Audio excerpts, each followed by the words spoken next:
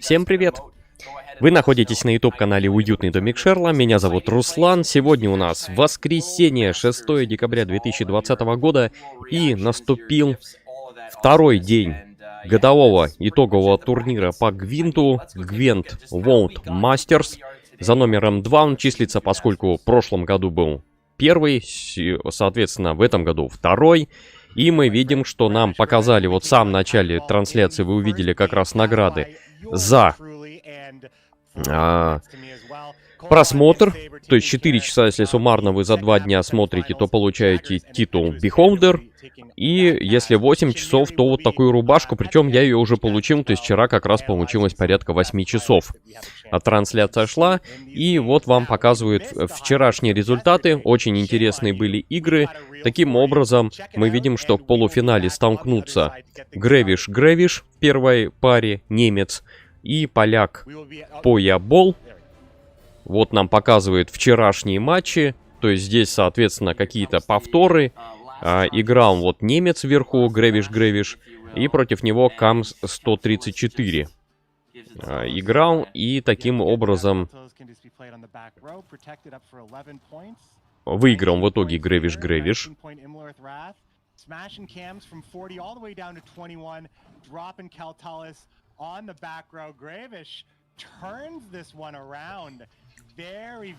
То есть тут показывают самые любопытные, наверное, с точки зрения комментаторов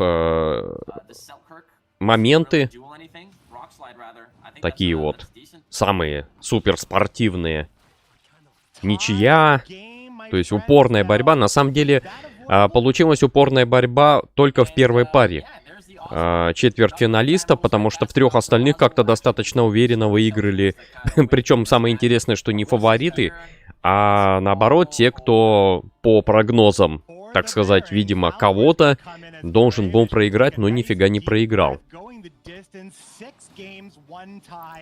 Но в итоге, как вы видите, вот первая пара, и Гревиш проходит в полуфинал. Вторая пара была, 2 поляка играли, Тейлбот и Поябол. Выиграл, соответственно, Поябол, который... Вот он, сверху сейчас как раз. У него достаточно любопытная колода на синдикате как раз. Кровавые деньги, и он затащил ею как раз, что интересно. Тоже у них была ничья, но тем не менее он затащил. Затащил и выиграл Тейлбота, соответственно, прошел тоже в полуфинал. То есть таким образом первый полуфинал это Гревиш немецкий игрок, и вот Поябол это польский игрок. Они будут в первом полуфинале играть и решать, кто из них попадет в финал турнира. Ставки достаточно высокие. Да, зрители уже присоединились, я надеюсь, хорошо слышно, видно. Напишите обязательно это дело в чатике, потому что мне важно понимать, все ли со звуком хорошо, может там стоит что-то подправить, там, например, на Твиче сделать потише звук, который меня там перебивает, вот сейчас он у меня наполовину, либо наоборот, может быть, погромче. Ну, а я пока налью чаек.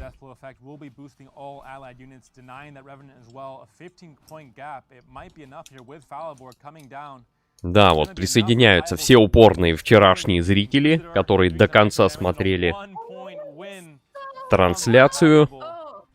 Ну и вот мы видим, что там гейм-виннер. Он аж не верит сам, что смог это сделать, но тем не менее молодец, смог. Я за него как раз и болел. Играл, соответственно, это третий четвертьфинал, это китайский игрок Ван Гитуан против немецкого игрока Калимойна. И мы видим, что там вообще упорной борьбы не получилось. Это единственная пара, которая сыграла со счетом аж 3-0. Калимойн там просто тащил нереально и в итоге затащил. Причем, что интересно, он первым начинал ходить. То есть у него минус определенный был, но тем не менее затащил. you just go over the top, spend as much coins as you can. I mean, you want to leave the 3 maybe, or maybe it's probably best offer to go ahead and just put them all into the Sea Jackal, given the fact you've already seen Heatwave. Might as well do it. Just going to forfeit the game. Rather a 11-point Falivor 2 onto something else, but that's a pretty big deficit as we're looking at. We're going to see how this kind of shapes up, but is this gonna be enough? Вот как раз последний поединок. 3-0. Калимоин прям уверенно побеждает. Все четко, пишут зрители, спасибо. Итак, победитель третьего четвертьфинала, вот он перед вами. И сейчас будет четвертый. Где, ну, на мой взгляд, играл... Ну как, точнее не на мой взгляд, а на взгляд вот этих прогнозистов, которые процентовку дают. Играл, наверное, фаворит главный, Demarcation. Тоже китайский игрок, который, ну, по идее, должен был побеждать. Он все-таки победитель одного турнира. Во втором очень тоже уверенно выступал в GWENT Open, промежуточные турниры. А тут он все-таки продул. И датский игрок Saber 97 смог затащить. Вот вы видите. Причем мог затащить вообще со счетом 3-0.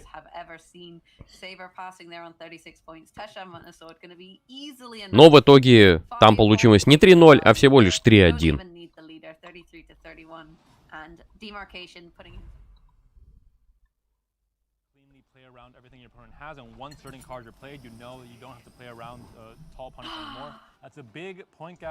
Ну и вот, финалочка 2-1. Это последний поединок. Здесь выигрывает, соответственно, Сейбер. Причем очень интересная у них получилась система вот с этими Цири и Кельтулисами. Я хотел узнать, выиграет хоть раз Кельтулис, но вот он выиграл против Синдиката. Ну, понятное дело, против Синдиката-то можно выиграть Кельтулисом, поскольку Синдикат практически не таскает с собой никакого контроля. И таким образом, единственный, наверное, вот поединок, который реально можно засчитать победу Кельтулиса, это вот как раз то, как выиграл Сейбер последнюю игру своего матча.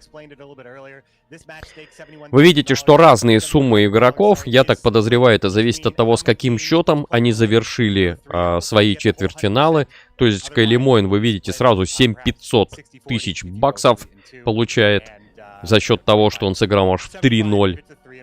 Ну и дальше ставки повышаются, там уже за победу по несколько тысяч долларов добавляют. Так что, естественно, будет интересно посмотреть, что же сегодня нам покажут игроки.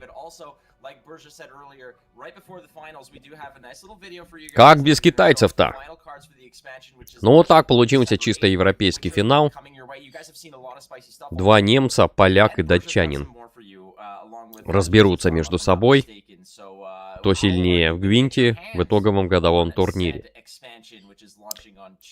Я, кстати говоря, напоминаю, что вы смотрите ретрансляцию, поэтому если вы хотите получить награды, которые разработчики выдают, включите обязательно официальную трансляцию на Твиче, ссылка на нее находится под видео на Ютубе.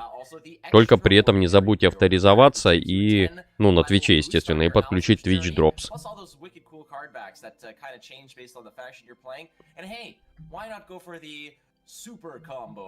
The Way of the Witcher combo offer as well gets you both. Save $10, put that money right in your pocket, go buy yourself a tasty. Тут они рекламируют предзаказ. Предзаказ своего нового дополнения, который, кстати говоря, выйдет скоро. А выйдет, если быть точнее, то получается 8 декабря, то есть во вторник уже выходит новое обновление. Я буду подробный обзор его делать, так что не забудьте заглянуть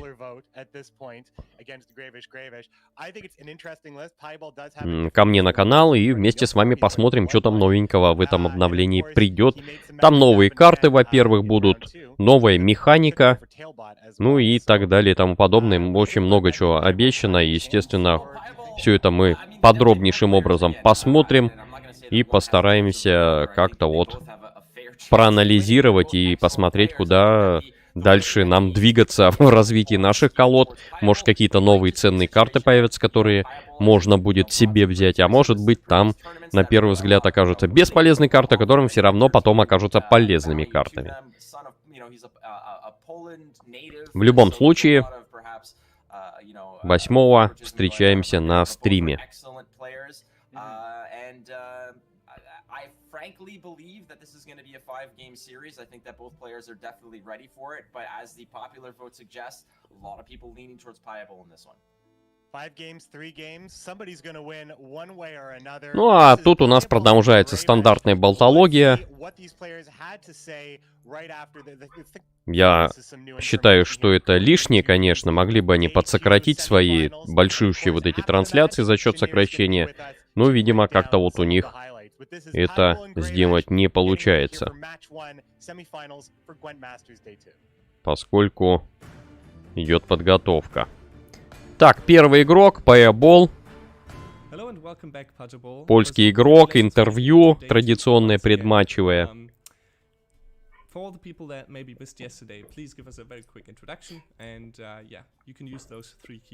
Посмотрим, что будет дальше. Ну, понятное дело, там будут беседовать и со вторым четвертьфиналистом. Грэвишем. Тоже у него спрашивать, как вы планируете выиграть. Ну, там традиционные вопросы, такие же традиционные ответы, так что ничего там особо примечательного нет.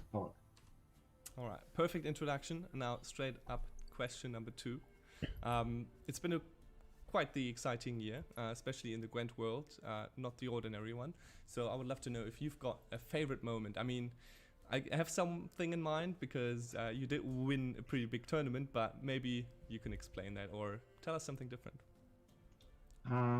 Yeah, definitely Gwent Open 4 was by far my favorite moments. I enjoyed slaying some dragons and в общем, ждем, когда наконец-то начнется уже что-то содержательное, кроме вот этой трескотни. Ну, а я пока что тут занимаюсь просмотром, что у меня там с моим видео вчерашним. Да, оно вышло на канале, очень длинное видео, я думал, что будет больше обрабатываться. Но нет, уже есть первый день полностью, так что, кому интересно, загляните. So I actually thought about Hobby. It's, I think it's the boy in Valen that is like really good at Gwent, and you get to play against him at some point for the card of Vernon Roche. So I thought it would kind of fit me, as I'm pretty young, and yeah, I think if I were to choose a character from The Witcher, it would be Hadi. Hadi would be my card. I think that's a good answer. I mean, I don't know if he will be able to go on and win a Masters tournament, but we'll see in the future. All right, thank you so much, Patrick, for taking the time, and good luck in your future games, man. Thanks.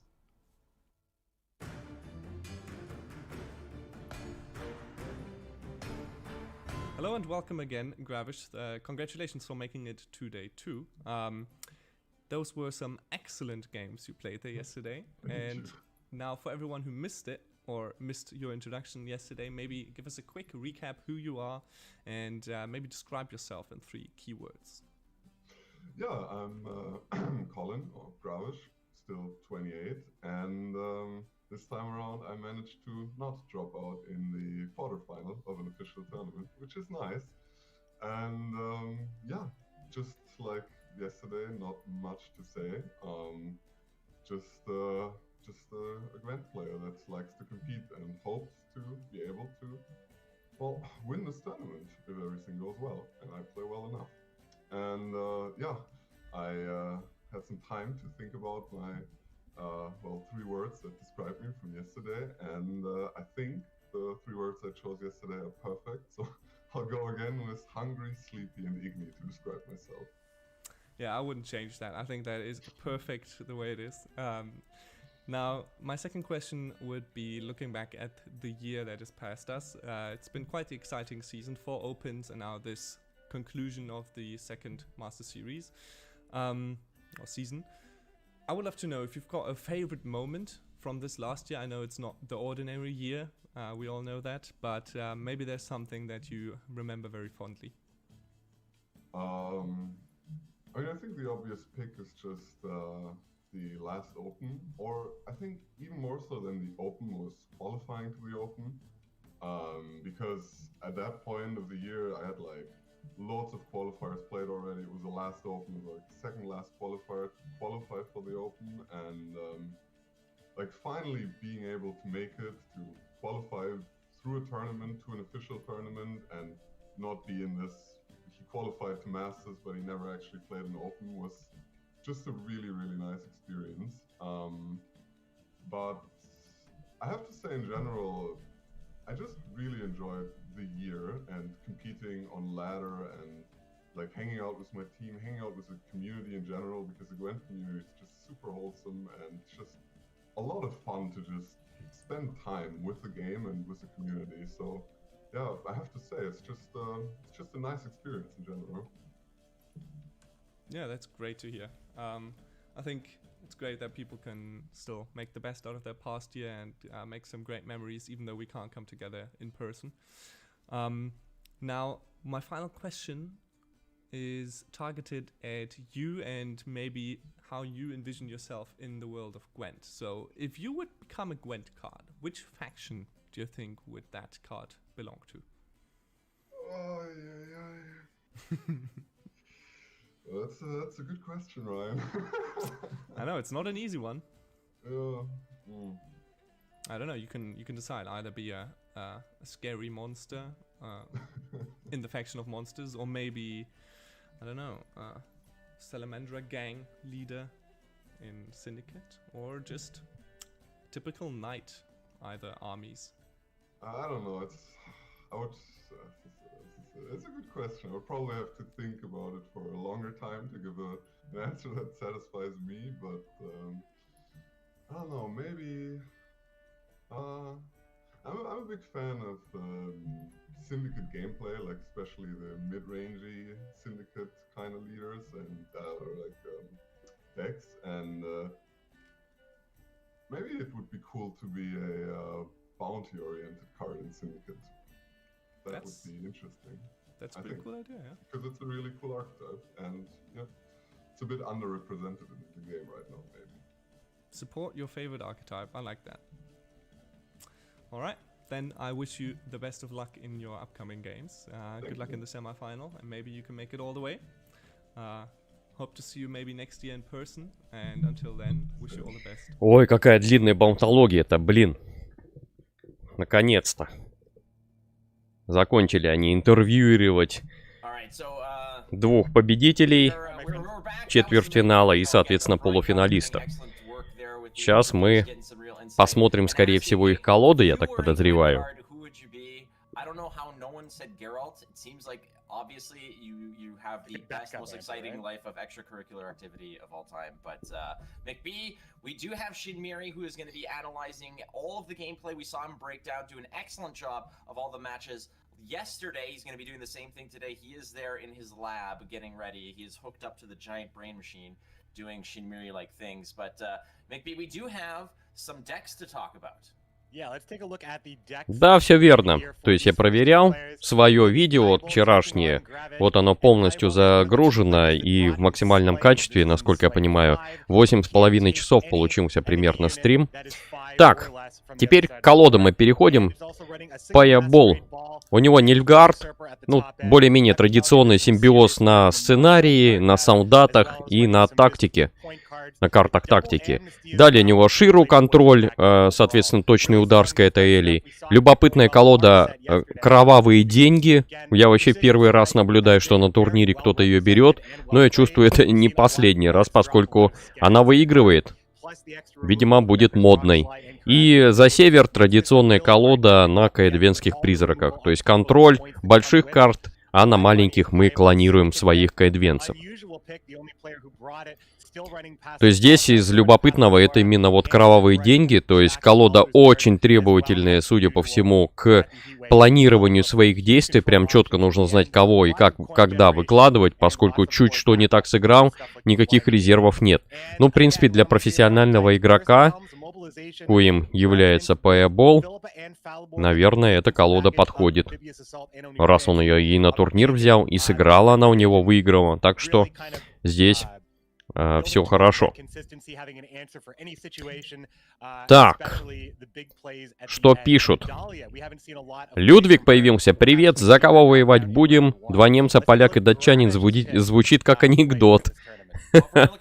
Ну, в принципе, да. Так, Грэвиш, что у него за колоды? У него такой же контроль через Ширу, точный удар с Каэтаэли. У него север, на этот раз стена щитов, а не каэдвенцы.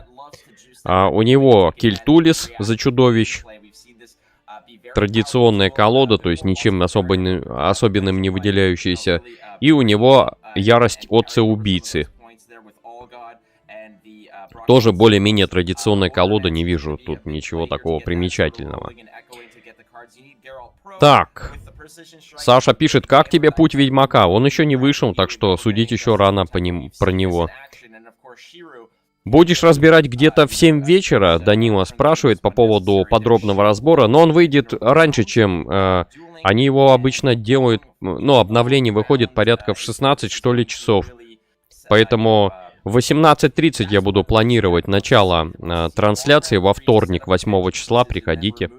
Анонс я заранее постараюсь сделать. Но в любом случае, даже анонса, если не будет, в 18:30 я буду проводить стрим. Юра пишет, уже опробовали рубашку. Но я ее посмотрел, я вот вчера зашел просто получить награды. Ну как вчера, сегодня ночью. Как раз там оставалось 20 минут до 3 часов ночи. Я думаю, дай-ка я получу награду, там же в 3 часа обновление идет. Ну и... Ой, не награду, а задание ежедневное. И как раз эту рубашку увидел. Но она не анимированная, обычная рубашка, то есть, ну, возможно, кому-то понравится. Все-таки мне гораздо больше нравится вот ту, которую я последнюю приобрел, благодаря донатам зрителей. За что им большущее спасибо, классная рубашка, очень нравится. Так, СВД-35, всем привет, за кого болеть будете? Я за Payable. Ну, не знаю, скорее всего, я тоже за него буду болеть. Ну, посмотрим. Иногда так уже приходишь такой, думаешь, я буду болеть вот за того-то, ну там, за такую-то команду, а во время игры смотришь, тебе другая больше нравится, и ты так постепенно перебаливаешь за другую уже. Моряки есть, что у него флажками написано. Это у кого?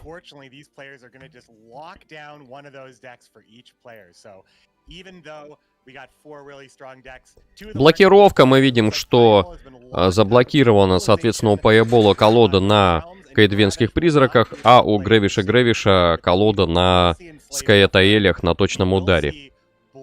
То есть увидим и Кельтулиса, увидим и кровавые деньги.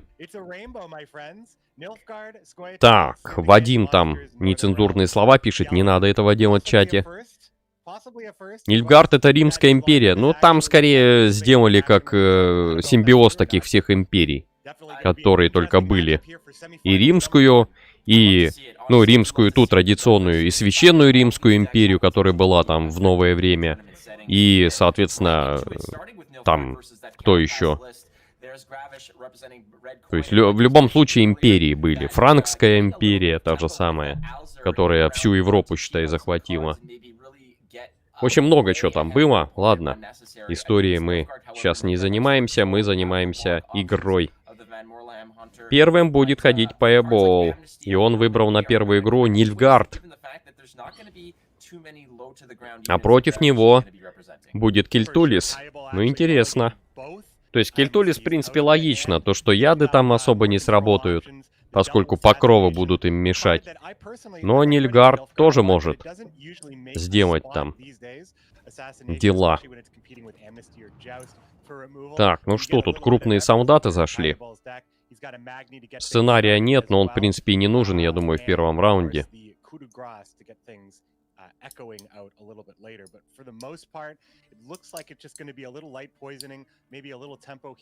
Так, сразу уже серьезность матча прям ощущается. Первый ход не такой простой. Чем же сыграть? Чем сыграть?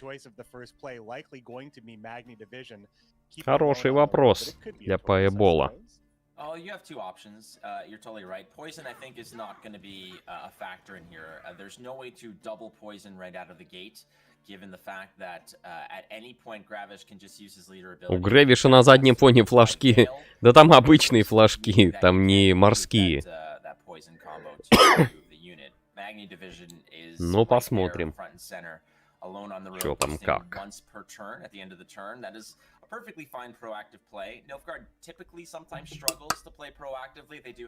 Четверка. Ну, выбивать, наверное, будет. Сразу пятериком. Is likely not going to survive for too long. So sometimes as payable, I think him shaking his head is not necessarily that he was contemplating turn one. Ну или подождать он может туманника сейчас кинуть. There's a good chance that what he plays is just going to fall, you know, is just going to get scorched earth and gone, and he's going to have to continue to make proactive plays. Нет, вообще она иромантию разыгрывает. И что, там у нас защитничек пойдет? Да, так и есть.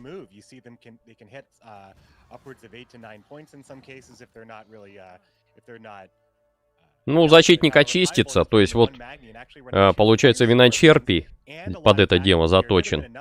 У Нильфгарда, конечно, в этом отношении очень четкие карты. То есть они работают как сами по себе, так и дополнительно вот такие очищения. То есть не нужно брать вот что-то подобное ворожею, чтобы там что-то очистить.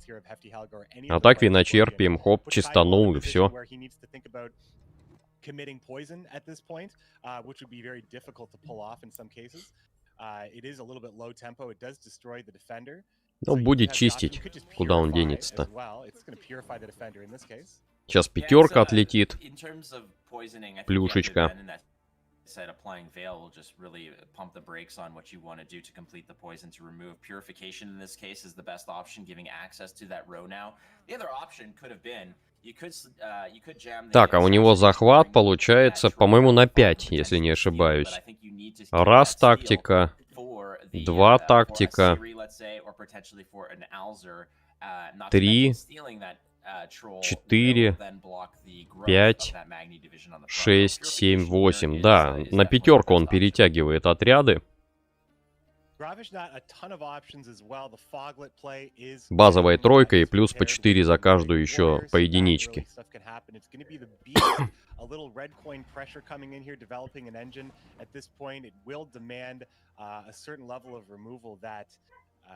Так, шестерик.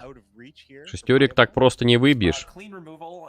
Но, в принципе, его можно тюкнуть и сделать двойкой. Или вообще как вариант. А, блокировку он решил использовать. Максималочка. Так.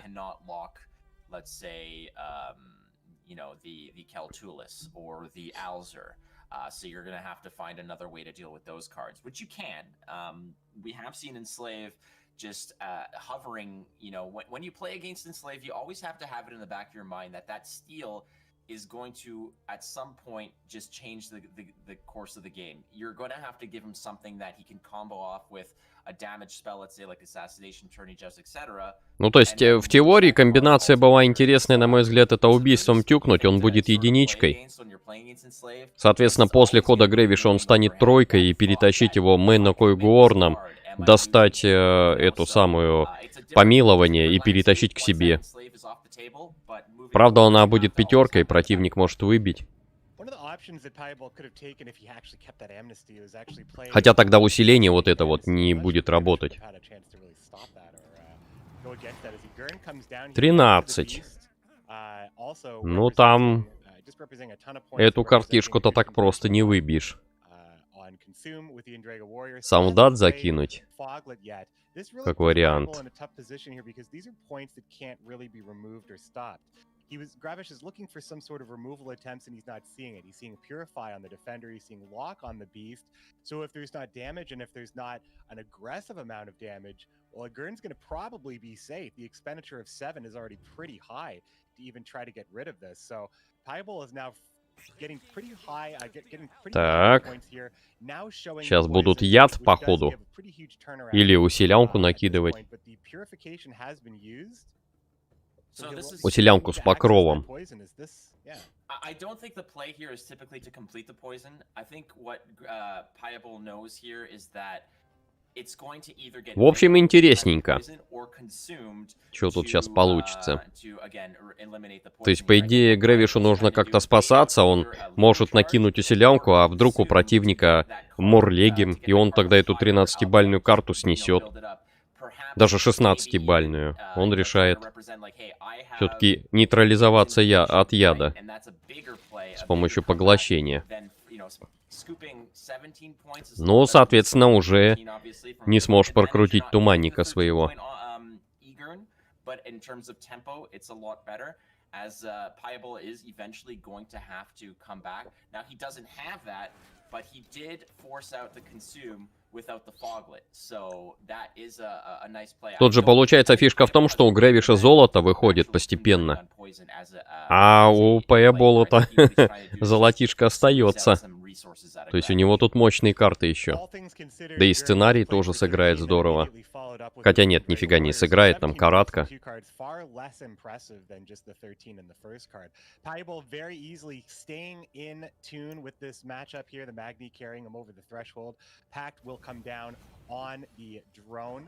Ну, второй солдат, небось, сейчас полетит. On 5 cards, sometimes you might want to make the consideration that, you know, if I can't get bled, if I'm in a good position, this could be the pass. The hand is not great, but that also could mean, you know, maybe... Сейчас у них уже есть колоды друг друга, он может смотреть, что есть у противника вообще в колоде, поскольку вчерашний стрим, ну, наверняка все смотрели и знают все колоды у соперников. Так, плюшечка. Well, it's the pass on the tie, but on when it comes back to you, that Magni division will tick back to 10, meaning that you will win the round off the pass here. But I think what he might be setting up is on that. Грэвиша сложная ситуация. То есть туманник пустой ход. Бемку кидать, что-то удалять пока что смысла нет. То есть вариации для хода-то небольшие. Нужно либо гром прописывать, либо имлери гнев, либо каратка. Каратка нужна против сценария. То есть у него всего два варианта хода. Ну, гнев, естественно, в последнюю очередь полетит. Поэтому я думаю, пятерик сейчас будет залетать.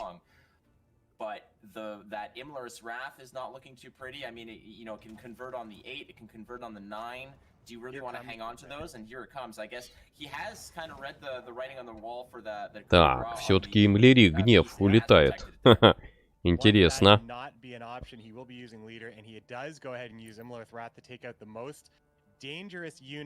Now the point disparity a little bit harder, but it's going to be Piable pushing in now under cards or under points here. По картам просаживается. Пэйбол. По идее, ему нужно было... Ну, если бы он не хотел по картам просаживаться, нужно было Яохима Девета кидать.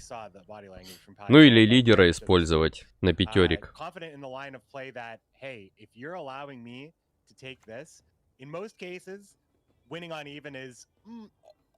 А Грэвиш не хочет сдаваться, будет давить. То есть, ну, на мой взгляд, Пэйбол там ошибся. Зачем он просто семеркой ходил? Хотя, может, и не ошибся, кто его знает.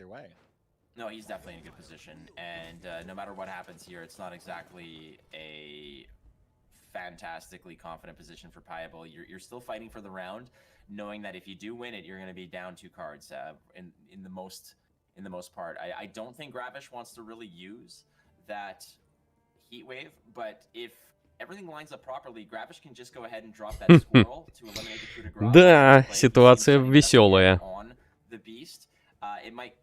Сейчас, если еще вот этот товарищ Йоахим Девет достанет с рук Мурлегима, это будет пустая карта.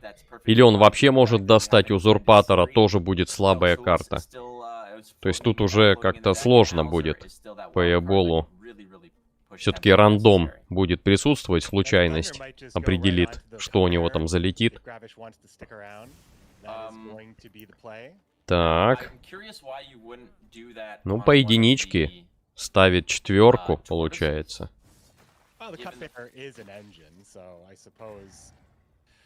I don't know. I mean, I just assumed it's funny because I assumed it was the cupbearer and Gravish clicked the cupbearer, but perhaps that wasn't. I'm not gonna. Yeah, I'll to me the hitting. И чё, будет перетаскивать?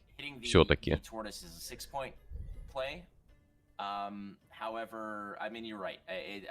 Он сейчас думает, Туманика тащить или нет лидером.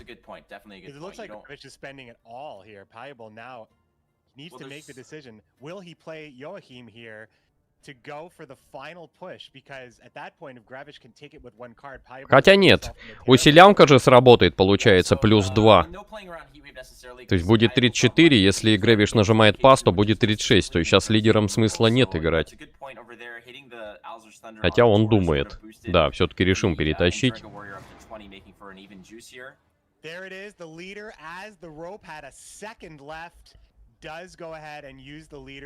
Ну там белка, небось, полетит. Preventing any sort of, well, we can see that there was no way of necessarily triggering it, but making that last final position here, 38-31, giving Gravish a really difficult. Ну там белка, а соответственно дальше-то что? Payball будет играть последней картой или все-таки нет? Вопрос, конечно, интересный. Gravish at this point doesn't have to worry about it if he can squeeze this out, but man, Joachim represents a lot of points potentially. We don't know what it's going to grab, but Gravish has to put Payable on the best possible thing. I feel like you'd want to ideally save that Joaquin so you can pair it up with something like the Yennefer's Invocation, guarantee what your top deck is going to be.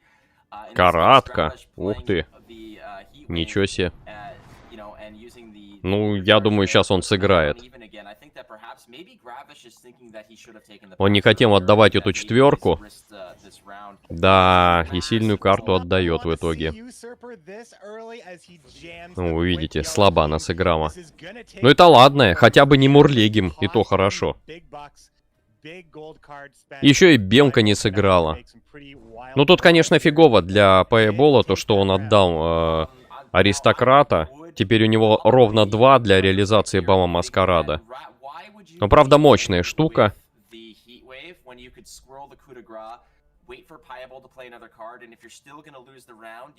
Заход нормальный, по крайней мере, для него. То есть, ну, Йеннифер зашла, эту карту можно поменять. Там уже защитника не будет. А, там Цири он хотел бы захватить. Возможно, лидера зря потратил. Возможно.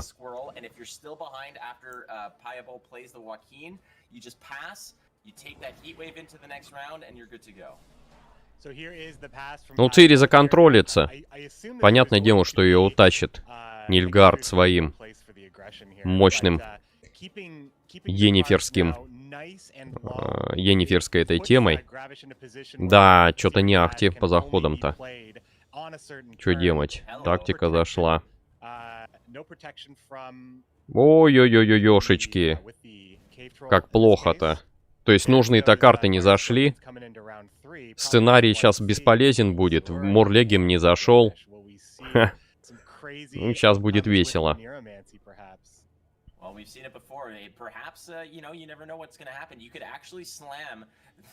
Я думаю, что Грэвиш тут затащит.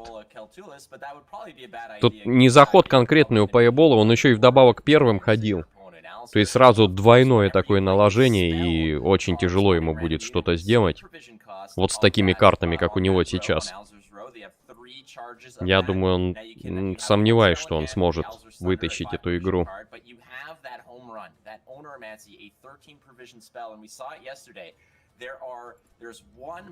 Ему тут Мурлегим нужен был. Сценарий бы тогда он достал с помощью Родерика. И там одного яда, по крайней мере, можно было прописать кому-то. Yeah, and then, so there's Siri Dash. It isn't going to be protected, however. It's going to be just met right with no Assassinate, I suppose. The Assassinate is gone, but there are a lot of options here. Well, this is going to be a difficult one because there's no one clean way to take care of it, unfortunately. It's just Siri Dash sitting there with 3 charges and a 5-point body. Assassination is gone, and there is really only one assassination in... sorry, there are 2 assassinations in the deck, my bad. Сценарий не зашел. Да. Сильно огорчился Payball. Сильно.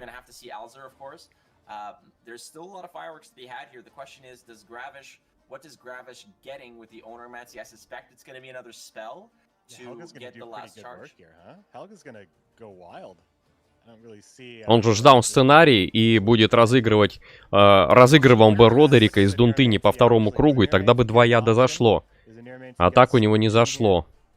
То есть из 3 карт, вот как раз ему самое нужное, это и не попалась Бал-Маскарад. Кто бы мог подумать. This goes back to that round 1 decision of playing the Heatwave before the Squirrel. Now you do no longer have that Heatwave in hand or in deck. It's a Squirrel that's floating around now. And like you said, that Helga is a difficult nut to crack if you do not have the right tools. Ну, сейчас уже... Хотя Мурлегима можно будет разыграть Родериком из Дунтыни. Да, сейчас он будет кидать, конечно же. Поскольку там мощная СН-романти прилетит карта.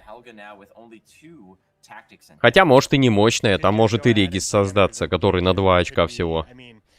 Поэтому тут рискованная штука. Оставлять, не оставлять вот этого вот. Альзура.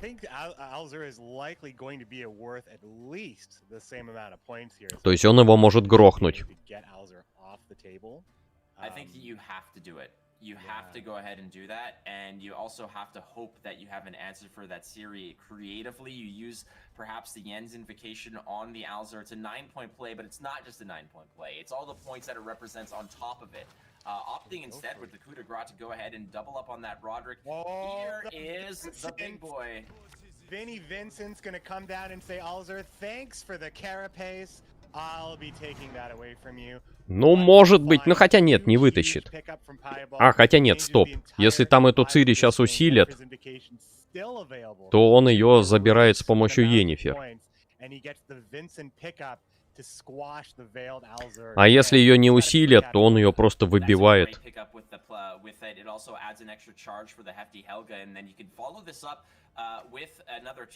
Да. Будет забирать, конечно же. Там без вариантов. Ходы.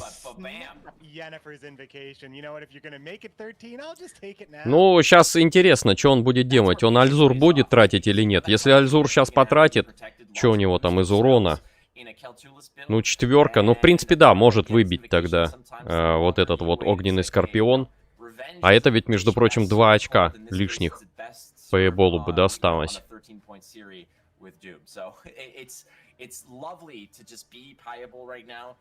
Там в любом случае вот эта карта отлетит.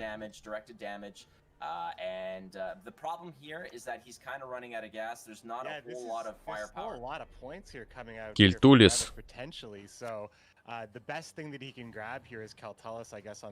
Oh, he's going to go for the melee row here. So this is kind of okay, considering we have the battle prep. The battle prep devalues the Alzur's Thunder a little bit by giving it some armor, or no armor at all if it's not a soldier, or less armor. Now I just can't remember, but it is at least still something that can be played. Ну, тут, наверное, вариант можно усилить свою карту, вот эту 4. Щит туда этот, ну не щит, точнее, а усиление накинуть. Там, соответственно, 5 полетит в 3, 2 отлетит тоже. А, вот так решил даже.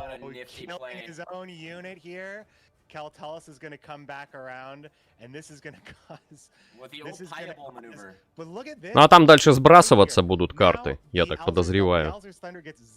5 не сработает, а этот самый отлетит сам. Озрел-то. То есть здесь Payball'у для того, чтобы выиграть, нужно просто сбрасывать все карты.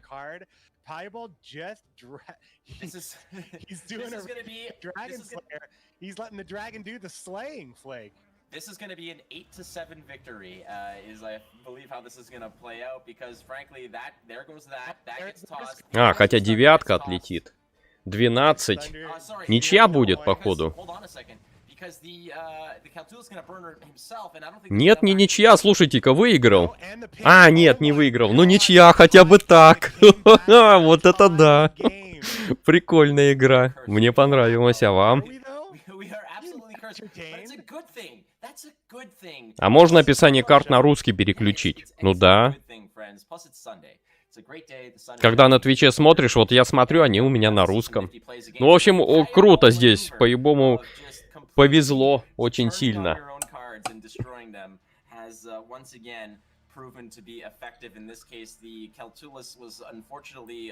У него сильные карты не зашли, но ты смотри, смог отыграться.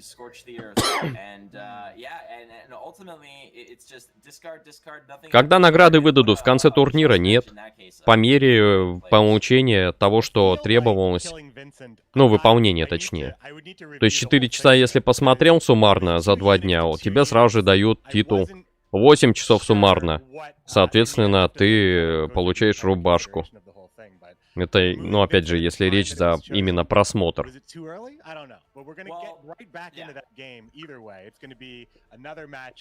Если про какие-то другие награды, то тогда... Ну, понятно, что там деньги эти вручают в виде чеков, там, этим ребятам, которые играют. По итогам турнира, там, видимо, перечисляют на какой-то банковский счет, который указан в договоре, скорее всего, заключающемся перед соревнованием с каждым игроком, где прописаны все условия, правила и так далее, в том числе и расчетный счет, куда бабло нужно перевести. Ну, коли ничья, повторно играют они. Ну, посмотрим. Это весело.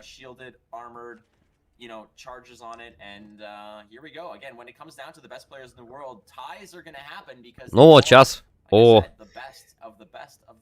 по Яболу это нормальный заход, не такой, как был. А с другой стороны, там тоже достаточно все серьезно.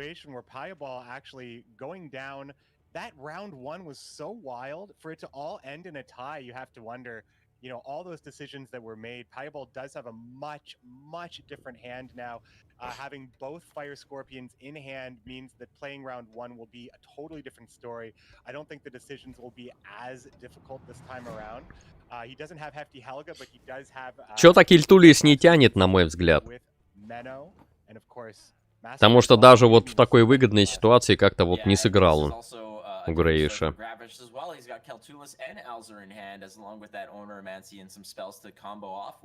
The problem here is that you commit, you know, if you're committing these cards, you are again still susceptible to the enslave effect of grabbing and pulling it over to the other side of the board, pairing it off with something like Tourney Joust, let's say. But we're just going to... Сейчас все-таки попроще по Эболу будет играть. Мандраж немножко улегся.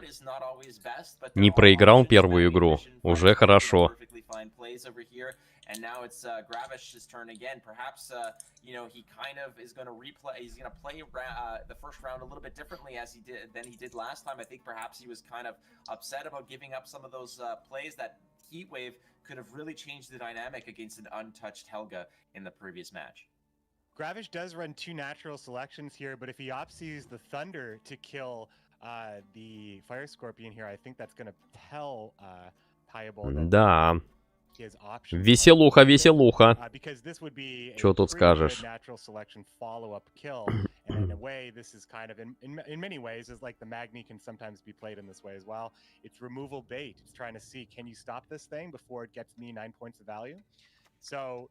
Они играют теми же колодами, поскольку то по формату турнира, если ничья, то переигрывается прям игра. Все то же самое теми же колодами. Нельзя ничего менять.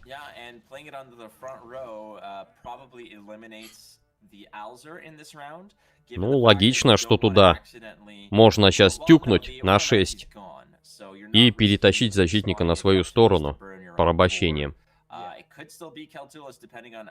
Но для этого нужно будет использовать Меннакою Горна.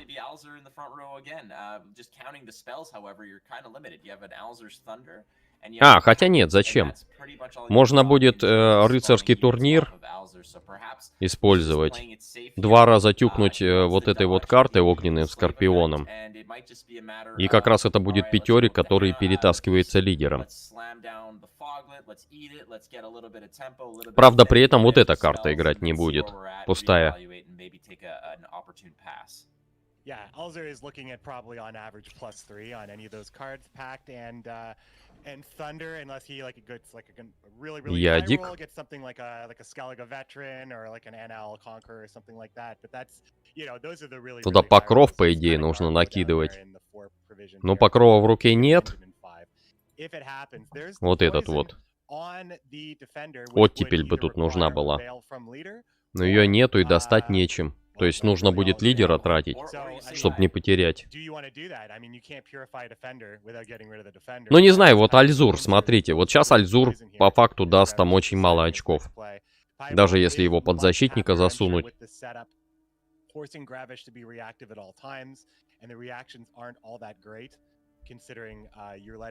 Either something die or something that's going to be very annoying for you a little later on live, especially when you are looking for reach to kill things like the beast. Just you know, right here, the joust, ping, the problem is solved. Второго яда нет. Ну только Мурлегим тогда. Кстати говоря, можно Мурлегимом грохнуть защитника, тюкнуть вот сюда единичку и перетащить зверя к себе. Но он, правда, усиливаться не будет.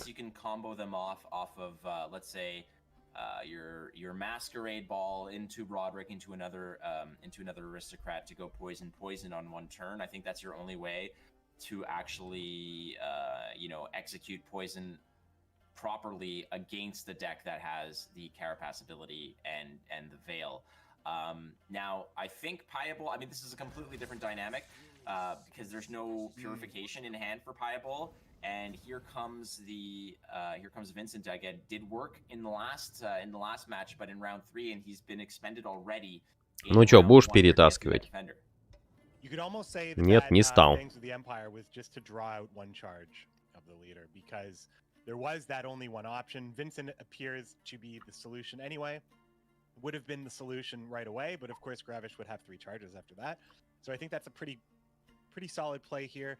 And now the tourney joust, or actually getting Menno and an assassination, would be enough to take care of the beast with the pings from the fire scorpion. So Gravish doesn't have a lot of options to keep his board. Данила спрашивает, а что давали в том году за просмотр? По-моему, ничего. Я не помню, если честно. Invocation or something which would just solidify the round for Pieball. Gravish really cares about the round. He fought tooth and nail in the last game.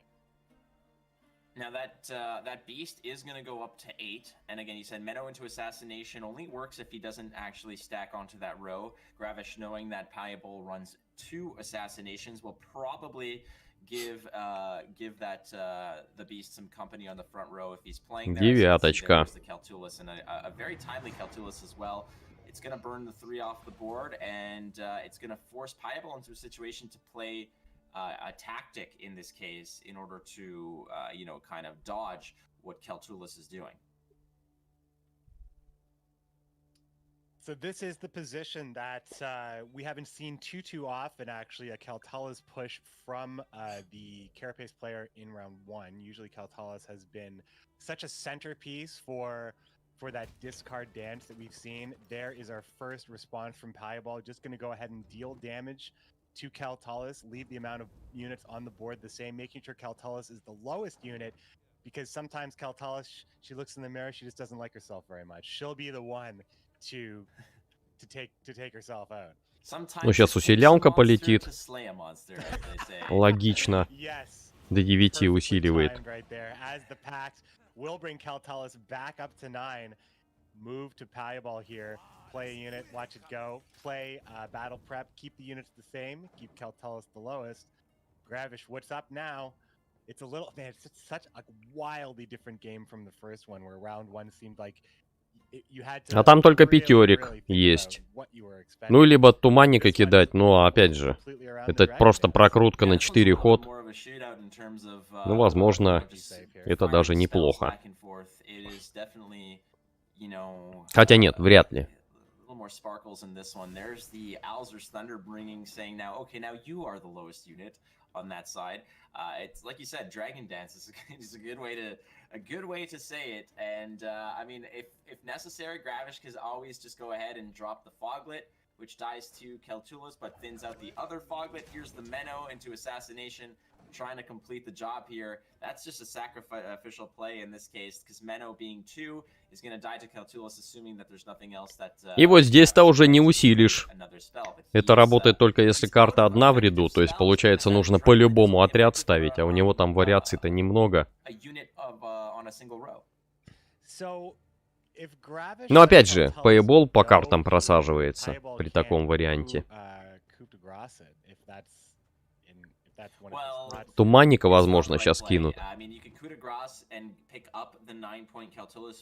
В принципе, нормальный вариант для Грэвиша. Хотя там он теряет Кельтулиса.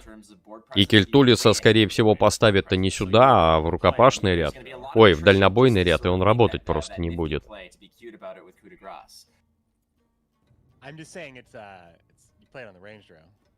Oh, yeah, okay. Well, there's that, yes. I mean, you can't...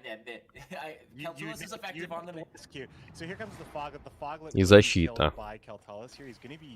На пятерик.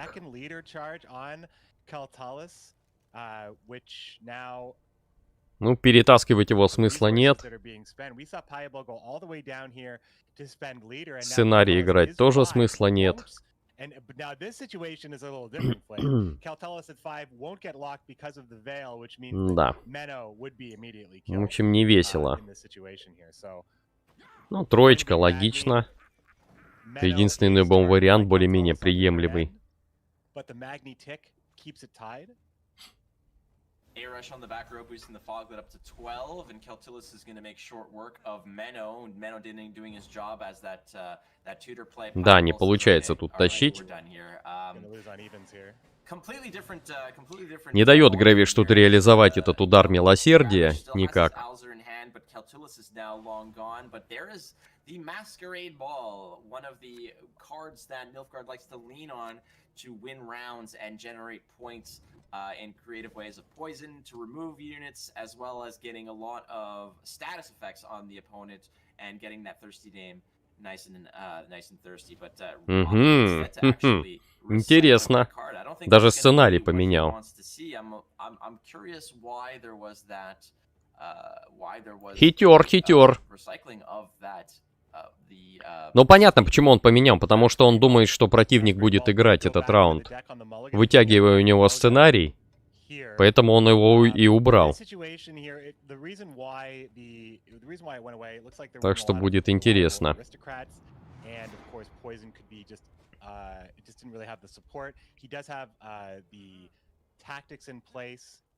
А он возьмет и не будет играть. Вот будет хохма.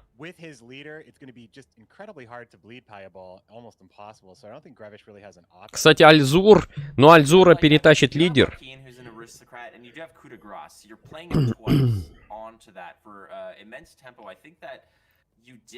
А на Иероманте точно будет у Грэвиша. Знает это пейбол. Так что... Ну, вот Олег пишет, бочки вроде давали за прошлый год. За прошлогодний финальный турнир.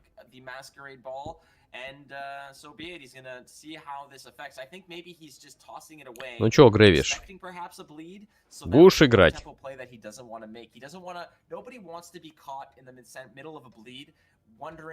Белочка. Против нее семерик, естественно, полетел сразу же. Семерик тюкнут, наверное. Сейчас. Нет. 6. Ха. Ну, по идее, контролит он эту 6, но при этом лидера нужно отдавать.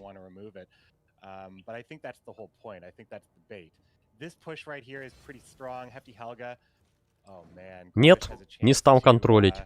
Весело, если Грэвишу сейчас залетит вот из-за нейромантии, которую он будет тратить. Весело, если залетит Регис. То есть, на самом деле, Анайромантия очень дорогая карта, она на 13 провизий получается, и она достает там всего несколько картишек на выбор. Ну, и не на выбор, а случайным образом. Давайте посмотрим, что на этот раз достанется.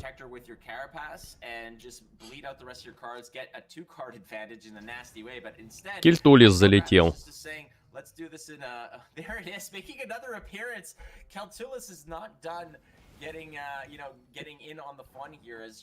И сразу серьезный бурст такой произошел. То есть рабская пехота, все дела.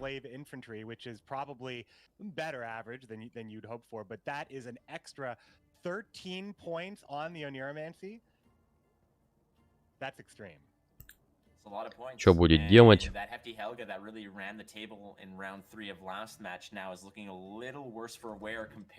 То есть все-таки сильный получился ход у Альзура. It's looking pretty ugly over there as we go ahead and pull out a 12-point poison, which is just going to get laughed at when it comes to, you know, the veil that Gravish can just go ahead and slam down. Now, Piable is still hanging on to his enslaved ability here. 12 сейчас свое получит, естественно. Он же сценарий с него тащит. Он не знает, что сценария-то в руке нету у Паябола. Он его специально убрал в колоду. Так что тут Грэвиш может сам попасть в просак. Сейчас вот так вот играя.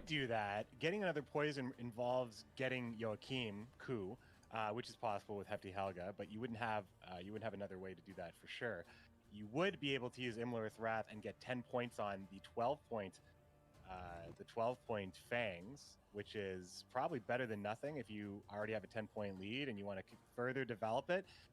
10 points is, you know, putting a nice 20-point cushion here. Ну, очистку можно на щит накинуть, если уж так хочешь тащить карты из противника. He can't do it without the leader, I'm pretty sure. Gonna go be a purify here with the Peller. Why veil it? Ядик убрали. Но он не особо-то и нужен был. Cleansing the squirrel, and again, Piable is kind of it's a different story than it was last game as the Pellar, which is so effective to either, you know, offensively scrub out a defender status. In this case, has gone ahead and remove the poison status from a 10-point squirrel. I just love saying 10-point squirrel. It just makes Да, интересненько тут. Очень интересненько. Everyone laughed at me when I said that this was going to be an awesome card, and I mean it's not exactly an auto include in every deck, but it does have its uses. I love the squirrel. Awesome. I don't know if it's awe-inspiring, but I will say that it certainly has its place. There is the enslave. Alzur is now mine. No spell to отдает лидера. Does actually get ahead in score, putting Gravish in a situation to. И вот часто уже Грэвишу-то непросто. Но он может лупануть на десятку. Или даже больше может усиление накинуть, хотя это сейчас даже не вижу смысла. Четверку пропишет у этого. Ну там шестерка в ответ полетит. Полетит аж восьмерка даже. Ой, не шестерка, там получается четверка сработает на 4 урон. 6 очков.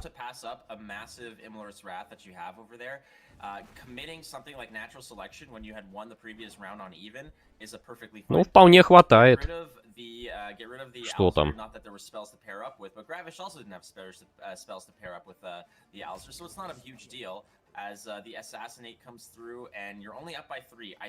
Будет прописывать, не будет. Очищение решил. Хотя он мог бы вот эти два придержать и вот сюда лупануть, и Ахимом Деветом разыграть еще карту. Сейчас может в просак так попасть. Special effects here as 10 points of damage puts him up by 5 with the coup de grace on the Pellar. Yeah, it's the ping as well. There we go. Нет, нормально, в 0 вышли. Грэвиш, ты что думал?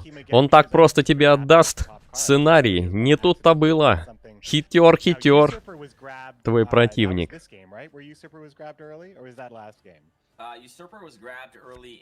Двойная прокрутка есть. Сценарий. Но будет ли он тащить сценарий? Там, в принципе, сильные карты. Да, сценарий он и так уже вытащил. Но там есть последнее усиление у Грэвиша. То есть он защитит одну карту от яда.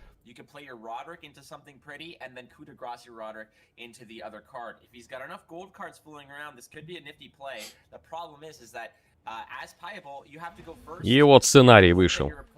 Так. А у него, как назло, каратка осталась в колоде.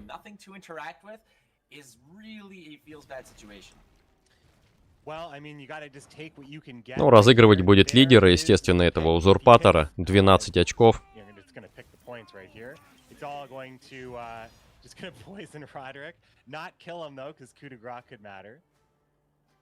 Ну, на своего же яд накинет. Well, the other card in his hand that he had option for was the cupbearer, and maybe he just if he doesn't like what the cupbearer. Куда будешь кидать? На свою же карту или двойку будешь? Я бы двойку не стал убивать. 21-2. Ну там по-любому будет он сейчас играть. Отлетать будет, соответственно, плюс 14. Ну да, там очков не хватит просто. И Йеннифер тащит. 13. Затащил плейбол. Все. И Оздров не поможет. Да. Вот он, этот Кельтулис зловредный, не может никак нормально сыграть, проигрывает все матчи. Так что... Плейбол молодец, тащанул. Мне понравилось, как он... Даже не заход у него был на первой игре, и тем не менее упорство и труд позволили добыть победу.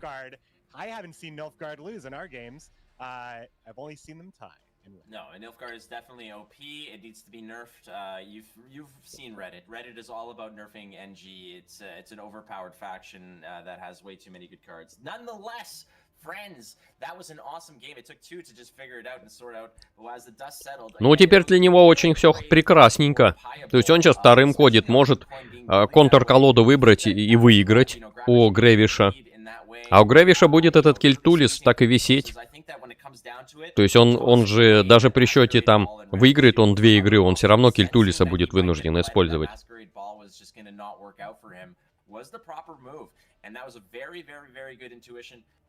Intuitive play by Piebol, which resulted in not just a win, but a very convincing win coming out of a very dire situation. I mean, it's just, that's what Control can do. Control just puts you in a position that in a short round, nothing sticks, nothing lives, and the points that are left over are just going to be enough. In this case with Piebol, we've seen Hefty Helga do great work. Hefty Helga just doesn't get removed. In this meta right now, there's no jousts to come after it. There's not enough tricky pings to deal with it. And, you know, the Cave Troll has just been fruitlessly trying to protect something for Keltalis, but в общем, классная первая получилась партия. Ну, точнее, 2 первых партии. То есть и там Piebol очень даже нехило зарулил просто Кельтулиса. Хотя в первой партии был близок к поражению. I mean, you have to, in my opinion, go a shield wall and hope that some of those precision strike options come. Ну, как ни крути, все-таки, хоть это и карточная игра, но это далеко не шахматы там какие-нибудь, где, ну, более-менее такой вот реальный баланс. Здесь могут и не зайти карты. Представьте, что у противника есть ферзь, например, а вам он просто не попался. И у вас вместо ферзя там другая какая-то фигура стоит, менее мощная. The precision strike player, because leaving a lot of those units on the board will mean that the Temerian drummer builds them up more, meaning you have to expend more resources to remove them. So it's a little bit more of a pressure situation for the precision strike player in the red coin, because eventually you just run out of gas, you run out of resources to remove it, and you don't want to necessarily use all of your pings when busting shields in round 3 that you need to bust is a little bit more important. But, I mean, Precision Strike on red is something that you can definitely count on. That's where that deck wants to be. That's where that deck wants to advance from. and then you go on from there. So I think that we're going to see shield wall here. We might, you know, it depends on what else. Так, ну что, очередная болтология. Вторая партия. Грэвиш выбирает Скеллиги и против него играет Payable с помощью своего точного удара на Скаятаэлях. A very hand buff oriented double circle of life precision strike, ending off with Gord controlling on the way down with Becker's Rock Slide and Karathi Heat Wave, and we got some mulligans. What are you talking about? What made you feel that pain, Flake? Well, I've seen it before when the draws occur, playing Precision Strike or playing any type of Scoia'tael list that runs Precision Strike. You have to worry about the Markham Volunteers, and you have to worry about the Broccolon Sentinels just polluting your hand early, and in this case, Так. Ну, посмотрим, что там будет интересного.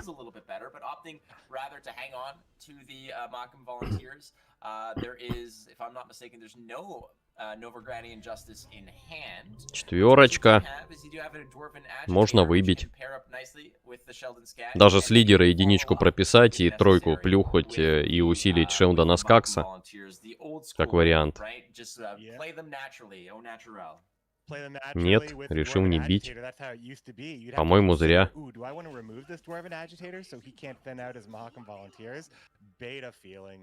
But what you have right now is you do have a Neuromancy for Novigradian Justice, in which case you can bring out a Pyrotech. We saw that a lot. Второго. Ну, сейчас-то прилетит, я думаю. Одного из них будут выбивать. That's two pretty devastating engines when coupled with the light longship, or really anything at all. You could put the totem in between that. Of course, they're very difficult to remove now because every ping makes its friend stronger. That's correct. It's going to be a difficult situation over here. You have to kind of pick and choose. Maybe he kind of lost an opportunity to just cleanly ping Circle of Life, one of those protectors away. Because like you mentioned, the protector is going to look to his left, look to his right. If anyone's suffering, he's going to feel stronger about it. And in this case, with he's got one rebuke, he does have the force protector to double. Так интересно, вот о чем он сейчас думает? Считает очки, сколько могут эти набрать? Да много они наберут. Корабль между ними воткни, и ого-го, там прилетит усилений.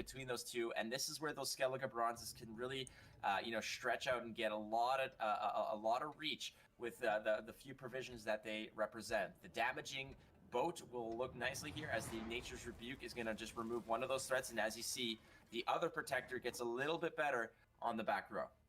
Payable now has the option of playing Forest Protector and to clean up the next thing that needs to be cleaned up at 5 if this is that unit, but the Longship ping will be enough to save it, so it won't be quite that easy to deal with it. Что, сейчас лидера единичка придется отдавать? Не стал ее тратить на первом ходу, по-моему, зря. Надо было все-таки законтролить этих ребят.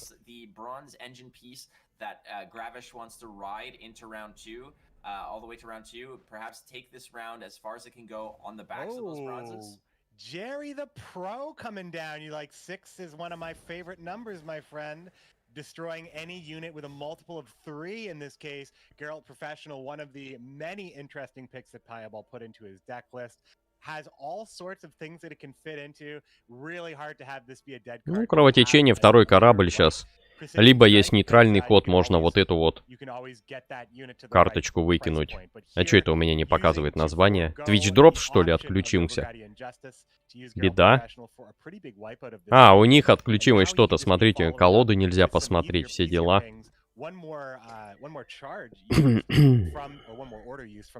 Ну ладно. Дема хозяйская. Что-то они в настройках там нахимичили, судя по всему. What is he looking to play here? Maybe a raider for the graveyard. He's going to be playing the big points on the totem in this case. And he is going to put this unit to 3. Напоминаю, что у меня трансляция идет не только на Ютубе, но еще и на Твиче, ссылка есть под видео.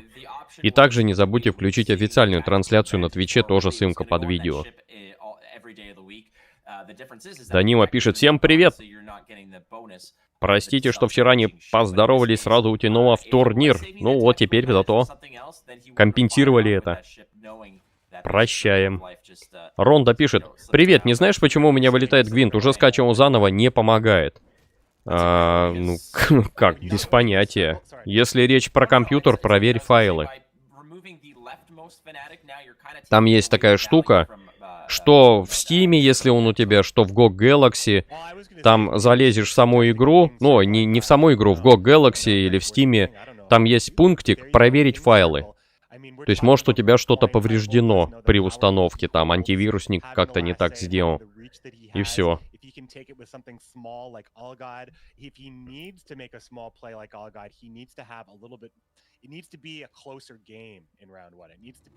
Much closer. He does still have the thinning play of 8 with the Mahakam Volunteers, probably the lowest that we've seen those cards come up. They usually end up getting some sort of boost. As the veteran touches down here for Gravesh, will be 7 next time we see her, as the veteran status will make her grow. Ну, краснолюд сейчас может отлететь таким макаром. И тогда ты уже не прокрутишь свою махакамскую рать.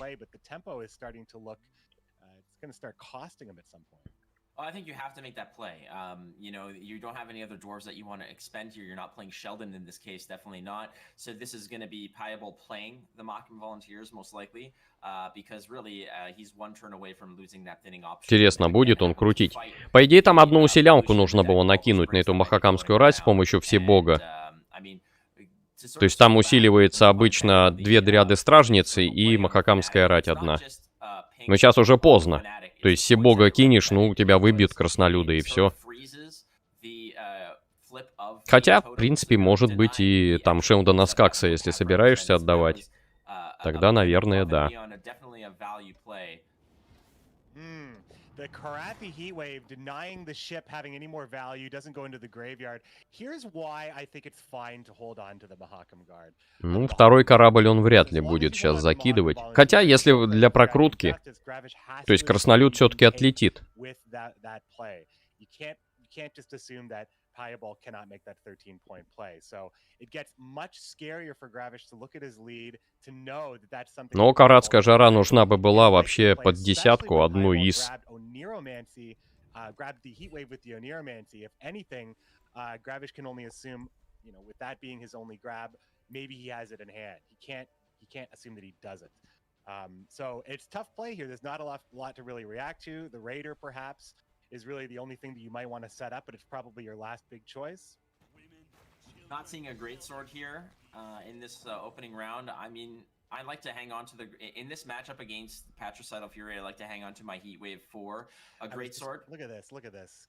Forest Protector, he makes a 3 and he Forest Protectors the Circle of Life right away without even really thinking about, oh, he's going for the Rebuke instead, my mistake. Yeah, the Rebuke offers, так, чуть впереди. Чуть впереди. Ну и сейчас краснолюда добьют. Нет, не стали добивать. Ха-ха. Веселуха.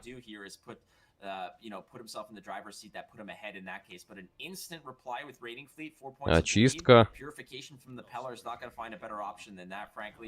То есть ход считай на 8 очков, в принципе.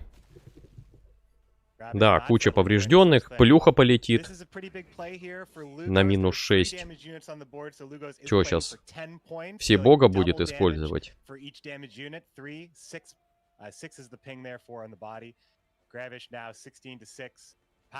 Ну, как вариант. Что еще остается? Все бога в рукопашный лучше было бы поставить.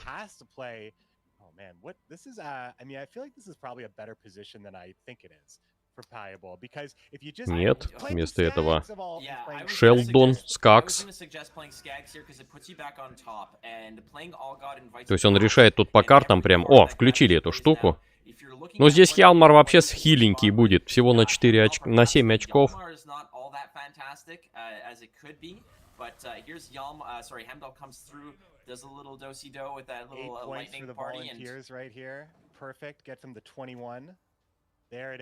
А почему не усилил-то?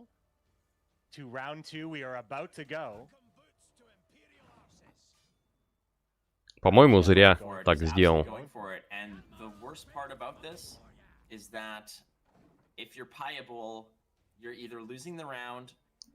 Ну, хотя можно и отдать. Отдать лидера.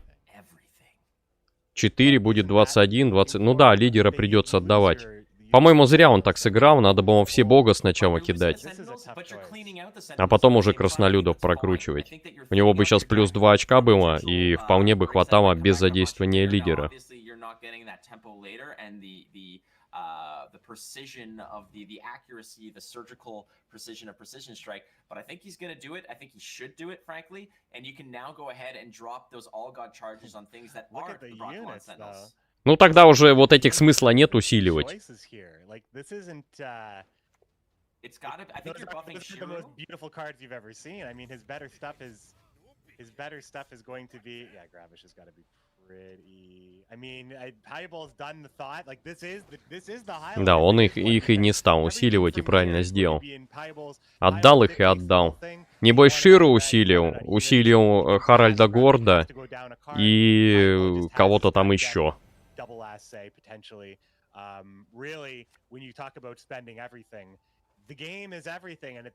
Прокруточка, которая уже не нужна. О, Харальд. Неплохая тема. То есть, в принципе, он может и сейчас поиграть с таким заходом. То есть достать пиротехника, выставить... То есть по максимуму карты. Он в любом случае будет ходить последним. Он не сможет здесь так сделать, чтобы, ну, противник переиграл. Поэтому тут лучше играть.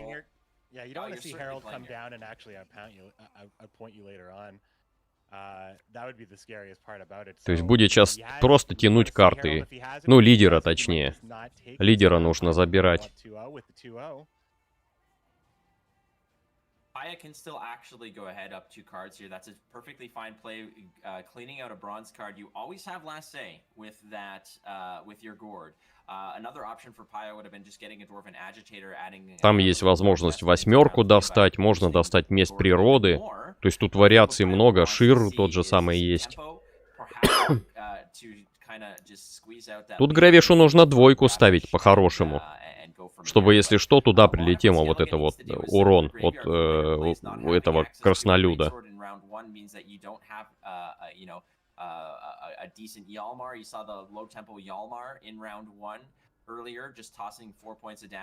Он это и делает. The 10 points of damage, and the Blood Eagle comes through, pulled out by Vebjorn, and he's going to go ahead and grab himself. Пятерик. That's the best that he could probably hope for in this case. Ну, пятерик выбивается. Обе карты выбиваются, в принципе. Будет ли играть? Ну, лидера надо тащить. По-любому. Просто, ну, по-хорошему ты можешь вытащить того же Харальда, Анкрайта. Поэтому будет, скорее всего, играть. Я так подозреваю. Ну, у него есть вариант сыграть закалку и плюху прописать. Либо выбить 5 просто. Либо пас нажать. Нет, решил все-таки прописать. 5. Да, так и есть. Без задействования приказа.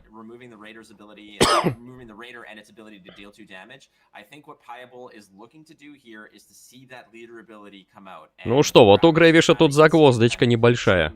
Так, а насколько этот усилится-то? Нам, к сожалению, вот на Твиче это не посмотреть.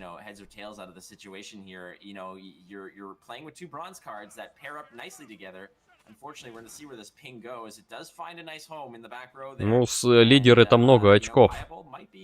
Очень много очков. Поэтому лучше... Можно было бы, кстати, и вот этого финишера отдать. Вот вместо него было бы что-то другое, он бы однозначно ходил.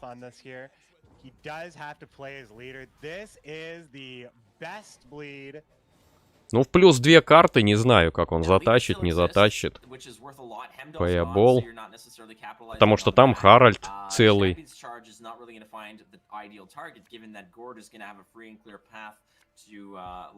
Ну, Харальд может не зайти, а ты можешь карты просто скидывать. А, хотя нет, там лидер же еще есть.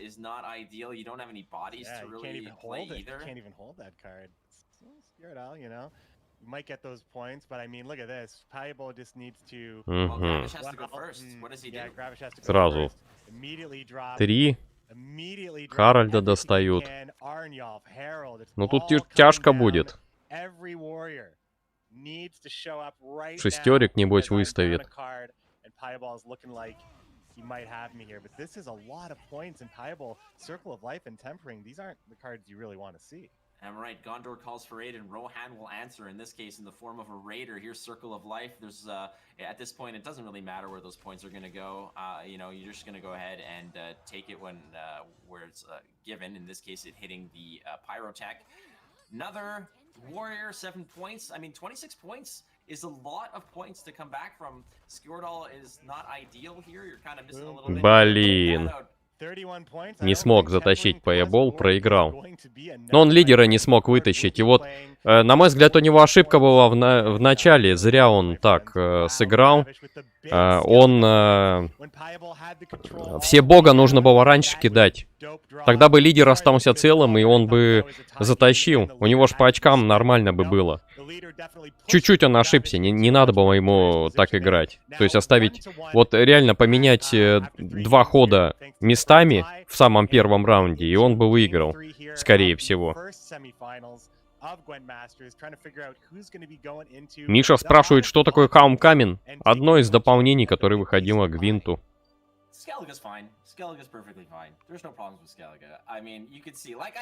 Ну, это, так скажем, это базовое дополнение, которое вот глобальное, самое первое было, и которое прям кардинально много чего поменяло. То есть не такие обновления, как сейчас, которые просто добавляют карты, может, там механики. А там вот, например, именно в Homecoming обновление сделало вместо 3 рядов 2. Опять же, по-моему, в Homecoming как раз ограничение по количеству карт в ряду на 9 штук сделали. А до него можно было сколько угодно в ряд ставить. Ну, в общем, такая вот история с ним. Жаль, жаль, но зато интрига сохраняется. Ну, по-моему, он немножко неправильно сыграл. Надо было ему все-таки попробовать, ну, вот в самом начале. Первый раунд, концовка первого раунда. Если бы он все бога раньше кинул, у него было больше на 6 очков на поле, и он бы без лидера спокойно затаскивал. А он его оставил, и все, и приехали. Он понадеялся, что у Грэвиша там какая-то карта, которую он не будет тратить, типа Харальда. А он не стал Харальда в руке оставлять, и правильно сделал. Вот, кстати говоря, постоянно такая ситуация возникает, когда вот эти топовые игроки, они постоянно оставляют в руке вот эти самые сильнейшие карты.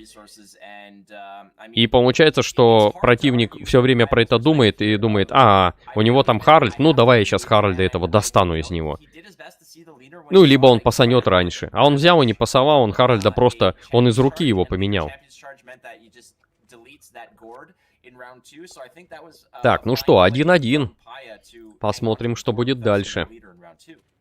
Pretty much, I mean, that's the ultimate thing. You got to protect your best, you know, when champion charges in the game. As we see Pieball queuing up here, blue coin, blood money. One of the only players bringing this one. One of the only players that have ever brought blood money. I think maybe there was one meta way back where blood money was looking pretty good, but this is the meta. This is the World Masters meta. Blood money coming in with Pieball, looking for another win. Gravish on the red. Первый ходик. With once again. Ну, сценарий, наверное, не будет отдавать Payable в самом начале. Хотя, может быть, имеет смысл сразу начать давить. Имки пошла первым ходом. Она тут же получает щит, чтобы не отлететь. И тиканье началось. Монеток. А монетки это для Грэвиша фигово.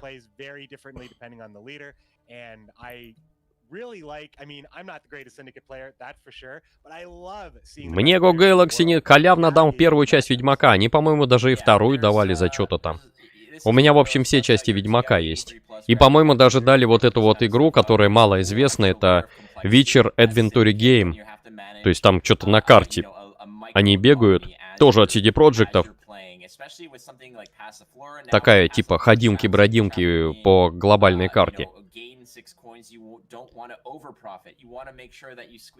Да, я напоминаю, что если вы хотите такой вот прикольный ник и возможность значочки возле ника получить, такие ведьмачьих знаков, то у вас есть возможность, соответственно, стать спонсором канала. Ссылка находится под видео. Ну, либо можете просто поддержать прямым донатом. Опять же, первая ссылка под видео. Покров сразу же. Ну, понятное дело. It's a pretty solid control deck that Pieball is running. This is a passive floor list, of course, but it does have Philip, a crafty Heatwave. Там как бы загвоздка. То есть Альзур в данном случае выполняет роль от такого отвлекающего кадра. То есть если анейромантии нет, то Альзур будет слабенький. То есть вот эти вот карты, ну что они дают? На 6 очков усиление, ну и карта на 5 очков появится. Нужно ли каратку туда выставлять? Ну, каратку точнее тратить. Я думаю, что нет.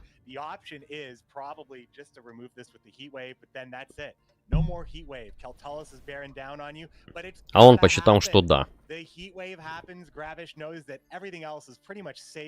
Ну, там дальше этих будут прокручивать.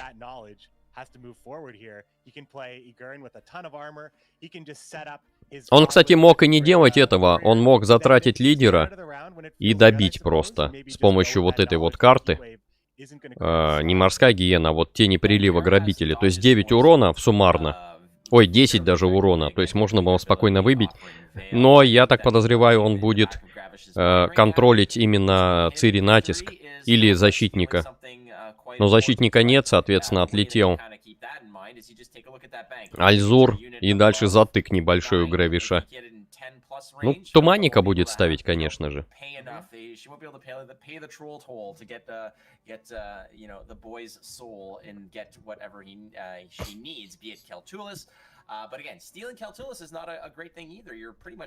Нет, решим все-таки Угерна.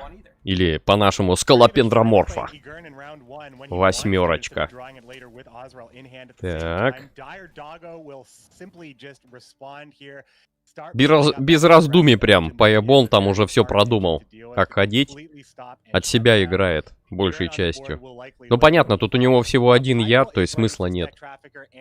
Этот яд сейчас накидывать куда-то.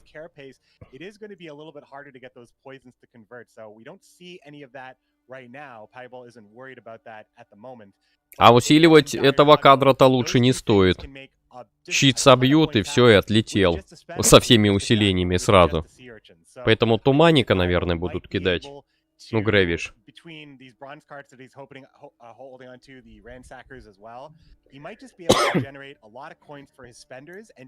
Артемыч пишет. Собрал я, попробовал колодку на кровавых деньгах. Должен сказать, я поражен таким разнообразием и силой. Ну, посмотрим.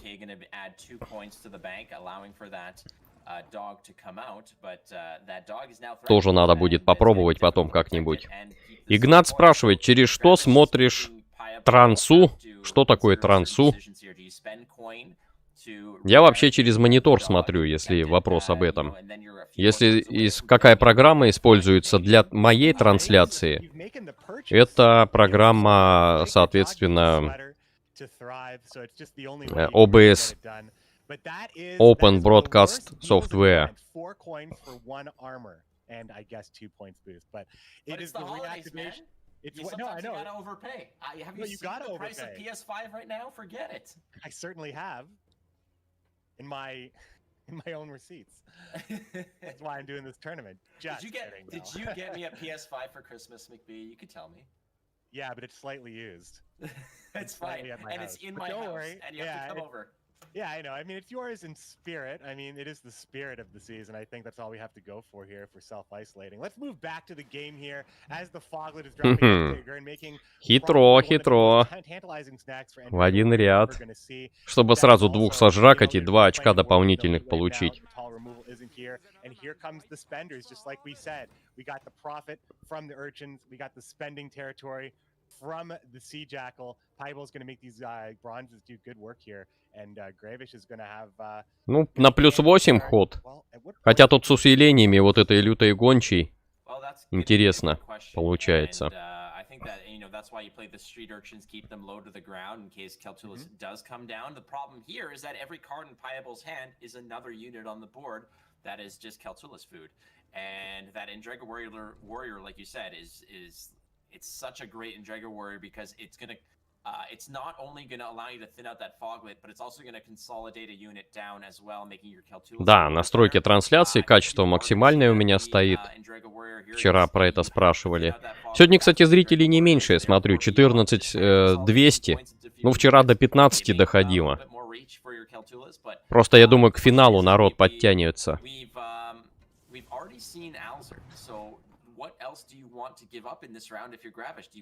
Ну, сейчас, скорее всего, полетит вот эта карта Тени Прилива, Грабители.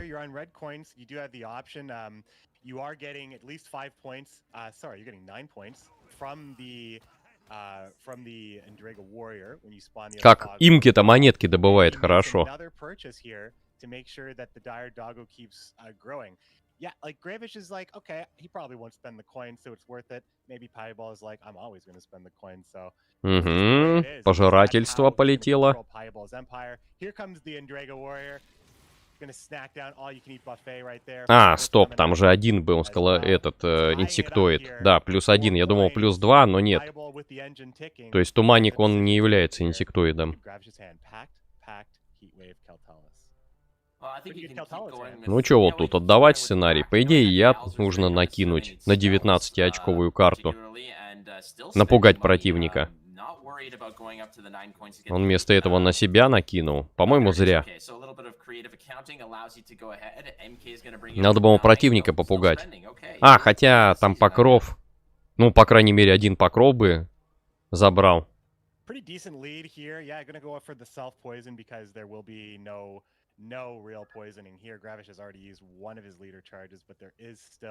Ну все, это максималка, чё ты?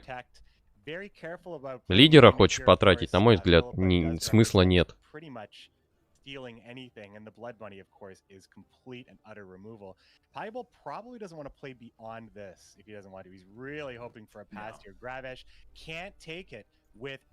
Так, а там можно просто усилянку накинуть. Тут, видимо, Филиппу будут тратить. Хотя, может быть, этого, скользкого Адриана. Невидимых-то хватит для реализации. Невидимых еще раз, два, три. То есть вполне хватает для того, чтобы активировать сценарий.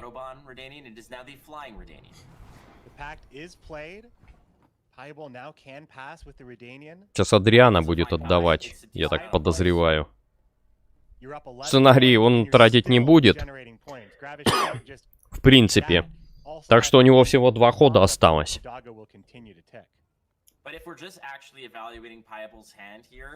Филиппу тоже сейчас смысла тратить нет. Поэтому скользкий Адриана, по-моему, самый такой продуктивный будет в этом отношении. Плюс 10 очков. Нет, не стал. 41-30. Ну, каратская жара. Хотя нет, каратка ему тоже по... А, нет, там одно усиление можно будет накинуть Грэвишу. Для того, чтобы выиграть. И каратка, и сценарий, соответственно, у Паябола-то сыграет.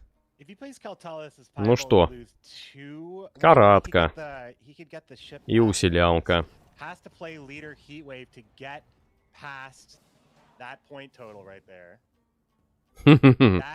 Ну, посмотрим. У Грэвиша там еще есть козырь в лице защитника. Хотя защитника могут и очистить.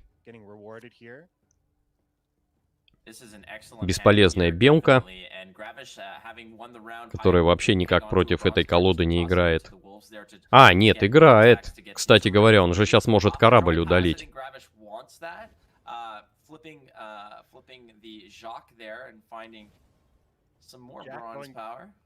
Piebald does not let the provision or the color of a card dictate his positions. He's only ever looking for synergy, I believe. So летучего реданца сейчас снесут, я так подозреваю.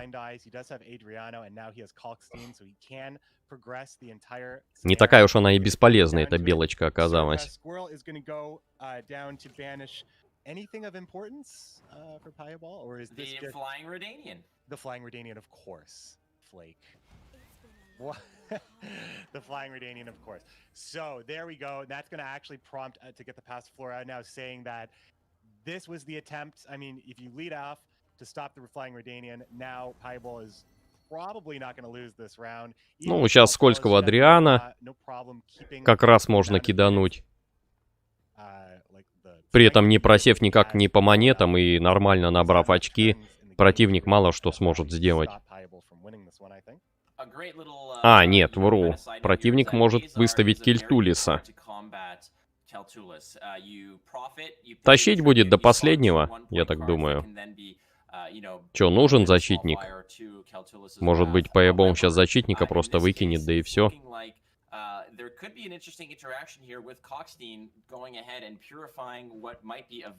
Да. А, или Адриана. Кто? Адриана пошел в бой.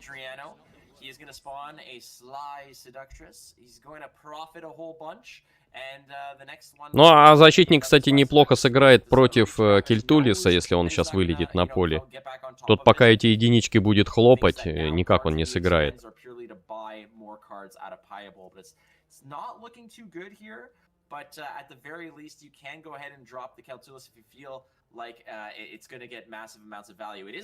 Ну что, Грэвиш? Чё будешь делать?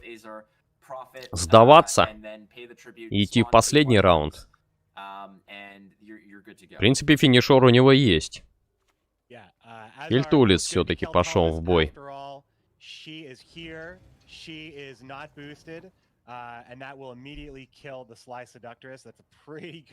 Так, а здесь, кстати, защитничек-то не особо сыграет. Он по очкам ему не хватает. И набор набрать неким. Все, Кельтулис отлетел. Монеток 9 штук.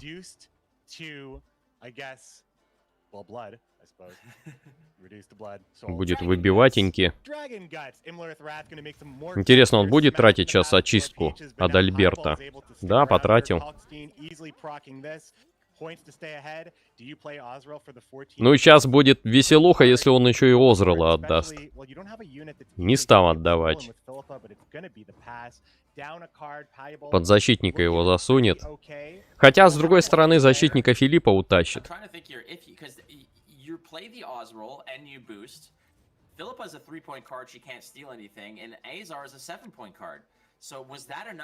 Ну вот этого менять нужно будет. Этого выставлять, чтобы он усиливался. Филиппа, а что ты ее меняешь? Не хочешь? Ха, странно. Беспризорников. Зачем он Филиппу-то поменял?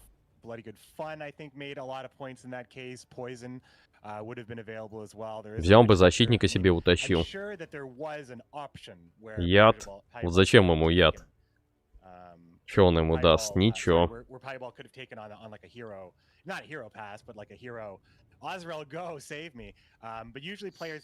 Он пытался Якова достать, я так понимаю. То есть 12-бальная карта, а он не зашел, и не зашел еще и банк Вивальди. Беда, в общем. У Пайебола в очередной раз не заход. Такой основательный. But the troll will defend the back row for Siri. I guess Siri Dash doesn't matter anymore either. Man, Pieball's setting up a nice... You're running out of time. That's it. Gravish running out of time here. Sold the farm there to make sure that everything is working well, and now that. Ну, я, в принципе, ему без разницы, куда кидать. 4 монеты в любом случае получит. Сейчас Гиену закинет, я так подозреваю.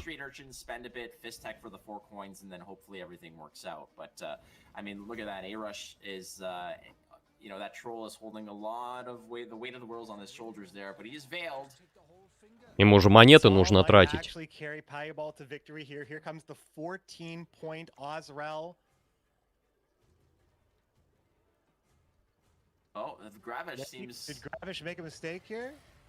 Ну да, там слишком много очков.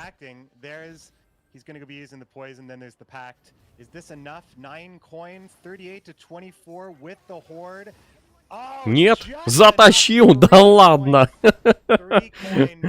Пайебол, да твоя колода что-то как-то больно мощно играет, кто бы мог подумать.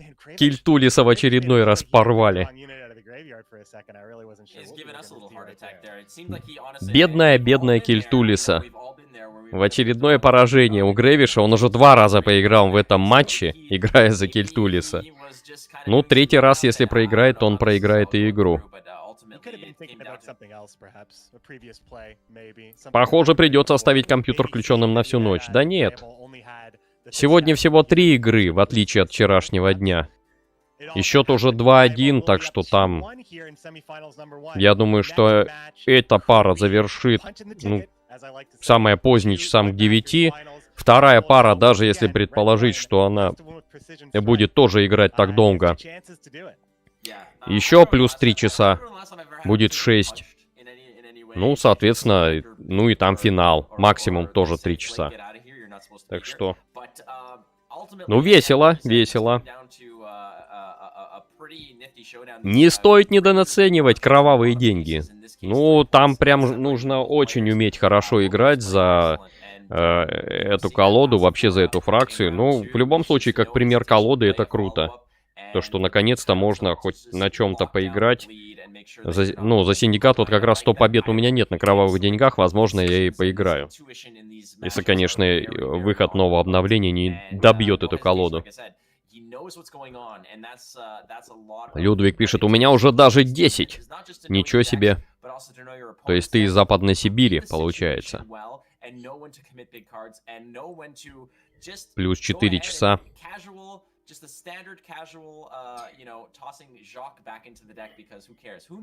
Так, ну ладно, пока там болтология, пойду разомнусь.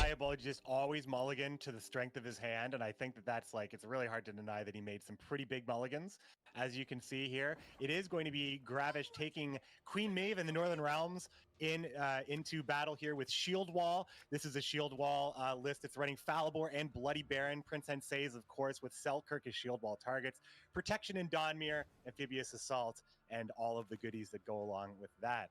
Piebol has a very strong control list. Very specifically, Geralt Professional can answer all sorts of unique things, and if Gravish manages to get through this, I think that the Keltalis matchup in particular is quite difficult for Precision Strike, but we will have to see in... this could be Shiro's big day, as we see immediately a boosted frigate to get things started, as Northern Realms tends to do. No hesitation, Dwarven Agitator comes through, gets the investment piece going on into later rounds. Sort of the standard story for Precision Strike. They don't necessarily want to commit too deep into round 1 if they don't have the perfect hand. It's just going to be targets of opportunity, Circle of Life on a 2-point card. Put that onto the Sheldon Skaggs here, getting him geared up for a late round appearance.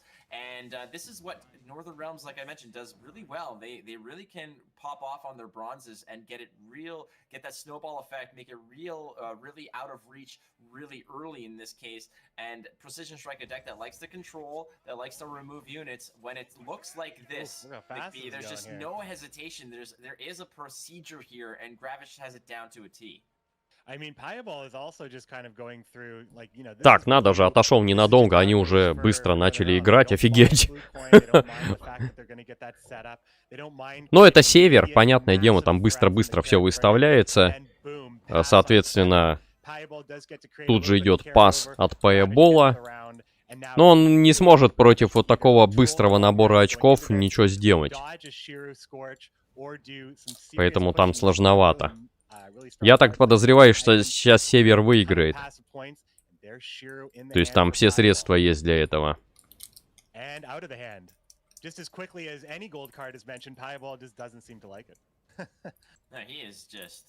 Юра пишет, у меня уже почти 12. Офигеть. То есть плюс сколько? А, нет. Людвиг пишет, что у него 10, то есть 22. Это плюс 2 часа? Нет.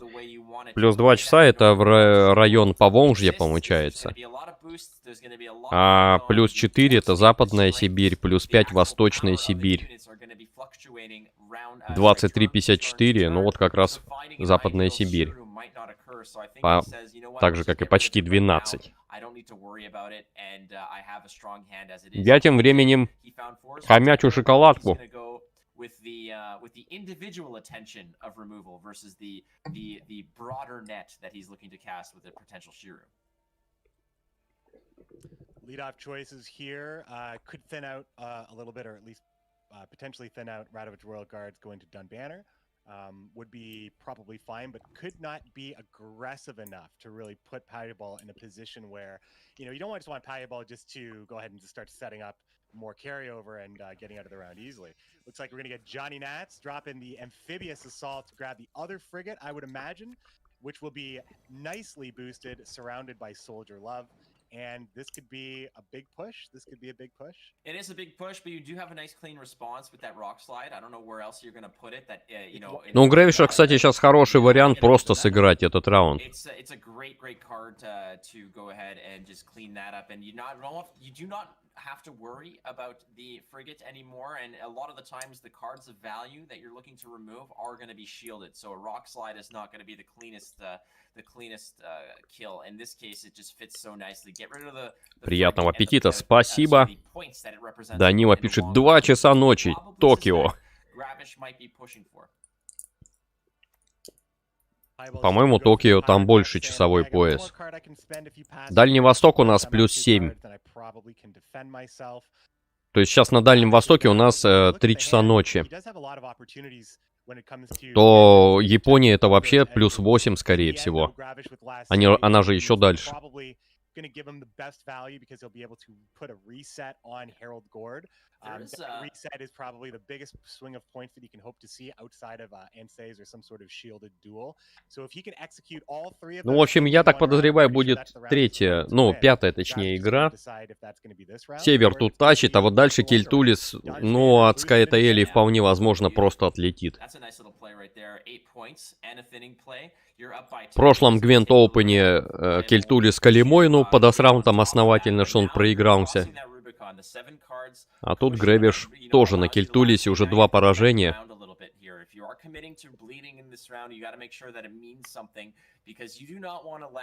You know, the persistent strike get away scot-free with a lot of resources in hand and last say. That is just not where you want to be. Like this here, tempering. Now, once again, Gravish doesn't get ahead here. Payaball could have made a little bit higher tempo play here, but this does limit. It makes. Ну, самое время нажать кнопочку пас Грэвишу-то. Payaball could just be getting out here, but then he loses last say in that case. So this play by Payaball is. Хотя может сыграть защитников в первый ряд. Туда же Анну Стенгер, Зелькирка. То есть, в принципе, он может давить, оставив только, ну, например, одного Анси и один щит.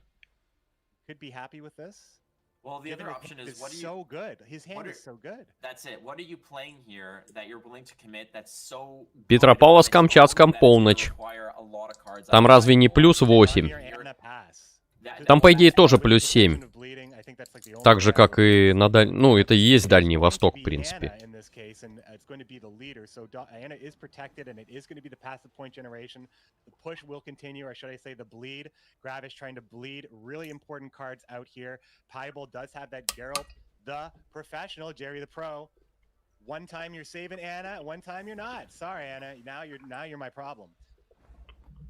Another option here, like you mentioned, for Gravish, just is kind of evaluate a pass. He's up by 1 point. He can go ahead and get that last save when necessary. If he needs it, go ahead and duel the big boy at the end of the day, if that's what you need to do. But that, again, committing that Anna, you could probably suspect that if Anna's coming out with other defender, she is going to bite the dust.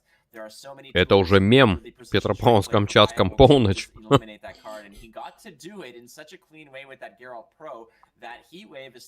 Ну, может быть. И мем. Sort of negate the defender status. So Payaball is really in a good position here to not just generate points on his own with a 10-point Sheldon, but also to go ahead and disrupt the plans that Gravish needs to execute, you know, cleanly in order to... На самом деле, тут недавно с одним из зрителей беседовали, то есть по поводу вот ролика, ссылку на который я выложил, и спросил, кто там поет, иркутские эти налоговые инспекторы. И там, насколько помню, Денис у меня спрашивал, что типа, а что тебе до Иркутской области там? Ну, в общем, слово за слово. Иркутская область, на самом деле, это моя малая родина. То есть я оттуда, ну, считаю, родом. А Иркутская область — это Восточная Сибирь, плюс 5 от Москвы, это мне очень хорошо знакомо. Что интересно, я и на Дальнем Востоке успел отметиться, тоже там некоторое время пробовал, поэтому что такое Хабаровск, например, я знаю не понаслышке, знаю достаточно подробно этот город. И, соответственно, там плюс 7 от Москвы, тоже прекрасно знаю. Так что, так сказать, побывал по просторам и весям родной страны, поездил.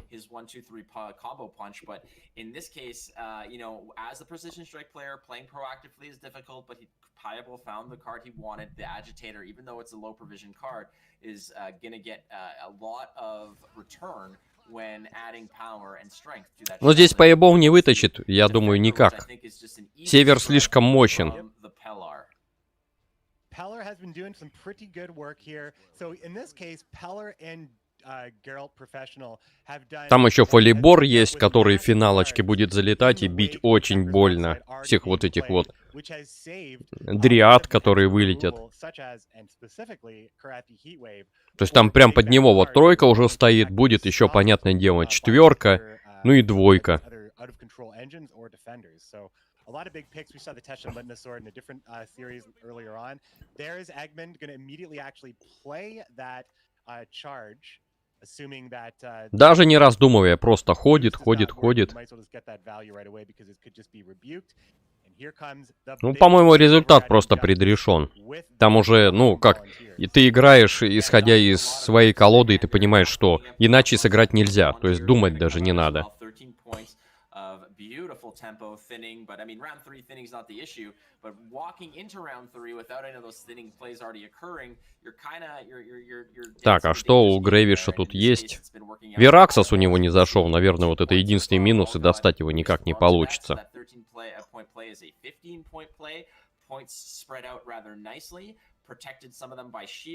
Зато получится достать этого осадного инженера. Скорее всего, он и будет доставаться, чтобы Зелькирка реализовать. Gravish now in a position where there's nothing really that he wants to control, so we're just going to go ahead and just play the Carrick Marine, get those points, officially playing his last bronze card from his hand. The AA at this point could do work. Ну, 5 урона. Siege support, if he thinks it's going to be living, as the siege support would grant Selkirk an immediate use. In that case, Varaxis is also in the deck, unfortunately, so we won't have an option to grab Varaxis to double up on the order. Ну, скорее всего, 5 урона пропишет в эту восьмерку. 4, 3, ну хотя можно и по тройке звездануть. Решает усилить. Накал. Нет, усиление просто. Интересно. You know, pick and choose your battles in terms of how you want to get this done. Unfortunately, the way that this is going right now, Falibor doesn't have a clean, you know, 1, 2, 3. He's got a bad 1 and an okay. Видим в Хабаровске скелет кита в музее. Я даже не знаю, что там есть музей. Видимо, в нем я как раз не побывал за все то время. Китайские манты ел в Хабаровске? Нет. Походу, я действительно не знаю Хабаровска. Yeah, so the siege support does come down at, what is that, 8 or 9 points. So it is out of removal range. Now this is an interesting play right here. I like this. Oh, he's using it too. All right, so that's a big amount of bleed. That is probably something Payable was really worried about before. However, this is an interesting play because Gravish is now suggesting that he has Varax. Yeah, I'm not so sure about this one. This could just be kind of a little bit of a bluff. There's the heat wave, and I think maybe you're correct about that. Да, все-таки развел он его на каратскую жару. We're going to get another set on that, so use your heat wave on this, which now kind of leaves something like Selkirk with the shield free and clear, but at this point now you can't shield both, right? You're leaving one of the two. Ну, Грэвиш тут затащит. Уж больно хорошо у него по очкам. Yeah, I mean, you can. I guess Gravish has his patience too. He could do that late. Of course, you don't want to just play Selkirk and have it be bad. It's definitely one of the worst case scenarios. Is just ultimately. Сейчас будет играть этого осадного инженера. Ну, либо Анси закинет последний ряд под щитом.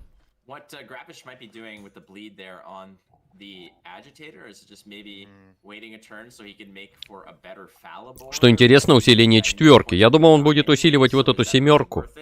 Она под двойным щитом, нормально. Под двойной броней.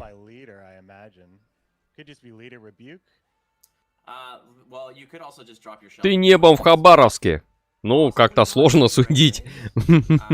Был я там или нет, если не видел Китай и не ел какое-то китайское блюдо. But I mean, that is what it is, right? The Baron played, the reset, not so important because Ansei's, in a way, resets a unit to 0 because it's really hard to really have the strength to tango with a shielded, boosted Ansei's, which Sheldon is not. So there's no need to reset it when you can just kill it. If you have 2 duels, you can kill them both, I guess.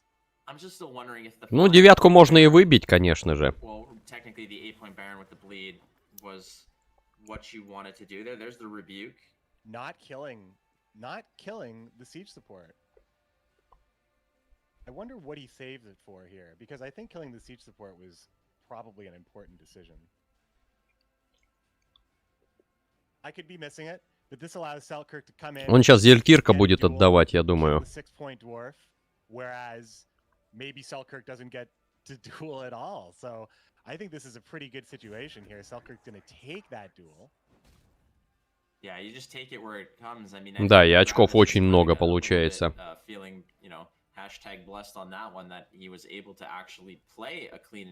Ну, тут Шелдон Скакс выбивает, соответственно, Зелькирка.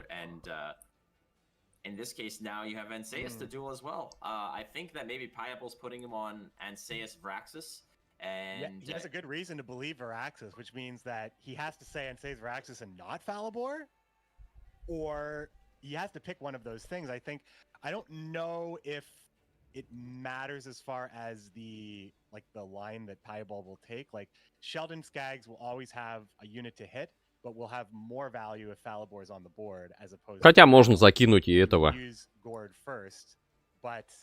Харальда. Все равно больше очков не будет.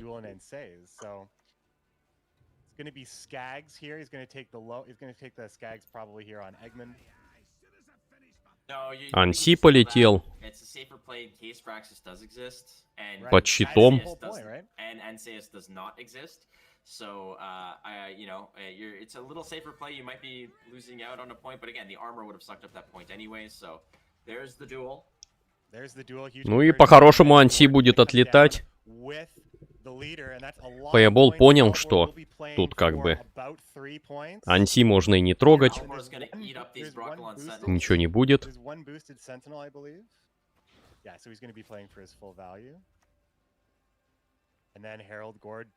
Да нет, хватит очочков, конечно же. Да ладно! Не хватило! Вот это номер. 3-1 Пейбол выиграл. И снова, смотрите, сработала система, что показывают эту процентовку, и, так сказать, фаворит проигрывает. То есть уже 5-й раз подряд. Ну, это явно уже закономерность. Мы прямо эту теорию опровергли уже наглядно 5 раз подряд.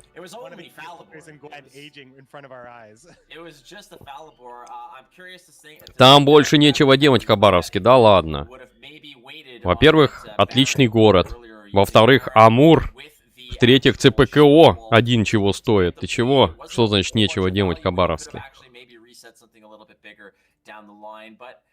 You know, hindsight is 20/20 and math is for blockers, as they say, as we do have Pavel Burja ready to talk to Piebol for the victory dance. Кстати, в обновлении будет карта, добавляющая Квен.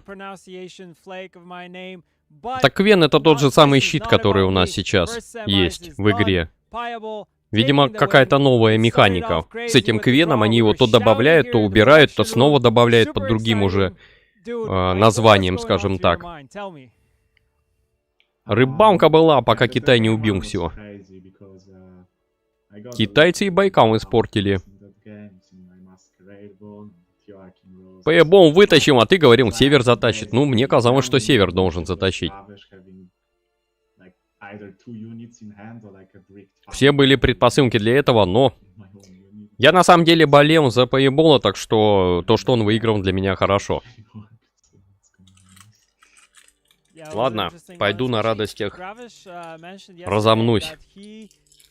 Советую вам тоже не сидеть, а разминаться, пока это болтология, все равно это неинтересно. Ну, если, конечно, вы не знаете английский, хотя я думаю, там сакраментальные вопросы, даже зная английский, не особо интересно послушать. I'm actually not sure in terms of like who I prefer to play against. I obviously want Saber to win because he's my teammate. So yeah, I would say I just want to play against him for that reason. Nice, nice, awesome. All right, I won't take any more time from you. Get some rest, relax, hydrate, and we'll be going to Shinmiri, who will analyze this first semifinal. Thank you, Berja. Wow, what an insanely close first series between Payable and Gravesh. A lot of games were nail biters. The first game was a tie.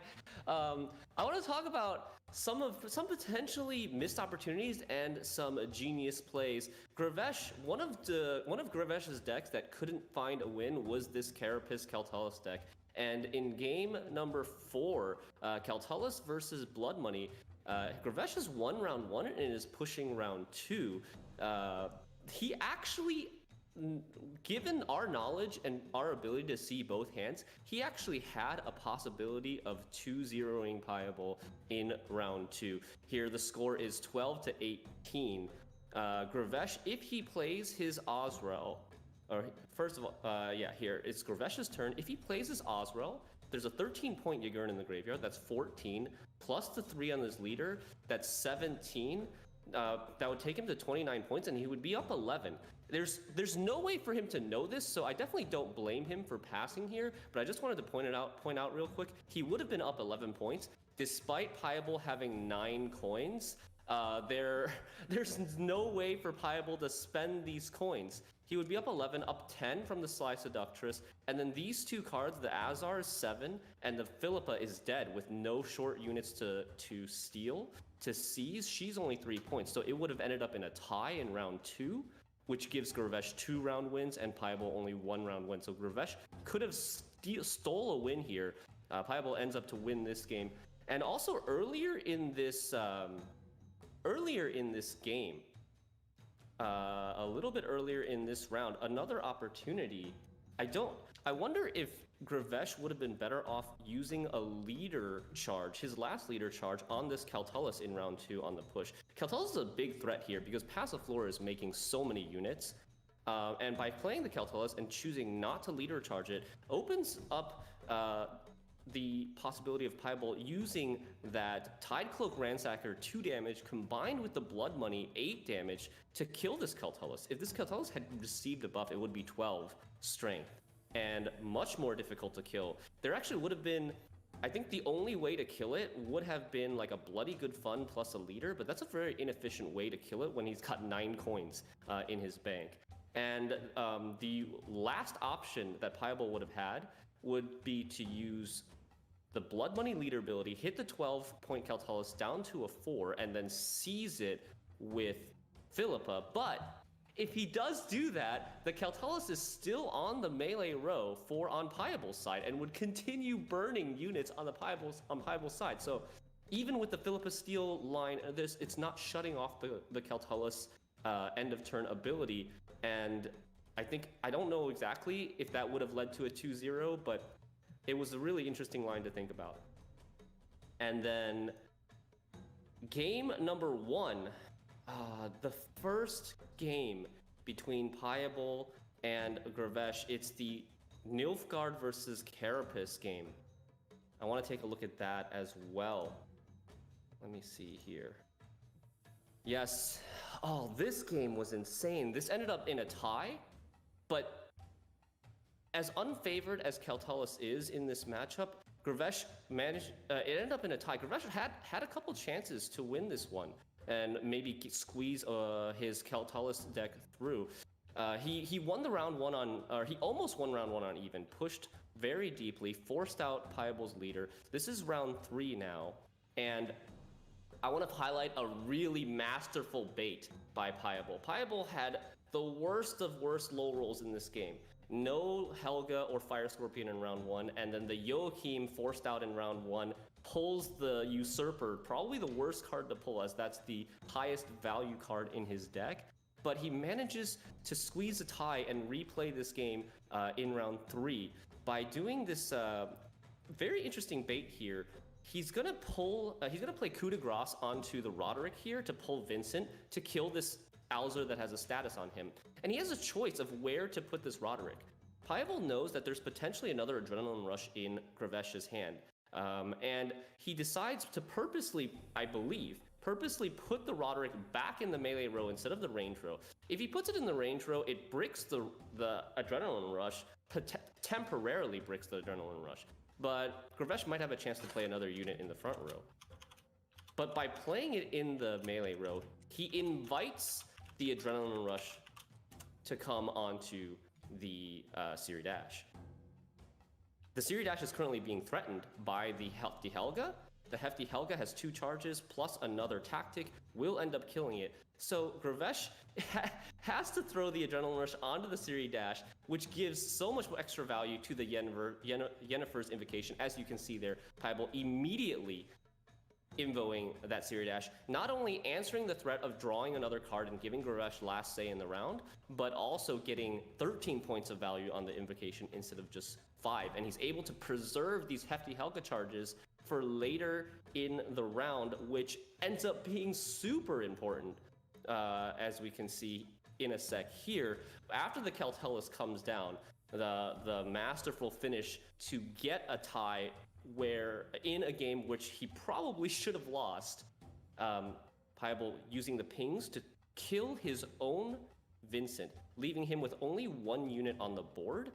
And with only 1 unit on the board, Gravesh's Keltalis can never survive. Even if Gravesh tries something cheeky here, but like thundering his own Roderick, the Keltalis and the Osrel make up 2 units on his board.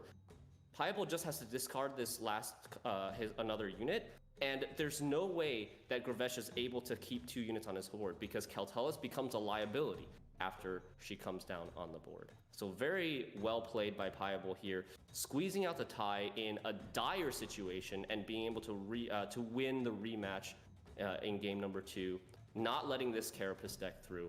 Congratulations to Piable. We're gonna take a look at the updated brackets, and I'll see you guys in the next game.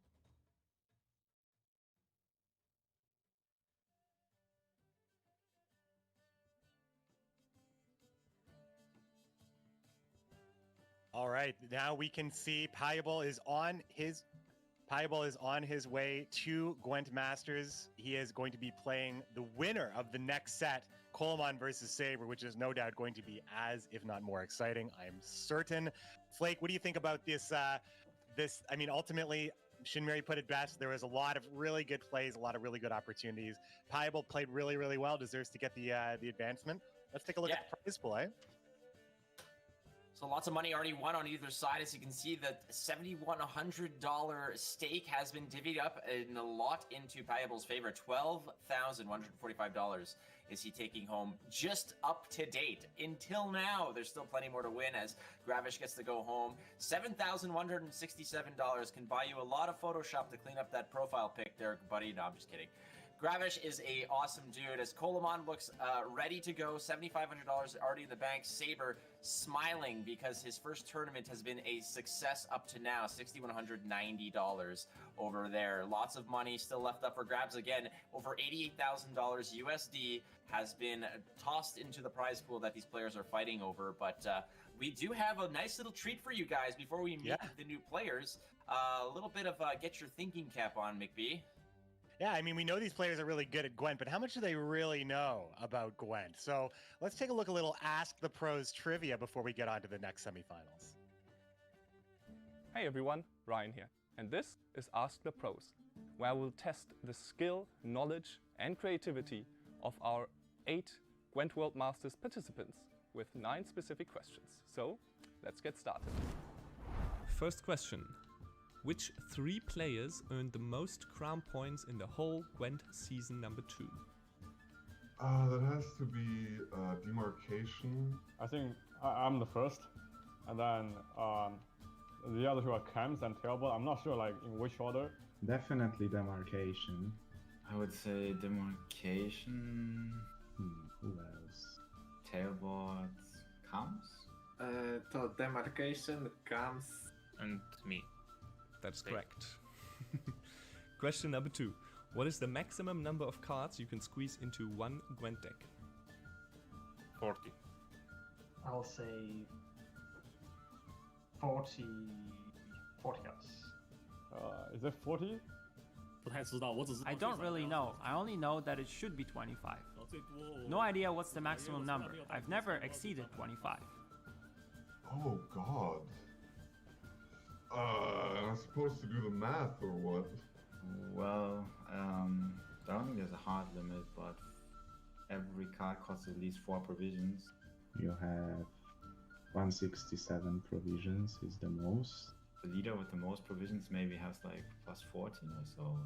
So 169 over 4 is like 42 maybe? I think it's 41 maybe? That is correct. 41 and 1 stratagem. Yeah. True. Question number 3. Can the card Master Mirror create Alzur in your hand? I actually don't really know how Master Mirror works. I have no idea. Yes. Yes, you can. No, because it's only faction specific cards. No, because it's faction specific cards only. That is correct. Question number 4. Which statuses does Siri Nova gain when deployed? Veil, Resilience and Shield. Resilience, Veil, Shield. Veil, Shield, and Resilience. 3 statuses. When deployed, she gains resilience and a shield. She also has Veil, but that's not a status you gain on deploy, is it? I guess it triggers Dame, so then it should count too. Resilience and shield Shield, Veil, and Resilience. and something else. Correct. It is Shield, Resilience, and Veil. Veil, yes. I feel like I'm not doing it well right No, now. that's completely fine. Question number 5. How many Geralt cards are there in the game? Well, there's Vanilla Geralt, there's Professional, there is Irden, Igni, Axi, and Art, so that would be 6. Well, there's Vanilla, Professional, Irden. Can't think of another one right now. There's Geralt of Rivia, Professional, Igni, Erden, Art, Axi. 6? I'll go with 6. Geralt of Rivia, Geralt Zawodowiec. Geralt of Rivia, Geralt Professional, Geralt Igni, Geralt Erlin, Geralt Ard, Geralt Axi, and soon to come, Geralt Gwen. There are 6 now, but there's going to be 7. Będzie 7. That is the correct answer. Now, next question, number 6. Which unit likes to chew on fingers?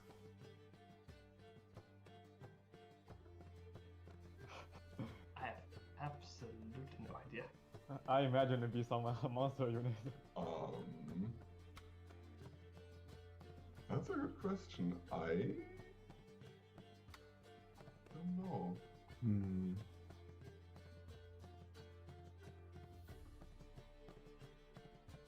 Two on fingers? I'm afraid I have. Ghoul. Okay, I know what it is. It's Oak Critter, right? Yes, correct. I have no idea. Oak critters? Just a wild guess. Because I remember seeing a tweet, like when the Master Mirror expansion dropped from, I don't remember who, but like it was like a premium version of Oak Critter, and I think it was pretty cool. So I remember that in detail. I think. Так, ну что ж, я вернулся, и как вижу, я ничего не пропустил. Опять там куча болтологии. Best Gwent Pro Team. Вообще не знаю таких. Кто это такие? Pro Team. Ну, Аритуза там была некая на слуху. И, по-моему, все. Что-то я не помню больше никаких Гвент-тимов.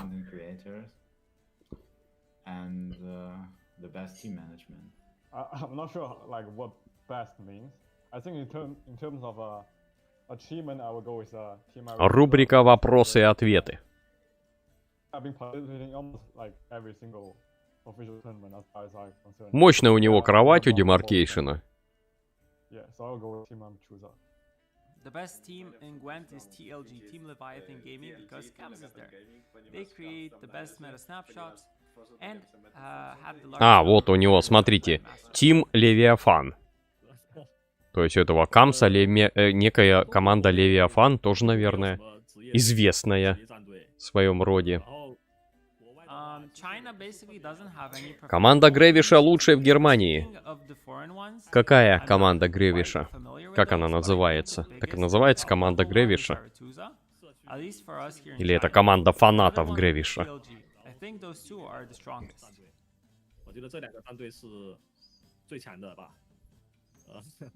Как определить, лучшая ли команда? Клан, там, гильдия, неважно. Ну, они определенные показатели должны демонстрировать. И то в игровых видах, ну, бывает так, что и самый лучший может проиграть худшему. Это ж не показатель. Фаворит Voice Line. Лучшая озвучка, что ли, карты?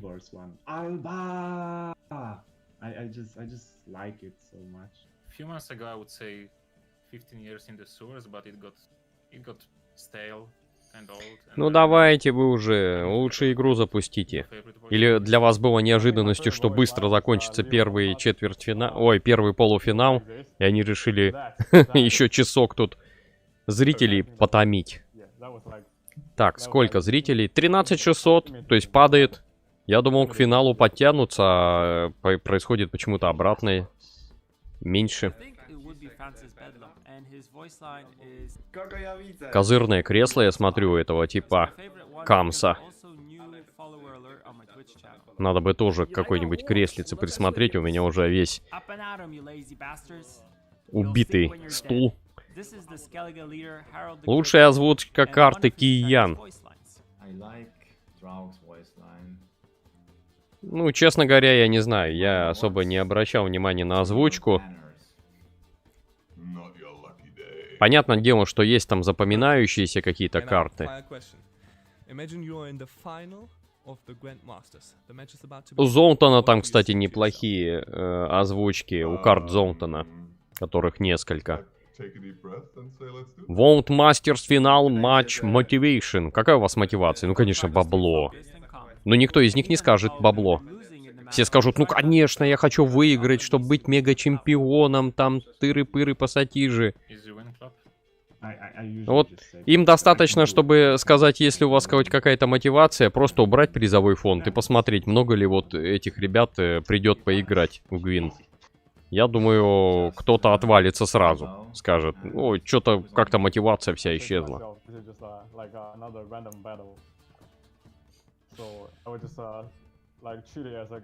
Прям мне реально нравится фраза краснолюдов «Лучший отряд на всем севере». И это хорошо, больше вероятности получить рубашку.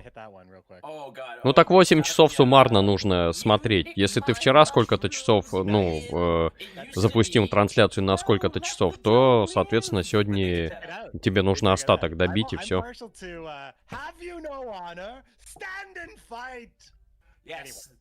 Let's get back to the Gwent so we can just instead be impressed by the players instead of cringing at us. And you won't have to deal with us until the finals when we come back to see who Pyball is going to be taking on. The next pair of casters will be Impetuous. Если бы они сделали призовые, например, не 50 тысяч баксов, а миллион баксов, у них бы сразу желающих прибавилось играть. Вот сразу, мгновенно. Но как только этот миллион разыгран, сразу спад идет. То есть там, где деньги, там и популярно. Стандартная схема, поэтому хочешь, чтобы было популярно, вкладывай деньги. Итак, представление второго полуфинала. И у нас будет играть Калимоин, который, по-моему, со вчерашнего дня еще не отошел от своей победы. Какой-то невыспавшийся.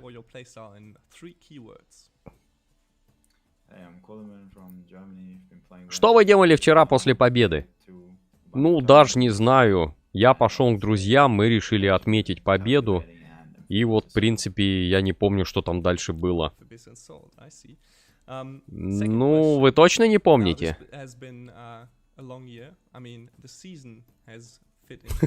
Не, посмотрите на лицо Калимоина. Ему, по-моему, такой думает, блин, чё меня спрашивают вообще? А сейчас у него уже оживление какое-то произошло. Видимо, там сейчас был вопрос, а на что потратите свое бабло? Он такой, о, какие у меня планы.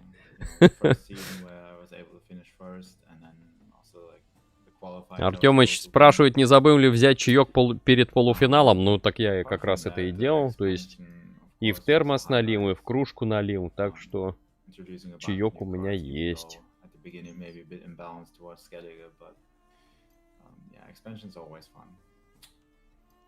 I see, yeah. Speaking of factions, if you would actually join the game as yourself and not just stamp your legacy on the esports scene, is there a favorite faction that you would like? Лучшая озвучка от Руслана. Да я не знаю, что они там говорят. Вот реально. О чем там можно спрашивать? Ну вот даже если бы мне сказали, так, товарищ, придумай, что спросить у них. Вот честно, у меня было бы очень сложно. Вот что можно у него спросить? Как его зовут, мы знаем. Как он играет, мы знаем. Там традиционные вопросы, каждому из них задаются там. Какая у вас мотивация там? А что вы планируете делать перед игрой, не будешь спрашивать? Ну, типа, планы сопернику выдашь. Ну, типа там, что еще можно спросить? Да я вот даже, честно говоря, не знаю. Сейбер. Причем у него настоящая фамилия Сейбер. Юра пишет, что Калимоин потратит свой выигрыш на налоги в Германии. Возможно, там налоги очень жесткие. На машину потрачу, новый Мерс вышел, его и куплю в кредит. Как зовут твою собаку? Ну, это вопросы, знаешь, они, может, как бы... Вопросы-то вопросами, но они же должны хоть как-то с тематикой совпадать. Ну, я не знаю, что можно спросить у этих ребят. Вот реально, не знаю. Я думаю, тот, кто знает английский, он может написать, что их вот на самом деле спрашивают. Как бы, даже вот интересно просто, что они спрашивают. Вопрос, как вы относитесь к вопросу шаманизма в районе Крайнего Севера? Да они не знают, что такое Крайний Север.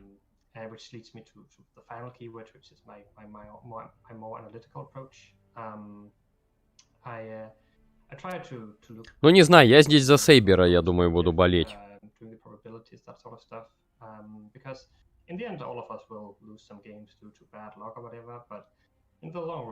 Или Сейбра.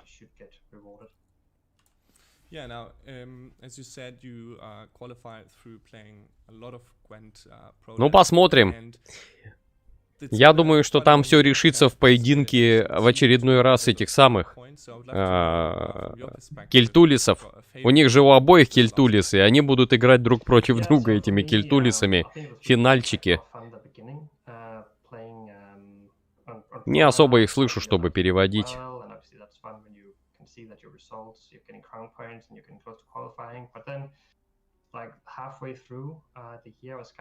Getting a little bit burned out. I felt like it was a lot of commitment, but it was also getting really close to actually qualifying, so it felt pretty bad to give up. So I started streaming, and that has been an awesome experience for me. Я даже если бы слышал, то не смог бы перевести. That's awesome to hear. Now my third and final question, which I also asked all your competitors, is Но вот у этого, кстати, который слева, ничего себе, у него гостиная, переходящая в столовую. И комната здесь же. Как-то какая-то странная планировка, если честно. Причем это многоэтажный дом, судя по тому, что трубы вниз куда-то уходят. And I really feel like this archetype is struggling right now. Hopefully the expansion will help that, but I'm not sure if it will. So I think my Сейбер, да, что-то я, по-моему, видел его в про-ранге. Ну, не в смысле играл против него, а видел, что он там где-то в верхушке. Смутно помню, что я там смотрел, знакомые ники искал игроков, ну, кого на турнирах, кто на турнирах засветился. И вот там Макпай, например, был. Там был, ну, опять же, про Нео, когда играл. Там Калимоин тоже, я помню, в топах там наблюдался.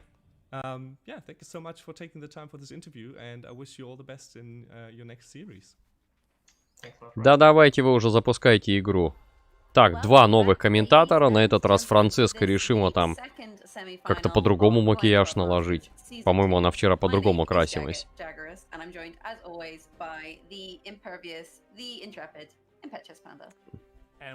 И вместе с ней Дэвид. Дэвид Панда. Козырной локации, проводящие свои комментарии. Кстати, кому интересно, я думаю, что вот эта штука продается. Вот этот вот лавк, который у них фигурка меховая. Мягкая игрушка. Скорее всего, продается в магазине CD Projekt'ов. А с учетом того, что предзаказ Киберпанка многие делали, то у вас скидки должны быть. И тут 50 на 50, да ладно.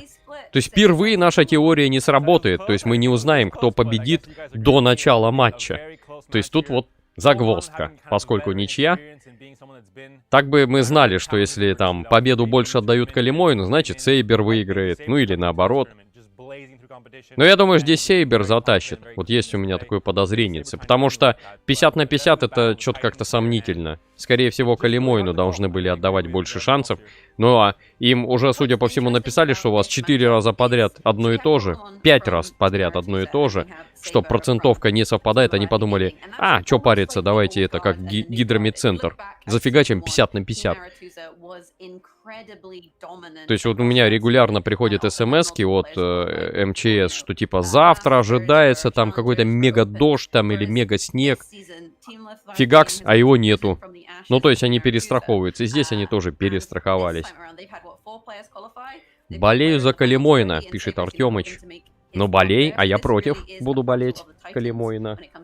За Сейбера. The deck list in just a second as well. Keep in mind, for example, Saber was Gravish's practice partner, so their dimes are very similar, and Gravish did go down to Piable.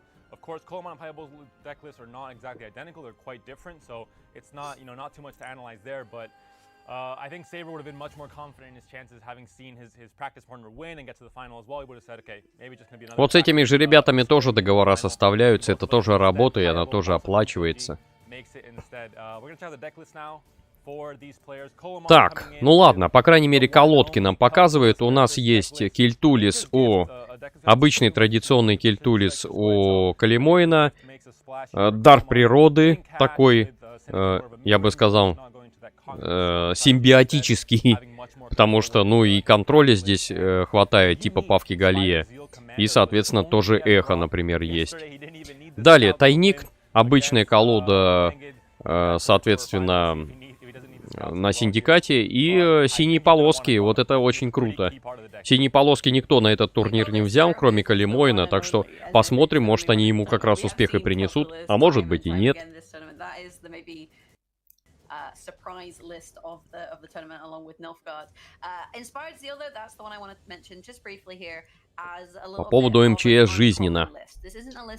Но они подстраховываются, я помню, что раньше такой штуки не было, но когда один раз давным-давно случился какой-то мега просто ледяной дождь или что-то в этом роде, там в Москве, по крайней мере, погибло несколько человек от этой штуки. Ну там дождь, который обледенел, и там рухнули какие-то деревья, ну что-то такое. Видимо, им там такой втык дали, что вот после этого они уже реально, обжегшись на молоке, на воду дуют. То есть там любое там чих, все, у вас там завтра какой-то мега смерч будет. Не выходите из дома. По каждому вот буквально. Хотя чаще всего не совпадает вот то, что они шлют. Я так обратил внимание. Дождь, там, снег, еще что-то. А ничего нету. В прошлой игре победу отдавали Пейболу, он и победил. Наоборот, там победу отдавали как раз Грэвишу, у него процентовка была больше. Пейбол, если Мастерс выиграет, ну, не знаю, вот на самом деле против Сейбра. Хотя, может и выиграет, действительно, новичкам везет. Так, что у Сейбера? У него Яростица убийцы, обычная колода, соответственно, скеллиги. Точный удар на Ширу, пускай это Элей. Ничем не примечательная. Стена щитов, тоже традиционная колода на севере. И есть еще Кильтулис. Кильтулис немного необычный тем, что в нем есть обычная Цири. Не Цири натиск, ну точнее Цири натиск тоже есть, но есть еще и обычная Цири. Очень редко используемая сейчас карта, но вот он ее использует. А так ничем не выделяющиеся колоды, стандарт, 1 к 1. Ну, наверное, еще стоит отметить то, что у него Моркварк есть. В Арниольфе. Тоже редко сейчас используется. Там есть выбор, на самом деле, вот десятка у скеллиги, это может быть Моркварк, десятка. На десятку, по-моему, там Скьордаль Друмонт, если не ошибаюсь. То есть на десятку у скеллиги там хватает хороших карт. Поэтому там есть выбор, как бы, что взять. Вот он взял Моркварга. Игнат спрашивает, а почему Нильгардом не играют? Так, Кильтулиса заблокировали почему-то у Калимоина, не знаю почему. Обычно он проигрывает этим Кильтулисом. И точный удар у Сейбера заблокирован. Почему не играют Нильгардом? Да играют, почему? У тебя есть возможность взять 4 колоды, любых. То есть кто-то берет Нильгард, кто-то не берет. То есть Пейбол, например, играет. Но сейчас Нильгард все-таки объективно послабее стал. Из-за того, что у него сценарий уже не двойной, то есть его ослабили, как ни крути. Но тем не менее, он все равно силен. Так, наконец-то, второй полуфинал начинается. То есть они все-таки провандакали. У нас 40 минут аж ушло на все эти говорильни. Я думал, что быстрее начнется. Так, ну чё? Что у нас тут? Калимоин своих синих полосок заполучил. И против него скеллиги. У Сейбера. Первым будет ходить Калимоин. Ну, на самом деле, синие полоски это очень неплохая колода. Хотя не факт, что выиграет, но посмотрим.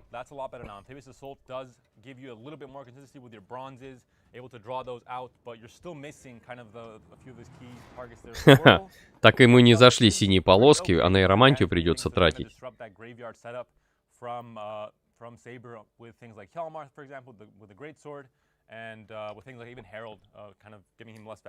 Ему уже второй раз колода не дает то, что нужно. То есть у него синие полоски зайдут, но ему нужны вот эти разведчики для клонирования, они тоже не зашли. То есть в прошлый раз ему не зашли, в прошлой игре и в этой тоже.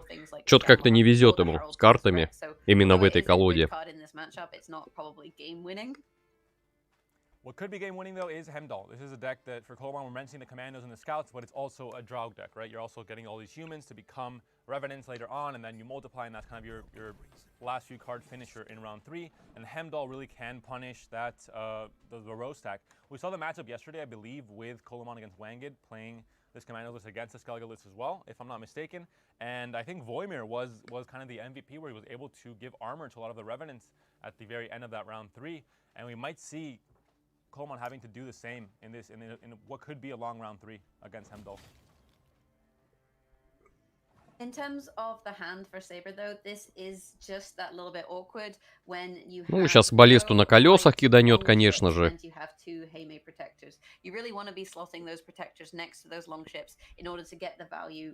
То есть здесь расчет на то, что будет карта, которая станет двойкой и позволит сразу активировать, ну, сэкономить один приказ. Польтесту. Кстати говоря, Фольтес — это один из первых лидеров, на котором я 100 побед добыл. Это еще когда он активировал приказы не только у Севера, как сейчас, а он раньше активировал приказы у любой карты, и, например, в его колоде отличнейшим образом играла еще вообще до появления Каратской жары, нынешней, играла карта Гюнтера Адима, которая обреченность добавляла и потом уничтожала отряд полностью, в отбой не отправляя.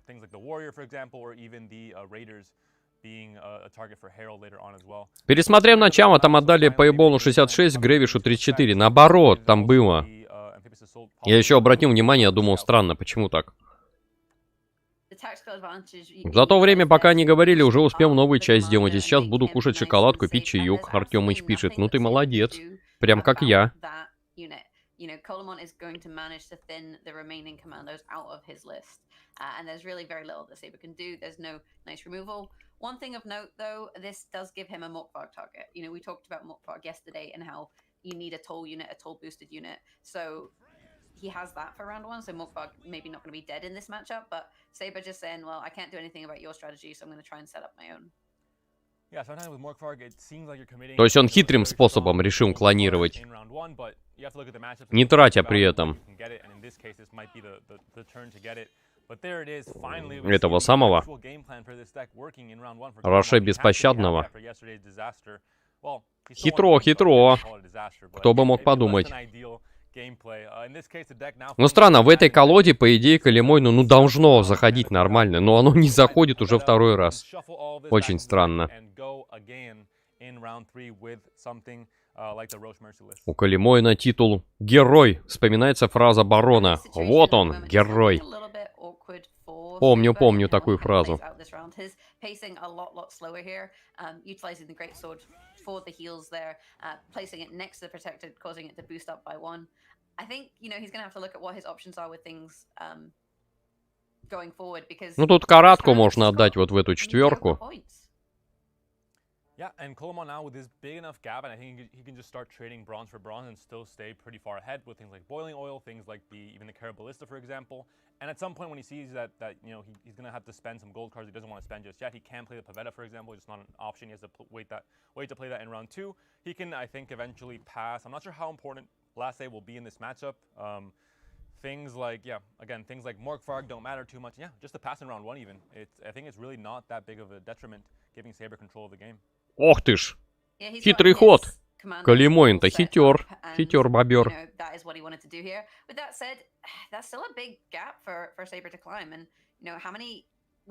Тут так просто не догонит Сейбер.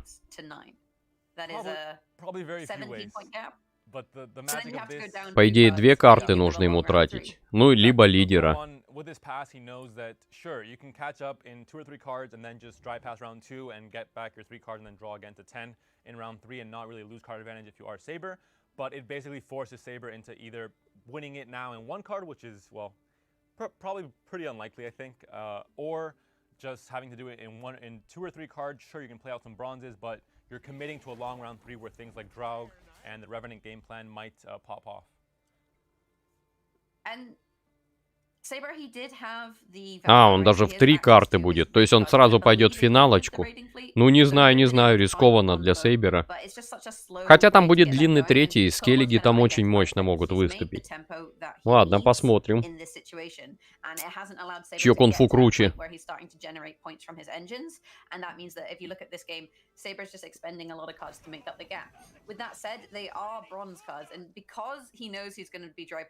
Ну и плюс 4, то есть сейчас закинет последнего Кеймея.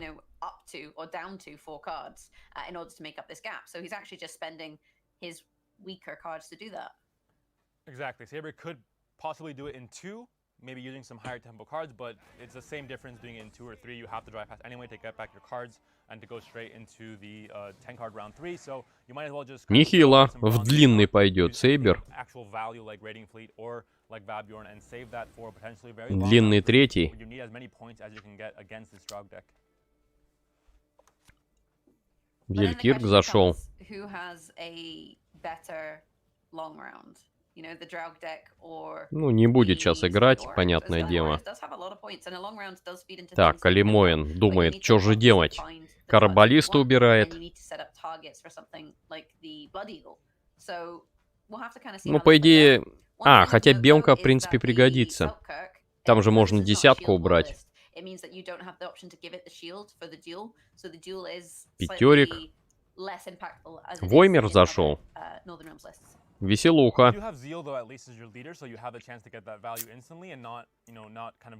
То есть, в принципе, заходится-то неплохой. Вот что он убрал? Десятку? Да, десятку. Стырил. То есть тут из золота только Роше, он же будет доставаться нейромантии. То есть заход, в принципе, идеальный. А осадный инженер будет доставаться с помощью боевой высадки.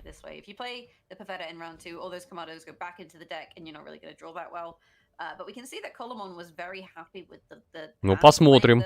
Прям мне даже интересно, кто тут затащит. Мне кажется, что скеллиги должны быть посильнее в этом плане. Но с другой стороны, у Калимойна там же призраки будут. То есть тоже может выступить очень хорошо.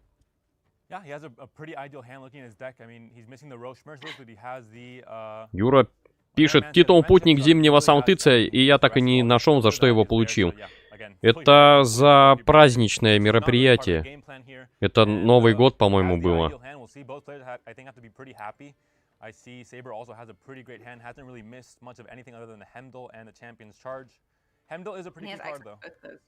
Yeah, he has access to it though with the Blood Eagle, and he has access to the Champion's Charge with the Vabion, right? So he's got all of his golds as well. Даже на Твиче написали: «Привет, мама». Какую-то маму ищут.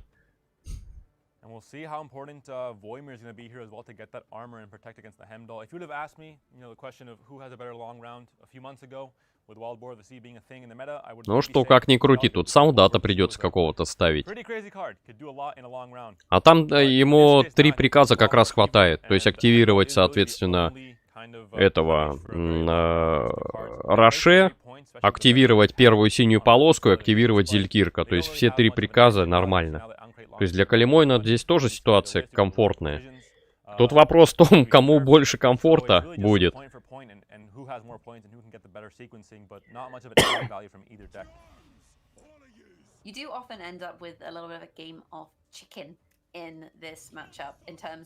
Так, пошла жара.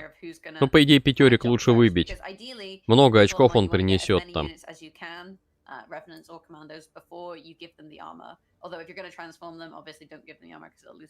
Ну, я имею в виду Харальда. То есть считайте, там воинов сколько. Вот сейчас, если его оставить, то будет 1, 2, 3, 4, 5, 6, 7. 7 очков он принесет. Herald goes down. That is, you know, one of the engines that there are in the deck. Not really considered an engine because it usually dies pretty quick, but with the warriors coming in after that, we'd be getting a lot of points, a lot of random pings coming out from Herald, so the boiling oil does come down to answer, a necessary answer. Heatwave might even come down on one of these raiders because there isn't really a better target in this list for Saber. I mean, I guess Hemdall... Контролить собирается. Собирается законтролить.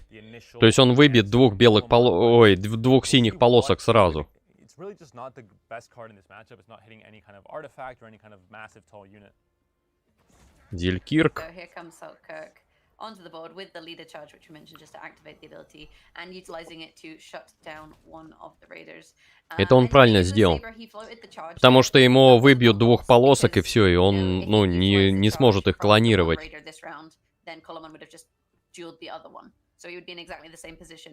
Ну, точнее, склонировать-то сможет, достать не сможет. У него хотя нет, там получается 1 активация, то есть 3 с приказами залетит. Нет, то есть, соответственно, можно было и не играть Зелькирком, не обязательно. Ну что, сейчас кровотечение какое-нибудь накинут? Да, так и есть. Кровоток, кораблик.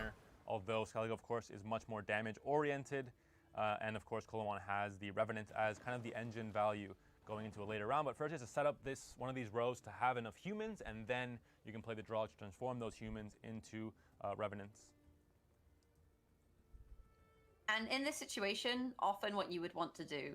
Даже интересно. То есть, получается, ему и доставать тогда нет смысла осадного инженера.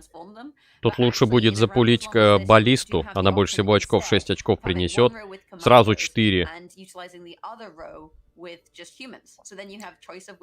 1 и 2 можно запулить. Как раз там нормально. Сейчас будет прокручивать Роше. Отдавать 2 приказа.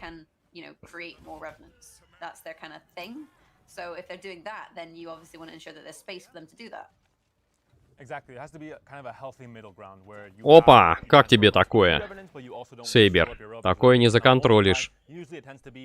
Хотя там есть этот Хеймдаль. Тоже неплохо может запулиться.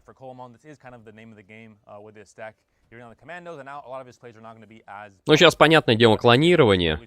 Кстати говоря, возможно, он будет доставать... тут нет этой карты второй, он ее использовал. Баллисту будет использовать, я думаю.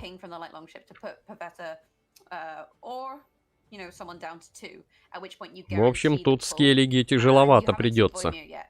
Сильных карт нет, Моркварк не особо сыграет. Вот Моркварк отлично будет играть против Кельтулиса какого-нибудь. Там очень много очков можно будет им набрать. We saw Wanged waiting, and in the end, he was kind of punished because he couldn't get the value from it. Voimer came down right after. Минус 2 сразу же. Дын-дын. Отлетают. So in the end here, War of Clans comes out. You still have the Deathblow effect there onto one of the commandos, and a warrior comes out as well to get yet another commando down. There's no more zeal. Упорное выбивание отрядиков, чтобы много не было одинаковых.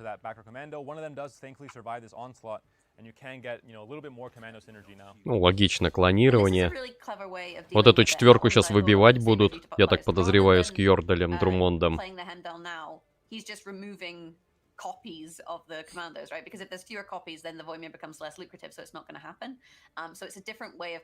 И там как раз Фалибор залетит.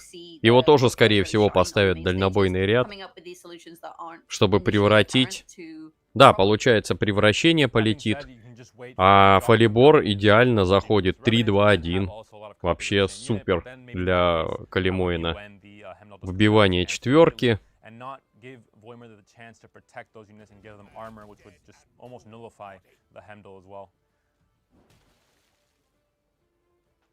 Ну, возможно, тогда имеет смысл вот здесь вот поставить.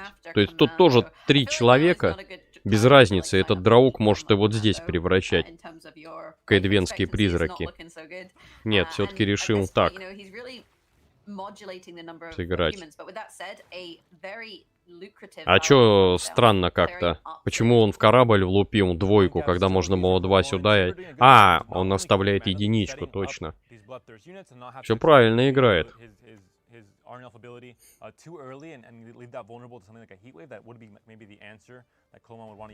По науке, так сказать. Ну, драук следом. А либо есть второй вариант еще сыграть этой боевой высадкой, достать еще одного человека какого-нибудь. Да, он это и делает. Скорее всего, фанатика с Вальблода будет играть. Ой, какой фанатик с Вальблода? Ну, вот это вот. Нет, Драуга все-таки решил сыграть. Yeah, the timing though makes the Selkirk bleed come down to 2, which does set up a target for the Blood Eagle. The other thing Ну, 7 сейчас выбьют. Вот эту вот, судя по всему. Не выбьет, там же нет 10. 5 выбивает.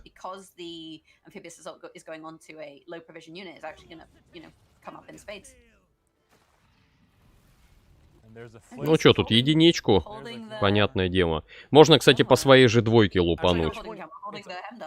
То есть сюда вот 1 прописать, а здесь 2. Получить 3, только будет ли он это делать?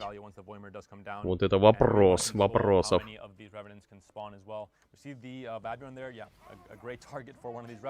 Воймер. Сейчас пойдет Воймер в бой. Есть такой подозренец. Но Моркварк очень слабый получается. Очень слабый.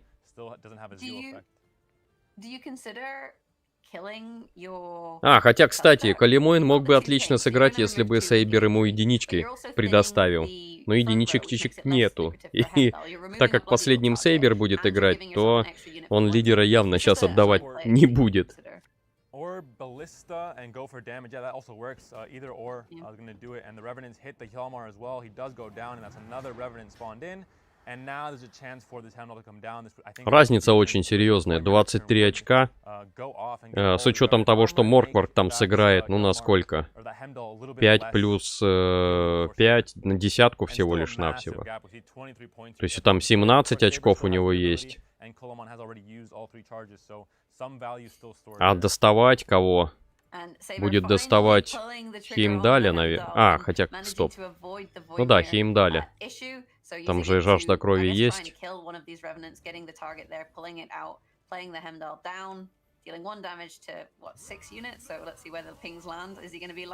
О, как попал-то здорово, Хеймдаль. Не туда, куда надо. Нужно было выбивать единичку хотя бы.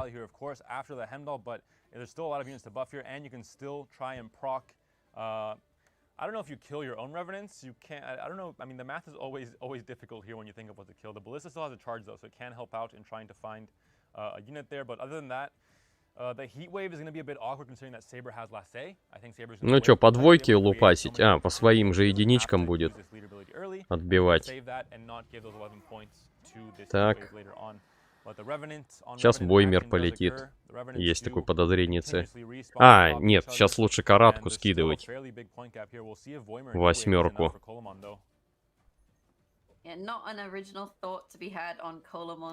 Нет, все-таки Воймер.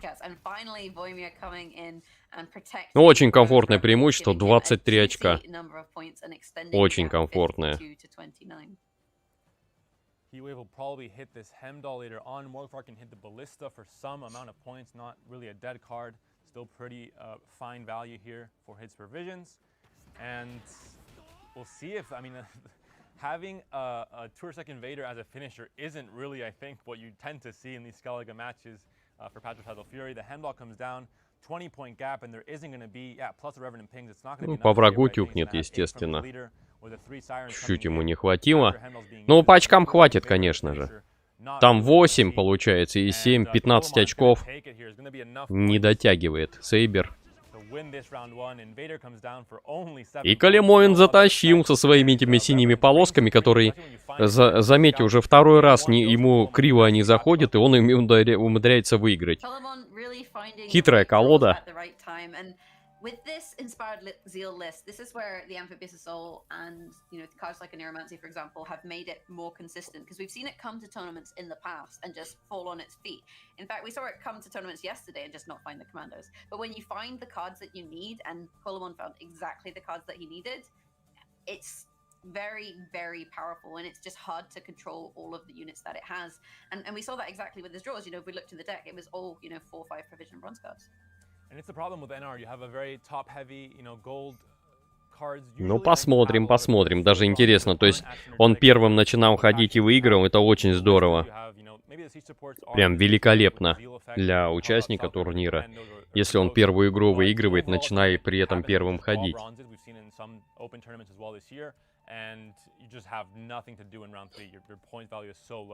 In this case, like you mentioned, Colamon, he had 4 mulligans, he didn't use a single one. He was incredibly happy, so the opposite of what happened yesterday against Wang. Нил Вет пишет: «Ты мама».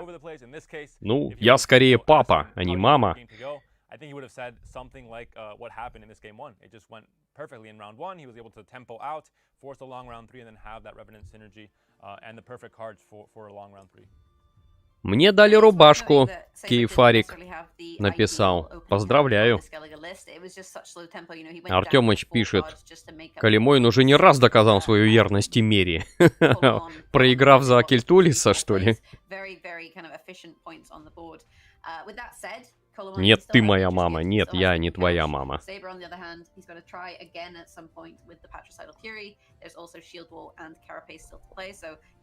Мне еще вчера выдали рубашку эту. Так, ну что ж. Вторая партия. Сразу же. Без перерывов. Калимоин против Сейбра. Но я так подозреваю, что между вторым полуфиналом и финалом там будет опять час трескотни.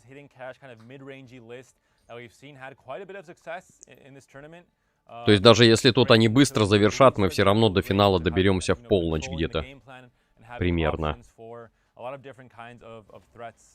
Так, Shield 2 против, соответственно, Синдиката.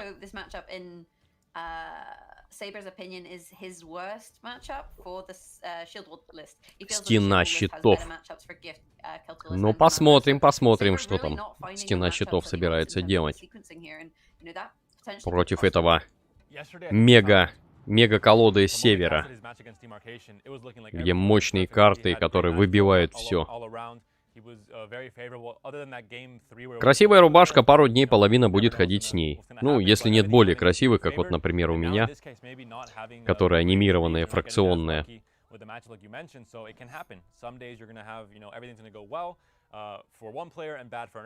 And then the next day it's going to be flipped. It can happen. Card games, a lot of variance, and it's not always a guarantee how things are going to play out, especially with the best players in the world having such a similar skill level. And this is kind of a weird matchup when both decks have engine potential, because going first is really impactful in that situation. If you can develop Тут же яды. Так, интересно. Then, you know, you're always kind of trying to play catch up. So you'll have to see how this turns out. But Colomon managing to thin the... То есть клонирование мелких карт в большом количестве не входит в приоритеты Калимоина. Решил сразу потравить ядами. This is the dream for any Syndicate player getting your Flying Redanian out. Just first turn of the game with a fist deck, and like you mentioned, because you're on red coin, you can play much more reactive. You're able to play these 2-card combos with the poisons that don't really give you many points, but they give you a lot of control of your opponent's engines. And if you're on blue coin, it's the opposite. You have to put points on the board. You have to make sure you're not losing on even. And playing these poison synergies, maybe it's a bit too slow in some cases, and your opponent can kind of play against that. But in this case, being reactive, it gives the opportunity to shut down an engine, get his Flying Redanian out, and have 7 coins. Ну, барабанщика сейчас, небось, запихают.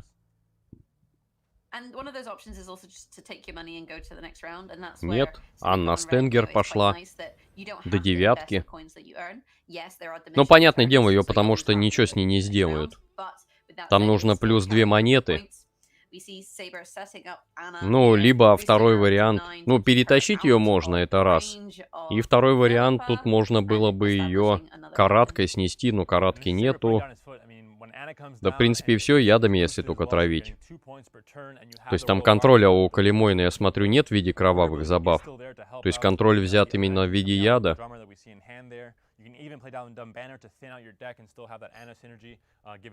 Пасовать будет. Но там север затащит, скорее всего, за счет 3 очень мощных карт, типа Барона, Зелькирка и, соответственно, этого Анси.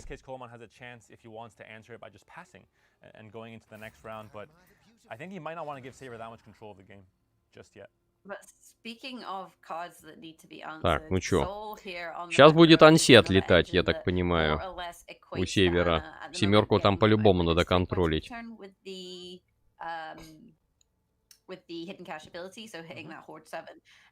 Если был барон, тогда бы можно было не выбивать, а спокойно подождать и хлопнуть.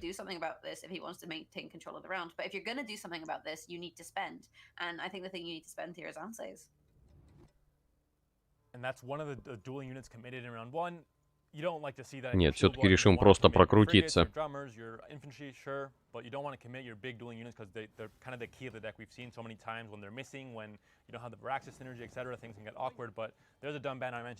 Типа много очков наберу. Ну и типа бойся моего барона.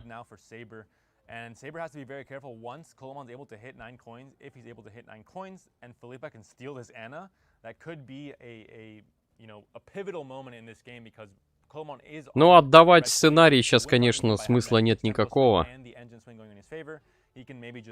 Хотя вот эти 3 карты можно и закинуть. Они стоять будут, усиливаться. Невидимых... А, хотя нет. Невидимых раз... Нет, 2 невидимых есть для активации, то есть, в принципе, можно отдать и вот эти вот карты красоток из Паласифлора отдать, соответственно, сколько в Адриана, спокойно.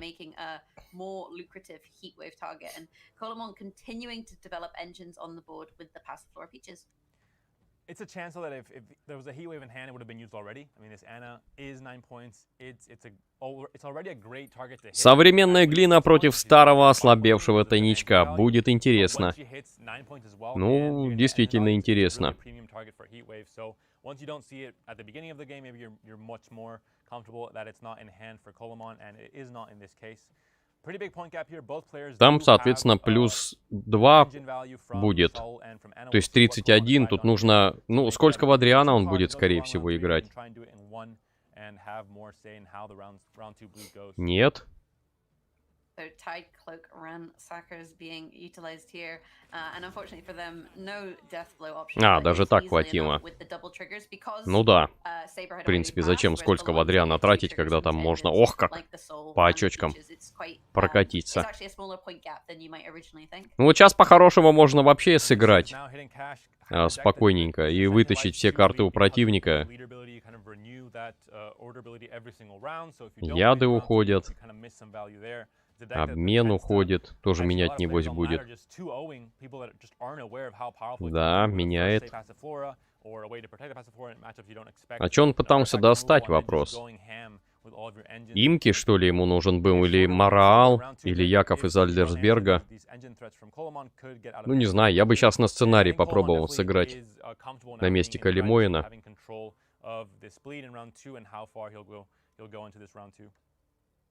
Yeah, and you can definitely consider just throwing down the Passiflora here. A lot of people kind of hold Passiflora and hold Passiflora, but like you said, if you can put your opponent in that pressure position, that is going to pay back in spades. And this is what I was talking about with the first say. You know, Colomon has already started developing his engines on the board. He's got the peaches from the Passiflora to start generating points. And Saber, he has options here. He's kind of put himself in that position of the fork. Like Shinmiri was talking about yesterday. You have a choice. You either answer the engine or you develop the engine of your own. Кораблик. To develop an engine here, but you're always going to be on that back foot unless you happen to play more engines than your opponent. Exactly, because that first engine is already on the board. If you don't answer it, then you're just always going to be behind by one, let's say, especially if your opponent has a more of a control list and has answers to all of your engines, then the first engine that sticks to the board is always getting passive points every Скользкий Адриана. and that lead eventually snowballs into 5, 6, 7 Так и есть. round, which could be crucial. We've seen so many games go down. Интересно. 3 points to 1 point. We've seen 3 draws already this tournament, so it goes to show how close these games are and where every single Прям набор очков уже идет со стороны синдиката в большом количестве. И все это дело нужно законтроливать Сейберу. Иначе будет печально. With that said, Saber does have the option of potentially a double reset, provided he can keep his Baron alive. You have the option with the Veraxis to trigger that, but you aren't gaining the third level. Ну, можно этого выставлять лейтенанта. Это у нас получается лейтенант фон Хёрст. Или Хёрст. Оберст.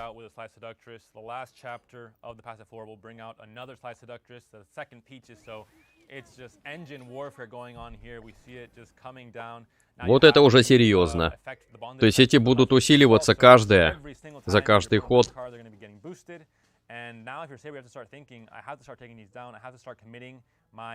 То есть там, по идее, выбивать нужно что-то. А что там сможет Анси выбить? Вопрос интересный. Absolutely, and it's really tough because Colomon also has those 7 coins in the bank. So on top of that, he can deny your own engines and give himself a huge tempo swing. And then it maybe just gets to the point where, you know, Слишком много карт контролить, нужно аж 4 карты повыбивать. Сейберу. Зря он с самого начала не стал этого делать.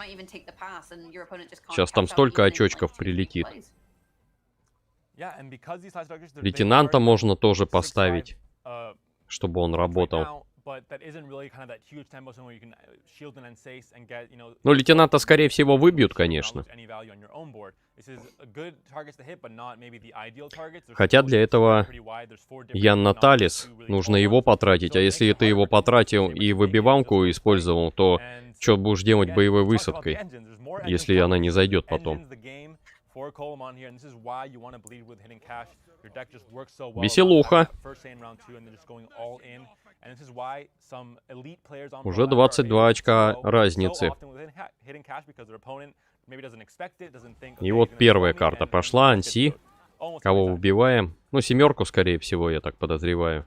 And we can see here the Anseys being shielded, Да, так и protected and есть. dueling the one of the seductresses, so denying the bonded effect at least. But you know, Saber is still playing units at this point. He's not playing special cards, so the bonded effect really not that impactful. We could see a Philippa here. We could see a heat wave here, and Stace, of course, although the Ну, можно как вариант беспризорника еще одного кинуть.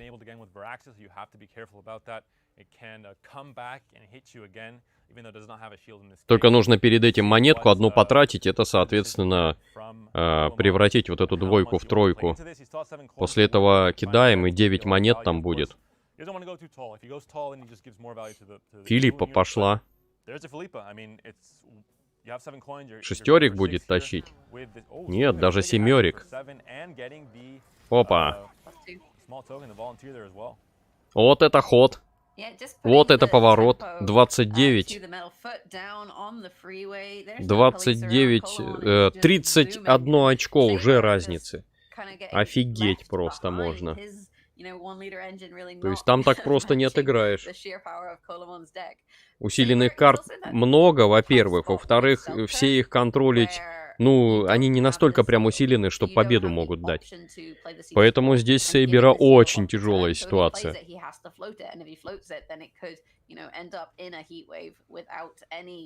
Что будет делать, вопрос? Выбивать лейтенанта?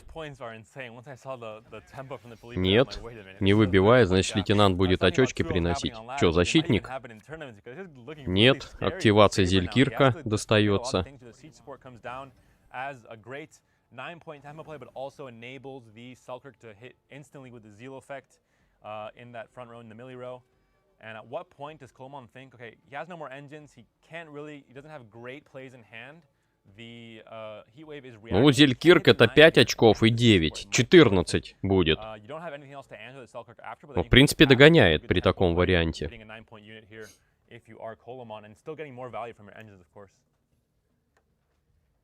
Yeah, the heat wave onto the siege support does deny a lot of points, and like you said, Selkirk's going to take another turn. Хотя будет тяжело, все равно. Все-таки решим пасануть.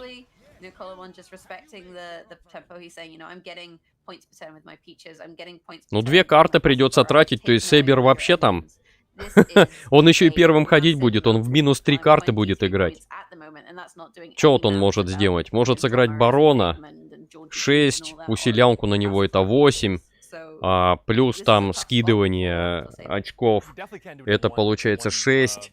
Но тут Зелькирка надо кидать, конечно же, иначе какой смысл было осадного инженера закидывать? Зелькирк будет 7. То есть 7. Ну, 17 очков. То есть получается 52 очка у него будет.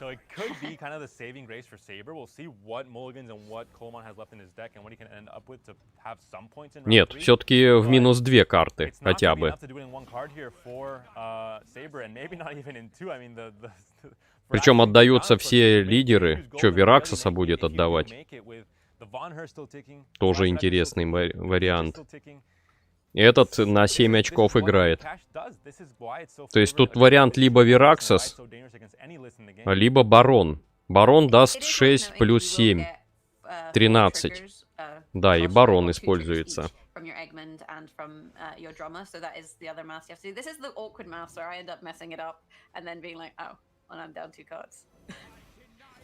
Да, хватило все-таки. Ха-ха, ничего себе, Сейбер. Смог.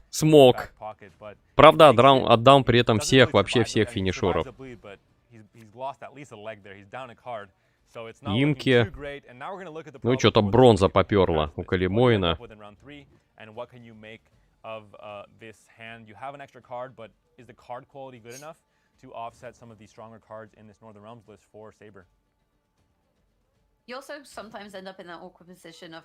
Ох ты, Яков зашел.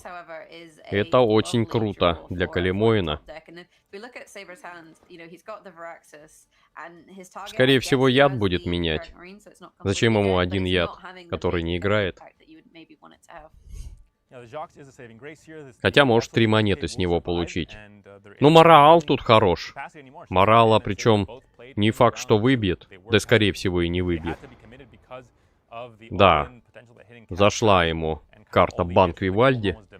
На самом деле он тут очень-очень может хорошо сыграть. То есть 2 яда будут, куча монет, каратка. Ну то есть там, ну я не знаю, по-моему, Калимойн должен затащить при таких картах. Vivaldi Bank managing to find Jack's top decking into MK. So he's finding a lot of nice pieces. With that said, you know, there is a Ransacker and a dead poison, but is the poison dead if you have a Vivaldi Bank? Not necessarily. You have quite a few options. You still have a Fist Tech. Морала, скорее всего, будет доставать. То есть это 5 очков и яд еще вдобавок. А Морала тут нечем выбивать. У него контроль-то не зашел, у Сейбера. Так что там яды очень рады будут. Ну, сейчас имки. Тут единственный вопрос, будет ли он щит на нее тратить.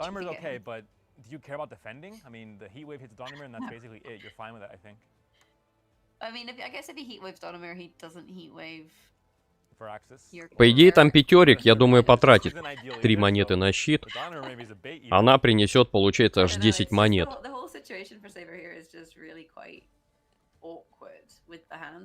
And Coleman just really taking his time here to decide how it is he wants to sequence these cards. I don't think he particularly cares about this little drummer playing his jaunty tune all by himself.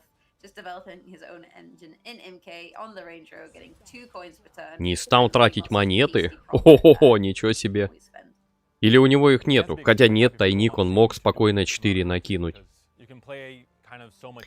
Да, Сейбер, походу ты продул. And I believe boiling oil was also, yeah, there's still one in the deck actually. You have to be kind of careful, but he doesn't take the risk and try and shield there on MK. Maybe boiling oil, if it was kept in hand, it was kind of a low tempo play, so you're okay with trading that if you're Coleman. But Never Punish does have the MK unanswered on that back row, so coin generation is going to come down for quite a few more turns here in round 3. And I mentioned in after game 1 that Coleman, if you would have asked him, I think he would have said it was kind of the perfect game 1 for his game plan. And for this game too, I think it's much of the same. I think if you ask him, you know, how do you want this game to go, he would have said exactly what has happened till now. Ну а если там 2 яда, кстати, он уже понимает, что поскольку имки не выбили, значит контроля нет, можно спокойно доставать Морала и пихать 2 яда. With that said, he couldn't have shielded the MK in round 1 just because he didn't have the profit for it. She obviously generated 2 coins here, so I guess the alternative would have been to wait and play something different. But now we see the engine coming down. You know, Coleman's kind of realized Saber doesn't have control. You know, he hasn't seen any control in MK, and Sharks is too big to kind of control anyway, so he. Ну тут, по идее, чтобы очки не терять, имело бы смысл Вераксиса закинуть. Но опять же, там каратка. Он это знает, Сейбер. То есть, если каратки нет в руке, ну, как бы, есть высокая вероятность банком Вивальди, что ее достанут. Да, не выходит что-то каменный цветок у Сейбра. 97.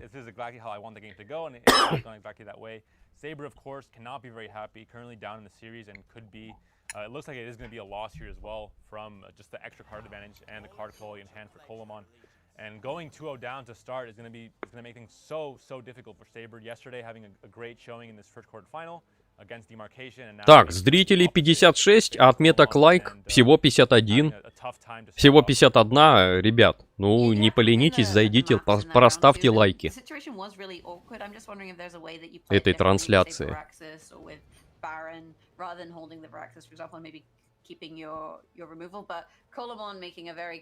Возможно, имело смысл защитника выставить. Но все равно по очкам он уже все. Ничего у него не получится.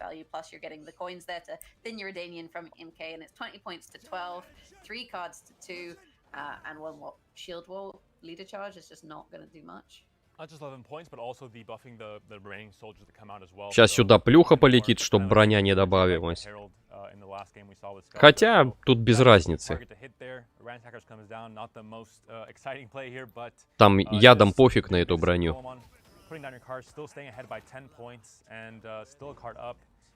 Пасует. Ну, правильно. Он бы не смог ничего сделать. Там одних усилений. Каждый ход еще по плюс 2 очка. Молодец, Калимойн. Прям 2-0 уже ведет. Ну и сейчас самый прикол будет. А, нет, не будет. У него же заблокировали этого. Его Кельтулиса, которым он все время проигрывает. Возможно, Сейбер сам себя перемудрил. Ну, сейчас посмотрим. Сейчас, наверное, Кельтулис будет у Сейбра, а, соответственно, у Калимойна будет... что у него там? Точный удар? А, нет, вру. У него дар природы там. Вот это интересно. Осилит ли дар природы играть против Кельтулиса? Вот это очень интересно. Give credit to Coleman where credit is due, that he has managed to find his outs and find the matchups that he wants. With that said, his last remaining list is Nature's Gift, so he's going to have to find a win with that against all three, well, potentially all three of Saber's remaining lists. The way the Conquest format works, you have to get 3 wins with all 3 of your decks. That is why targeting can be a thing, because one of the decks are banned, and the other 3 you have to get a win with all of them. So if your opponent targets one of your decks, you might have trouble getting that last win. Even if you're 2-0 up, if you have an unfavored deck to finish it off, you might just get reverse swept in some cases. Nature's Gift, maybe not the deck you would say, is the current best deck in the game. So at least Saber has that going for him. I think it's a deck that not everyone has brought. It's only, I think, Tailbot and Coleman bringing it. The rest of players have brought Precision Strike instead. So maybe not the deck that Coleman would say is his strongest, and that might be something that, we might see Saber having a chance to claw back into the series. Maybe not win it, but at least have a more honorable, 3-2 loss or 3-1 loss, and dodge that 3-0 that no player, I think, ever wants to see in a high-stakes tournament like this one. We'll see what is the answer here from Saber, bringing Shield Wall into this game 3. And Shield Wall, I think in this matchup, Coleman's list is a little bit less interactive. It's not going to be touching his stuff quite as much, and it's not necessarily going to be generating the same sorts of engines. So, Saber may be feeling a little bit more comfortable with the situation here. Saber now on red, Coleman on blue with his Nature's Gift, but Coleman's hand is very gold. Maybe a bit too gold. Sometimes you want to kind of distribute your provisions into later rounds, play more of a slow game, kind of more, seeing what your opponent's going to commit. Сейбер тоже оказался непрост. Он взял Шилд-Волл, стену щитов против дара природы. Кстати говоря, неплохо они контролят этот дар природы.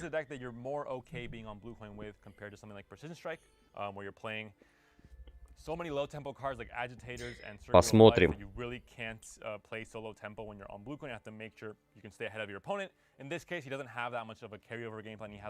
Но я бы тут первым ходом Павку Галия закинул на поле. То есть его все равно выносить бы, пришлось бы.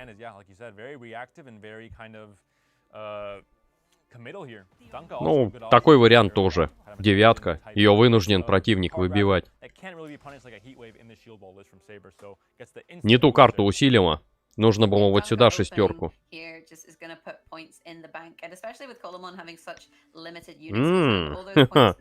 Да ты молодец, ты даже выбивать не стал. Опять... А, ему нечем. Анси-то нету. Зелькирка нету. Сейбер. Ну там, считайте, вот за игру, насколько усилится, соответственно, вот эти две карты. Это плюс 9 очков. Плюс 9 очков, офигеть.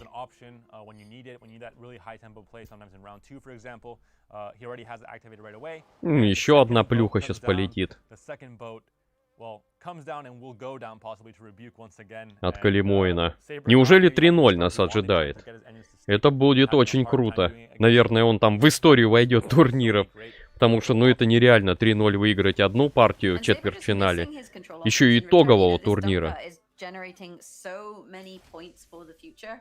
With that said, Baron is a card, so you can hopefully try and reset the carryover. And especially as it's going on to only 1 or 2 targets, you don't have that spread that you normally would. But on the flip side, Coleman doesn't then have to, тоже можно выбить древним. Хотя можно и не выбивать, а нейтрально сыграть.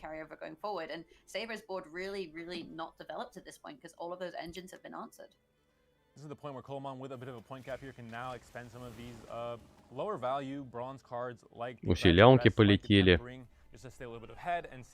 Да, Сейбру тут может только одно спасти, то что он последним, ходил вторым.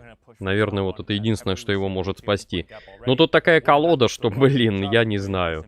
Очень тяжело будет что-то сделать. And yeah, maybe just going for more of a consistency game plan, thinning out the done banners, and getting maybe some tempo on the board as well. But I mean, unless we see like Anna Краснолюдов закидывать прокруткой. Banner far less triggering than they have been in Gwent's history. You know, I feel like I used to have nightmares about alert to arms, but you know, Saber, I think, like you say, he does need to commit this Anna if he wants to keep going. And Colomon, because of his nature's gift ability, all of these nature cards. Но здесь время играет на Калимойна, потому что у него ж карты усиливаются. They're so adorable. Just look at them chilling in the forest. And 25 points to 10 plus 1 per turn carryover is scary because the longer this goes. Дальше там анаэромантию можно прокрутить вообще. А на иеромантии, скорее всего, он единение с природой достанет.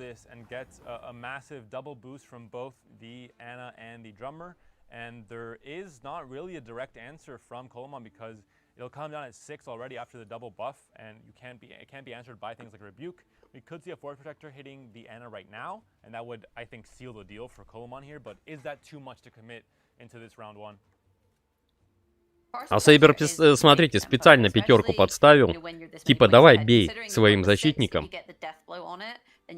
Но, кстати говоря, можно это сделать, поскольку там щиты будут дальше. То есть все эти ударные карты, они не особо сыграют. Тем более, что он усилен незначительно. If you play Force Protector, I think you 100% win this round. There's no doubt about it. If you don't, then I think you have to pass. And the Heat Wave comes out instead. So lower tempo, it kind of disables the chance to hit things like the Dawnmare later on, and the shielded dueling units as well. But не знаю, мне кажется, зря он так сделал. Каратку имело смысл пожалеть. Я бы отдал на его месте защитника леса.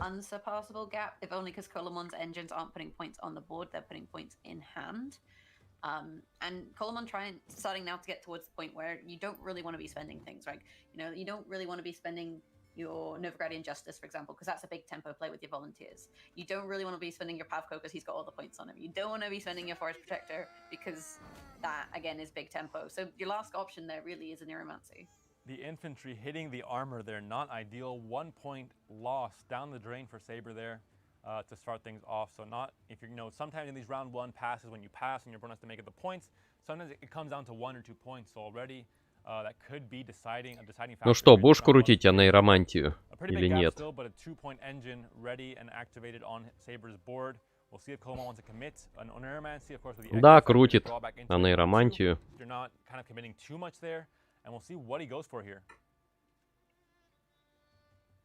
Yeah, quite a few different options in the deck in terms of the strategy you want. You have Foul, for example, to find more nature cards if you want to push out tempo.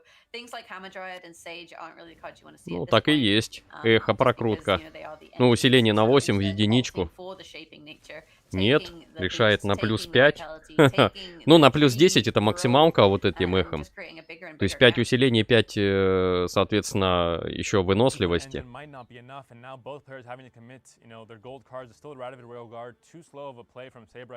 Ну, интересненько, интересненько. Что же будет делать Сейбер?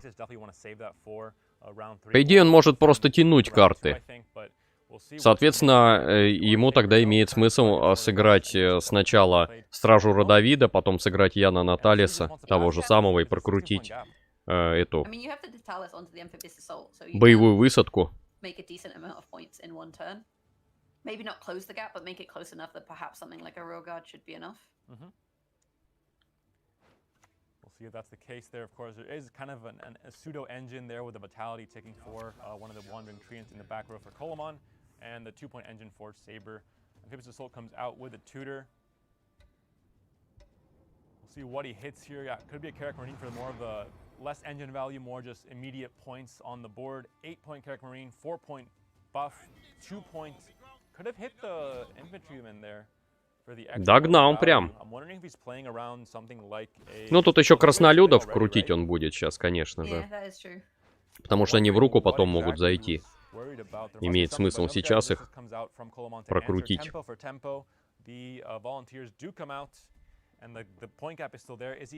Очень хороший у него получился темп прям. То есть набрал быстро-быстро кучу очков. Но вот чем мне дар природы нравится, он универсальный. То есть можно вот так вот кучу очков набрать.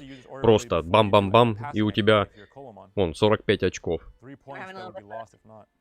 Prove here in the broadcast, but like you say, Donka, usually you click that when you're kind of done with the round, so that's just the Colomon's decision here. And he's, you might be bluffing with it though. If you don't click it, you might be trying to pretend like you've got more things you want to spend. But I'm not sure Colomon really wants to spend all these stacked points. And Saber knows that what's left in Colomon's hand is stacked points. Especially not the Pafko. The Pafko is a card that is at 11 points now. It looks like a point slam card, but it's an engine actually just been boosted so much. The Force Protector, maybe you're more fine. Ну да, он просто тащит карты из Калимоина. А Калимоину пасовать не очень интересно. Можно выбить вот эту вот картишку.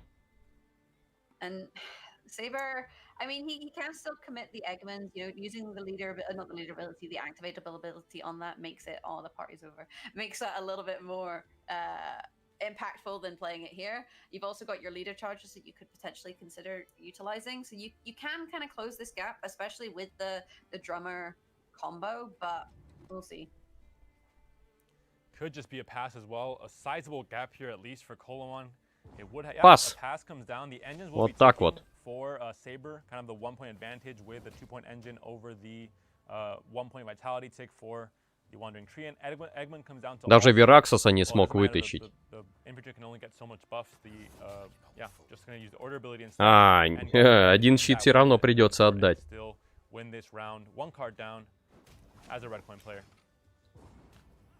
Нет, не надо было отдавать, все нормально.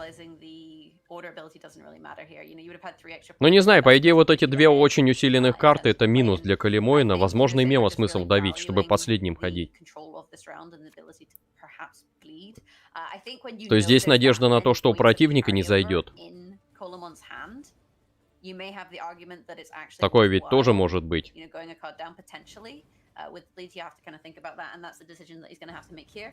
With that said, if you do find your Baron, which he hasn't found yet, so actually passing, then you can potentially reset those points. Еще и каратку отдал, наверное, зря. They have to be found if you are Saber. You have to take down this Pafko Gale, the defender, the Figus if it does come down. Actually, Figus is not played in this list for Ну что, сейчас там зайдет Анси, не зайдет. Что-то бронза летит Сейберу. Вот Анси зашел, то есть одного финишера достал. Ему, по идее, еще нужно. Какого-нибудь барона. А ему барон не зашел. То есть он максимум... Ну да, один финишер всего.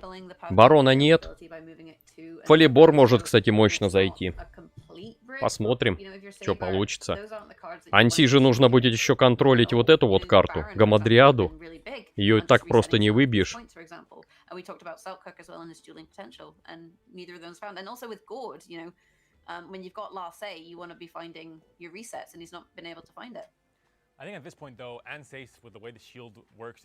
Так, а получается нейромантией ты можешь достать фаувы, зов леса и зов леса знающего. То есть очень крутая комбинация получается. Но сначала Гамадриаду, конечно, нужно ставить. Нет, он решает Павку. Павка будет очки добывать. Либо Анси ему устроит сейчас веселуху.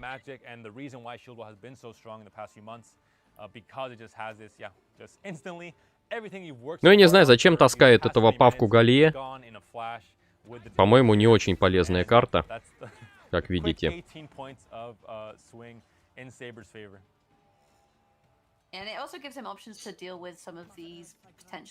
Вообще имело смысл, на мой взгляд, сначала кинуть вот эту карту. Скорее всего, залетел бы туда Анси.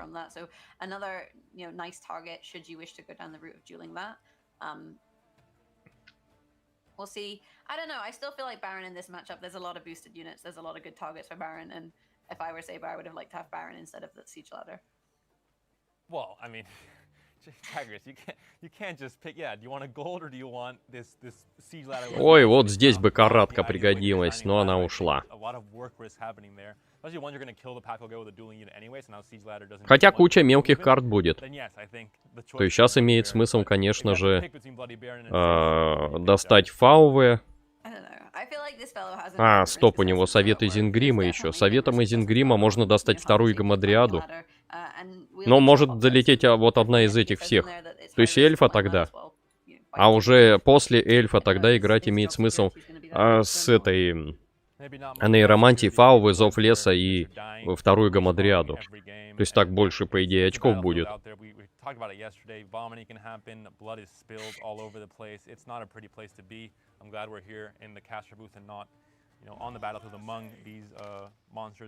Да, совет из Ингрима, эльф. I don't know, Veraxis and Say still being on the board, nothing to really clear it without, you know, being above that rebuke range. Все-таки по мне, поэффективнее будет играть с помощью Эйтни. Ведь она кучу мелких карт создает, противнику очень тяжело.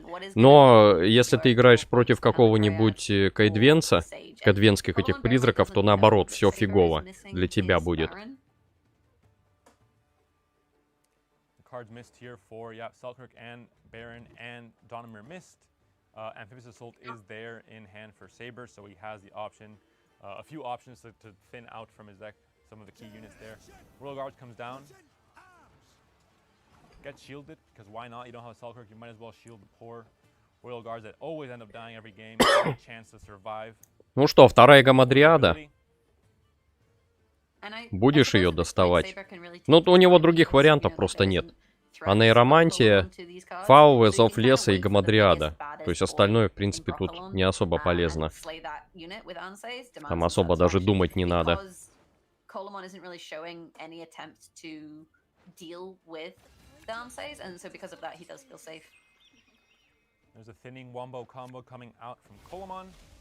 A lot of points on the board. This is kind of the point slammy version of Squaretel. Less control, but more points. And we're seeing, you know, it's evident the differences here. You know, a lot of points on the board. Great. Фолибор хорошо залетит. You can interact with your opponent's game plan. And is this point slam kind of list going to be enough? I mean, it still has very strong tempo cards in hand. Практически на максималку будет. Нет, даже не практически, а будет точно на максималку. Might be close. I mean, I'm not sure how much more value these Dantes can get from the Veraxis. And Selkirk coming out as well with, yeah, it's going to be a lot of value here. Yeah, I forgot Selkirk was just under the provisions. Да, Зелькирк. Like Baron, but he is a 9. So actually you have 2 answers at this point. And with that shield in pocket, по мне, до Калимоин давить нужно было в первом раунде. Зря он так сыграл. Ну, кто его знает, сейчас, может, вдруг и выиграет. Thinning there from the valve in order to get a second one means that you're not putting all your points in one Dryad basket.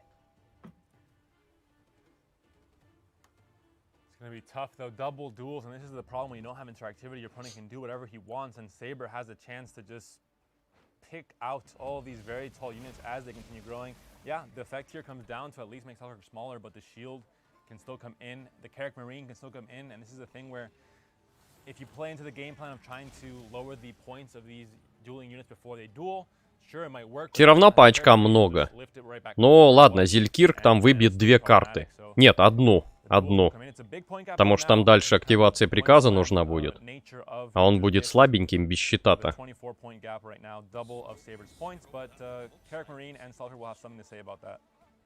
Yeah, it is a really big point gap, and that is, you know, worth pointing out. The other thing to consider is that the ladder, he's not really impactful, but on the flip side, Falibor gonna see maximum value with these Trents. They just gonna play into his strategy, you know, setting up a 3. Ну чё, будешь выбивать?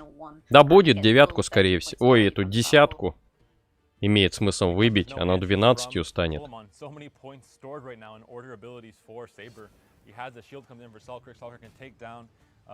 Тем более со щитом. Еще одну карту можно выбить. So it has flipped considerably. Veraxis' order ability is still there to renew a, yeah, Selkirk still with a shield, so it can hit Selkirk again. Selkirk can take down Gord as well. Ну, конечно, эхо.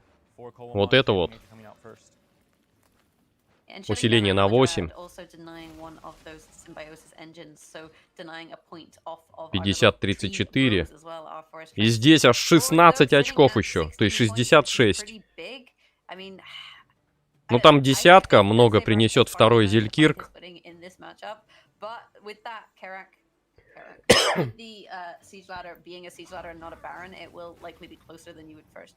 Да, победит здесь Сейбер, я думаю. The Selker can take down anything he wants, which will be the score. So these 16 points will evaporate. The Siege Ladder is not a soldier, so does not get a buff from Varaxis. Comes down for 4 points. Should be more than Чуть-чуть здесь не хватило Калимойну, но, на мой взгляд, зря он не стал играть первый раунд. Вот очень зря. То есть надо было добить и все. То есть он бы выиграл и ходил бы последним, а там 16 очков. Можно мелкими картами просто играть. Ну, опять же, тут возвращаясь к этому эхо, которое плюс 8. И без него можно играть, я не знаю. Но сейчас он вторым будет играть вот этой же колодой, так что, я думаю, может быть и хорошо.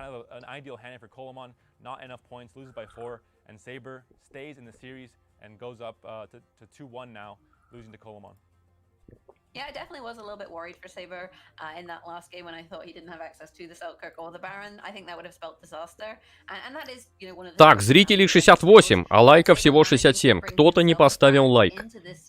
Мы бдим. Обязательно поставьте. Если вы не поставили, зайдите под видео.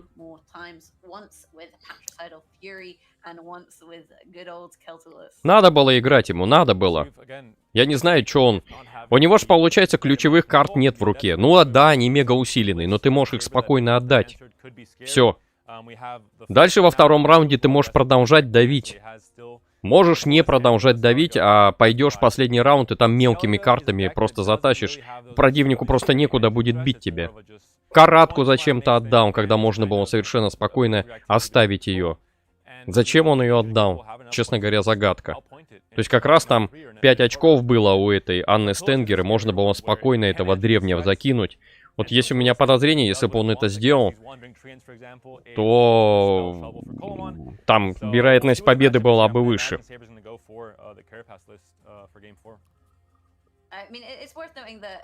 Но я думаю, что на самом деле здесь еще он просто подумал, что ладно, я сейчас проиграю.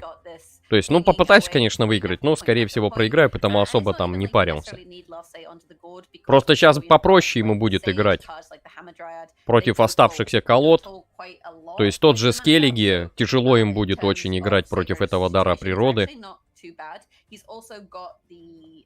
Поэтому там интересно. Владимир написал: «Сорян, ставлю лайк». Следуйте примеру Владимира. Вот уверен, что из зрителей кто-то тоже не проставил лайк.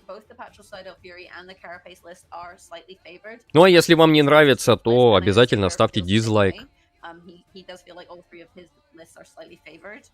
Versus Nature's Gift. But, you know, favored doesn't mean that you win. It all comes down to the draws, it all comes down to the plays, and it all comes down to the misplays. And, you know, pro players make misplays just the same as everyone else. They are, in fact, human. And that's the problem we mentioned with Conquest. Coleman 2-0 up, feeling great, looking great, but now he has to win with Nature's Gift. And if he looks at his matchups, and they might not, any of them might not be favored for him, he's thinking, well, maybe I get reverse swept here, which is not ideal. So even though he's 2-0 up, it definitely was not over for Saber, especially considering his deck lists that he had remaining and the matchup that he had remaining against Nature's Gift. And that's 1 down, 2 more to go. We'll see if he can do it. I think Saber now taking the time here to really think about, you know, what is the sequencing order here? Do any of these decks have a favor? Our favorite are going to have a better time on blue coin. He's back on blue coin now for game 4. Coleman on red coin, and he has to decide not just which deck can get a win, because losing 3-2 or losing 3-1 is not really the game plan here for Saber. He wants to win and make it to the finals. He has to think where is you know, what deck works better on blue coin and what deck works better on red coin for him.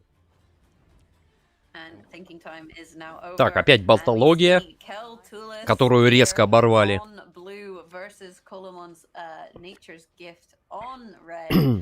Кильтулис?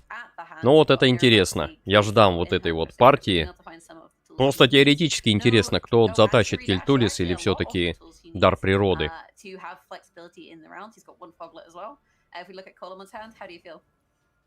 You have the heat wave, which is going to be very important in this matchup. It is the one kind of just delete anything, press the button, delete it, and that can work on a cave troll, for example. He doesn't, I believe, have any sort of a purify on in his deck list. For Coleman, I believe he does not. He doesn't run a Peller, that's for sure. Not that I can see. And no dunker, which means that, you know, Saber is not going to get dunkered on in round one like he was in the last game. So no massive points of carryover onto Pavko and onto that Forest Protector. And there are things like this Squirrel here in hand for Saber, kind of one of the tech cards that's very low provisions, very low tempo impact, but can be very... Но в этом отношении, вот, кстати, игрой кучей мелких карт лучше. Вот Калимон, если бы у него не вот эти мега усиленные карты были, а что-то другое, мог бы вполне нормально запулиться.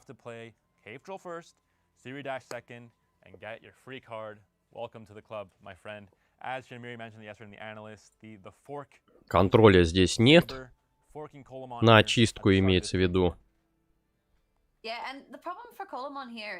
Каратку отдавать смысл в этого защитника. Actually use it because of the tactical advantage. So instead, Coleman deciding to develop his own battle plan with the Sage. And, you know, we talked about that fork and saying, well, you know, here it is at 6. You have to play пошла. So go fork yourself because you can't parasite my Sage. And it's kind of a free winner to play an engine for free, especially engines that can boost themselves, you know, automatically, kind of independent, individual engines that can kind of go back up to 8 now and then get out of that parasite range. And like you mentioned, you can't really just heat wave the cave troll and then expect to kill this Siri Dash because, you know, obviously Kaltolis is built in a way, this deck is built in a way that can protect the Siri Dash with... Ну, каратку, я думаю, не будет сейчас отдавать, в принципе. Ну вот реально, в прошлой партии он пожадничал. Надо бы ему отдавать этого древнего, плевать, а не каратку. Зачем он отдал каратку в самом начале? Of the forest into a Scoia'tael unit, and who's it going to be? I'd imagine maybe Dunka. Oh no, Hamadryad, that works too. Trying to develop some engines this round, get some points on the board. You can always spend your leader charge to give that card vitality, as we see here, and carry over points, and just try and build up some tempo when you know that that Siri Dash is going to be going off. And again, it puts it out of parasite range. The game plan for Coleman now will be, okay, I'm going to, you know, my opponent's going to get a card, he's going to be able to kind of flip the blue coin into a red coin, and now I have to make sure I can stay ahead in tempo and basically play as if I was trying to win on even, but it's really just surviving on, well, not going down a card basically for Coleman. If you anticipate that Saber is going to get this card from Siri Dash, which it looks like he will. Yeah, I feel like there's not really ways that Coleman can make it through this, unfortunately. And with that extra card draw, it also kind of means that this 7-coin situation where typically 7 card situation where you get to 7 cards and you want to be in a position to pass, you don't actually have to be. You don't have to be ahead at this Очень point, шустро очки набирает, прям вообще. У Кельтулиса так бодренько не получится.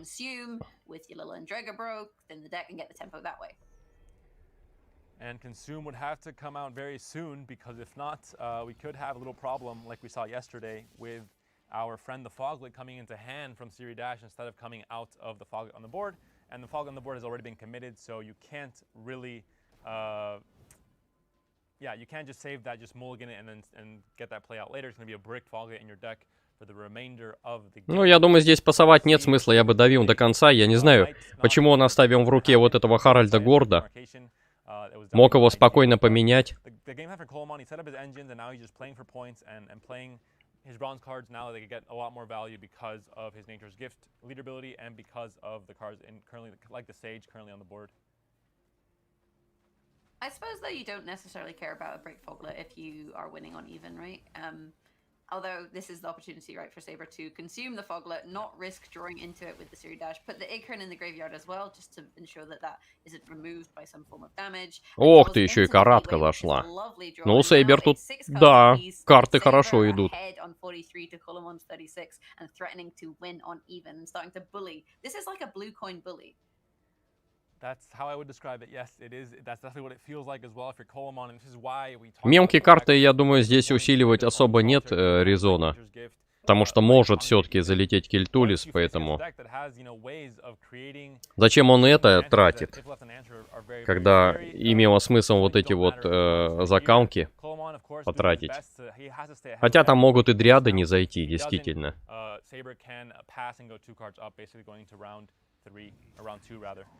Вот летает.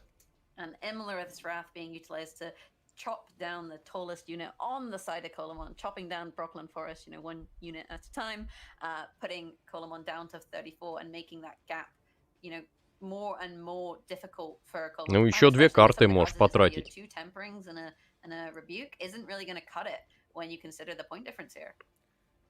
It would be a great red coin hand to just, you're constantly setting up your gourd for later, you're playing your lower value bronze spells to then draw into your stronger gold cards later on, but because of the coin, because of the Siri Dash ability, and because the coin is essentially flipped, now you can play kind of so lax and so just like set up. You have to play points and have to try and actually win on even. Vitality can still take here, so you will be getting ahead if... О как! Четкий расчет, видите? То есть этот пасовать не может, чтобы просадить Калимоина. Ну, будет сейчас четверик там. То есть у него, в принципе, тут все карты можно потратить, особо не парясь. И затащить при этом раунд. Тем более, что он с Калимоином уже поменялся местами.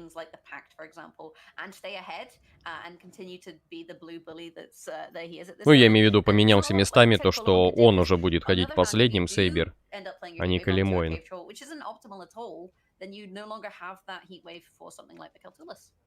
Другое дело, что у Калимоина одна бронза вылетает. У Сейбера, соответственно, золотишко тратится. То есть у него уже, считай, раз, два золота отлетело на Иеромантия, а у Калимоина раз золото, два... хотя тут примерно равенство получается.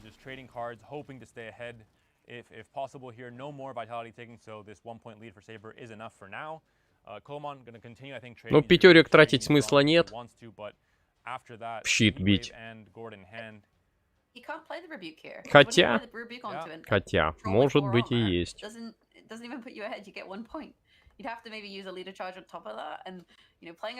Но при равных картах, ну, блин, Калимоин тут вряд ли затащит. То есть он просадится по картам, а там дальше контроль, и все, и приехал. Видимо, будет пятая игра.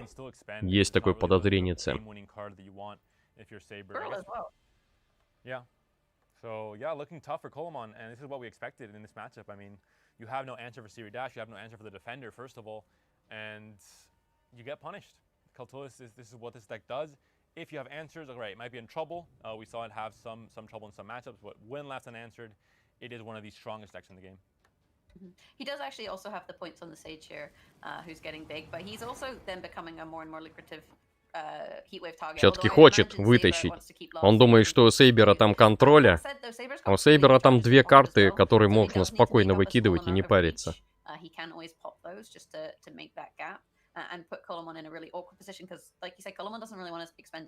То есть и шестерку можно отдавать, и четверку, вообще без проблем.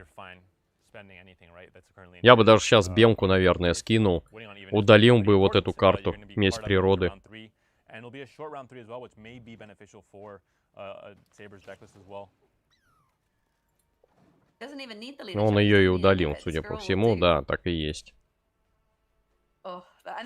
Прям идет вот чуть-чуть впереди. Калимоину имело смысл усиление одно накинуть с лидера.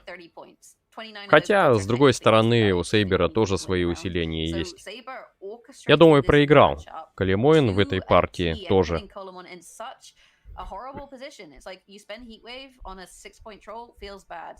Нет, даже отдает этого. Крутяк. Сейчас 18-бальная карта отлетит.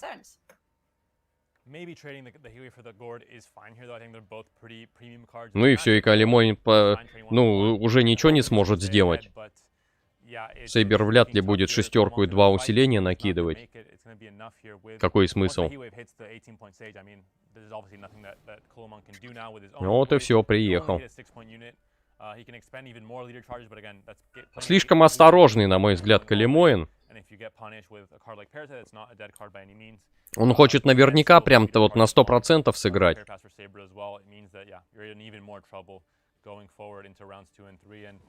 В итоге на минус 2 карты сейчас уже попал. Ну, это проигрыш, понятное дело.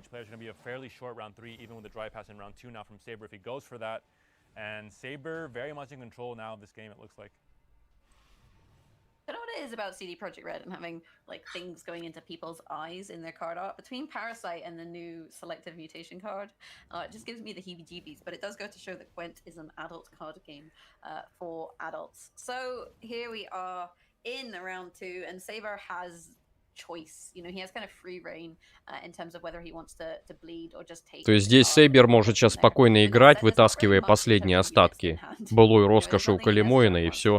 Финишера тот уже отдал. То есть, соответственно, у него сильных карт не будет. Ну, кроме Гамадриады, но и то ее снести сразу же, и все. Especially because Keltulis can't come down, but Heatwave hasn't been expended. That's, I think, the silver lining for Colomon. At least he still has a Heatwave for things like Keltulis, for example, so he won't get punished for going very wide with the Wandering Train, so you really can't do anything about, or things like the Volunteers even, with Navigating Justice. So, at this point, Сейчас still, пас. if there's a dry pass, maybe not the ideal cards to have. И в плюс 2 карты, конечно, там очень комфортно будет играть Сейберу. Isn't really just that 4P bronze you want to throw out. It does have some value in a longer round. So yeah, maybe Neuromancy coming out instead with the Echo ability, bringing out just the worst card you have in your deck that can put some points on the board. Could be something like the Dryad Enchantress, for example, or the Pyrotechnician, or the maybe Dunka, maybe not. Ну, как вариант, можно крутануть вот эту вот карту. А, хотя нет, она ничего не создаст. Ну, то есть отряд нужно, отряд, соответственно, вот самый слабенький, вот этот вот. Дриада-очаровательница. We'll see. Colomon is basically making a decree here. You are the worst card in my deck. Who's it gonna be? In some cases, with a round 2 that has, you know, maybe an instant pass from one of the players, and then like a special card. I was about to say that because you get the 1 point Trent, the 1 point Tree Bro. So utilizing the Shaping Nature here, playing it, picking an effect, not boosting anything, but getting a Trent, then sets. Нет, все-таки создала эту единичку. Technically not playing the worst card in his deck.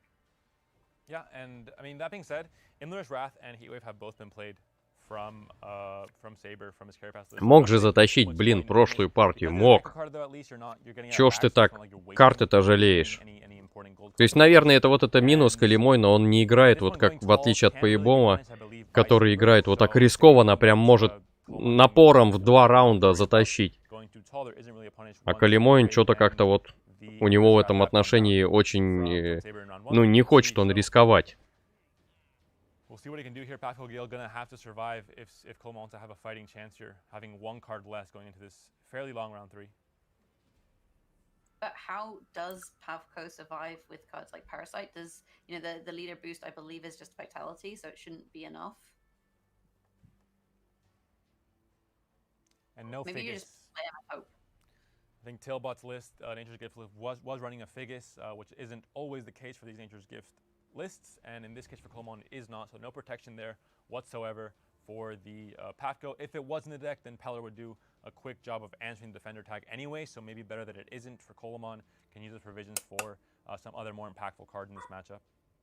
And Saber has double last say here, right? Because Colomon has to go first now as well. Saber can afford to just react to the cards that Colomon plays, play relatively uninteractively. Ну, пятерик отлетит, его даже усиливать смысла нет. So we see the boost coming out here with the Vitality, puts up to 6, and holding that Parasite in round 1 has set up the perfect scenario to, unfortunately, give Pavko a bad case of worms, and turns out it was fatal. And that is a big, you know, very important swing of points there. It's not just a 6 points, it's so much more in terms of the engine value that the Pascal Gale gives you. 2 points per turn, not just 1, so extra important. Similarly to the Beast. Ну, ты чё, тут каратку сюда, что ли, отдавать? На эту шестерку? Или что, у него есть там? Ну, контроля там больше никакого нет, защитник леса, но он не выбьет. Тем более, что там удалена карта. Looks like there won't be any answer for the beast, so yet another problem that 5 и усилянка 5. I mean, you have the option of the heat wave onto the То есть там очень большие значения будут у карты. А, тут очистка сейчас полетит. Especially with the number of units that Saber has. Like, yes, Colomon, when he plays nature cards, is spawning Trents, but you have to be a bit wary in this matchup, just because the Да, Калимоин. Зря ты так сыграл. But we see Очень great даже value зря. from most valuable Peller, MVP, top geezer, cleansing all of the vitality provided there by shaping nature. Ну, опять же, усиление на 13. Here in the Force Protector can't do really enough to take down. I believe, yeah, Nature's Rebuke was actually banished by the Squirrel. It looks like no Nature's Rebuke in the Graveyard for. Но все равно очков маловато будет. You have to go forward by its Caress. Round 2 of Vitality. Let's hope this one sticks. That's what Colomon is thinking. No more Pellers, thankfully, in the deck for Saber. Running 2 Pellers might be a bit Так, а тут что у нас с нейромантией будет? one, if any, in most cases. Ну, в принципе, ну, Цири, наверное. Больше всего очочков даст.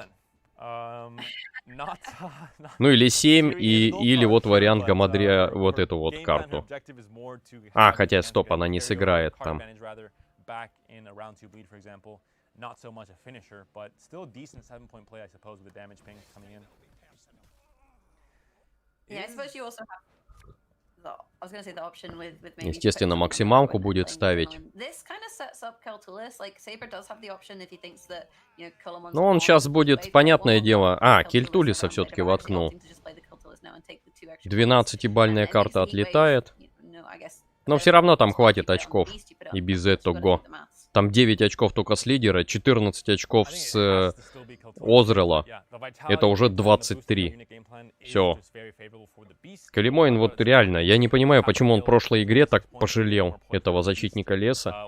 Тем более он не был мега усиленным. Ну кидай ты его, да и все, и не парься. But the beast does go down. Keltulis is here going to start taking down this Treant, and then these volunteers are also going to be on the chopping block. But I think it might be enough points here. Ozrel and Siri. Yeah, Ozrel comes down for 14. 27. Yeah, plus Siri or the Adrenaline Rush actually is 8 and stops you from having too many units, so continues the Keltulis. Ну вот о чем это, кстати, речь. Ведь по факту, получается, я таскаю в своей колоде, вы, наверное, знаете, ну, те, кто постоянно смотрит, я таскаю Геральта. То есть хотя бы 2 контроля должно быть таких серьезных, Каратка и Геральт. Вот будь у него Геральт, может быть, он по-другому совершенно мог играть. Можно брать не обычного даже Геральта, а там, например, какого-нибудь там Геральта-профессионала, неважно. Но нужно 2 контроля жестких, больших чисел. Ну что ж, счет 2-2. И сейчас решающий поединок, опять будет дар природы, и против него будет играть уже последняя оставшаяся колода у Сейбра. Сейчас посмотрим, какая. Так. Having to face these specific matches where he has very little interactivity, and these powerful decks from Saber that if left unanswered can do crazy things. Crazy things have been done. He's tied the series 2-2, and last chance now for both of these players, Nature's Gift versus Passive Fury, to win this game, this series, and move on to the finals, where Payable is waiting anxiously for his possibly next victim, possibly just his opponent. And it's worth bearing in mind that there is a lot of money at stake in these matches, because if you win 3-0, you get 100% of the match stake. If you win 3-1, you get 75%, and your opponent earns 25%. And if you go 3-2, which this match is going, then you get 60%, and your opponent gets 40%. So, you know, even these games, if you do end up losing, it does matter because there is a decent amount of cash at stake for both players, and even more cash at stake for the final. You know, that's where the big bucks is. This is World Masters Season 2. This is the end of the season. This is where we play for all of the marbles. If people still collect marbles, I'm not too sure about that. And yeah, I was talking about the honor for Saber of not losing 3-0, but also the fact that each one of these games that he's won, I think it's somewhere close to at least, you know, $1,000 per game or something similar to that, now that we're in semifinals. So also pretty important. I mean, $1,000 is $1,000. You definitely don't scoff at that amount of money. And these 2 games that he's just won in a row, I think he has to be very happy. I think he's now in a position with this confidence of having won the last 2 games, and with Colomon maybe now having regrets for bringing his Nature's Gift list, having thoughts about, you know, where did this go wrong? How did I was going to win this 3-0. I was looking so good. I was looking so confident. And now he's in trouble, and he's kind of on the back foot, trying to finally get this final win that he just needs one more win with Nature's Gift to move on to the finals, and Saber's doing his best to fight against that and to have a chance to make it himself. And also, I think with Colomon, he's also playing for the glory of Team Aretuza, right? If he wins here, then we'll have a TLG versus Team Aretuza final, and he'll have to finish the TLG gauntlet almost. Whereas if Saber wins, that does mean that Team Leviathan Gaming has a guaranteed winner of Gwent World Masters Season 2. You know, they had 4 players enter the fray currently. Piable waiting in the final, Saber trying to kind of continue on in that storyline. And they're really trying to just make their mark on the season. And we'll have to see whether Colomon is able to, you know, bring the glory back. Ну что, как я уже и говорил, начинаешь болеть за одного, то есть я болел за Сейбра, а в процессе матча что-то начал болеть за Калимойна, хотя я вот сейчас думаю, он проиграет. Потому что Скеллиги вот эту колоду, ну, достаточно продуктивно может законтролить и, ну, не знаю. Ладно, посмотрим. Просто там, получается, еще и будет ходить Калимойн первым. То есть это проблема. Так, Скеллиги против Дара Природы. Кто кого?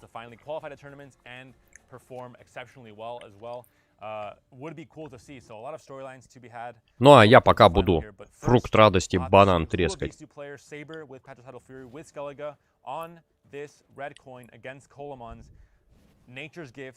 Но есть два подхода, в принципе, я так понимаю, вот с этим даром природы. Либо ты играешь большими тушками, либо ты играешь кучей мелких тушек. На мой взгляд, куча мелких тушек гораздо сложнее контролится. То есть Калимойн, скорее всего, вот такую большую тушечную колоду взял именно потому, что кайдвенцев часто используют, раз. И второе, то, что, соответственно, тот же Кельтулис, куча мелких тушек, это для него корм.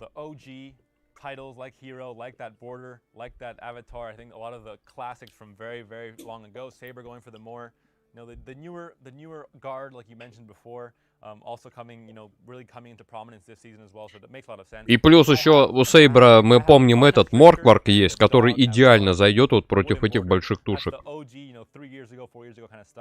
So I can give Colomon some respect for sure. Anyone who's not using Francesca as their icon is a loser in my books.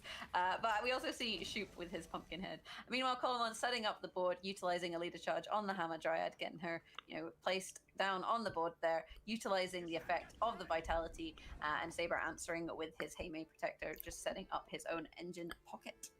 Most of the time, there were problems with this Goital list answering most of the threats from other deck lists like Carapace, like Shield Wall. In this case, most of the engines that are going to be a threat from Saber are going to be near this 4 or 5 point range. The bronze engines, and they can be answered by Rebuke. We do see one in hand, but only one Forest Protector can be played after that to answer maybe a second Protector, but you don't want to commit too much in this round 1. You do have blue coin for Colomon, trying to commit as little as possible while still hopefully winning this round.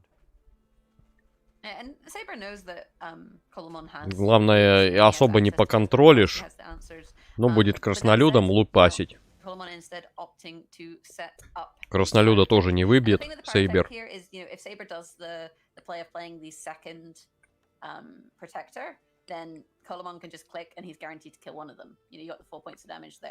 Хотя, с другой стороны, у Сейбра тут интересный нюанс, у него всего 1 десятка. То есть ее караткой сносишь, и Хьялмар очень слабый получается, который есть. То есть сильных карт нету просто-напросто.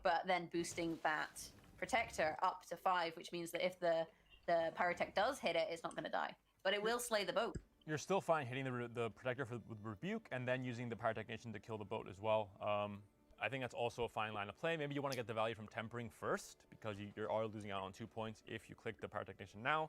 But но я думаю, закалка здесь хорошо зайдет. Либо можно пятерик выбить. Вот, пятерик выбивается. Кстати, можно и закалкой долбануть и 4 снести. У Скеллиги там фишка в том, что им достаточно контролить вот этих вот древний, чтобы они не усиливались. Ну, хоть там всего 3 таких карты получается на усиление. Но, тем не менее, это не очень комфортно, скажем так, когда у тебя просто 5 вылетает и все.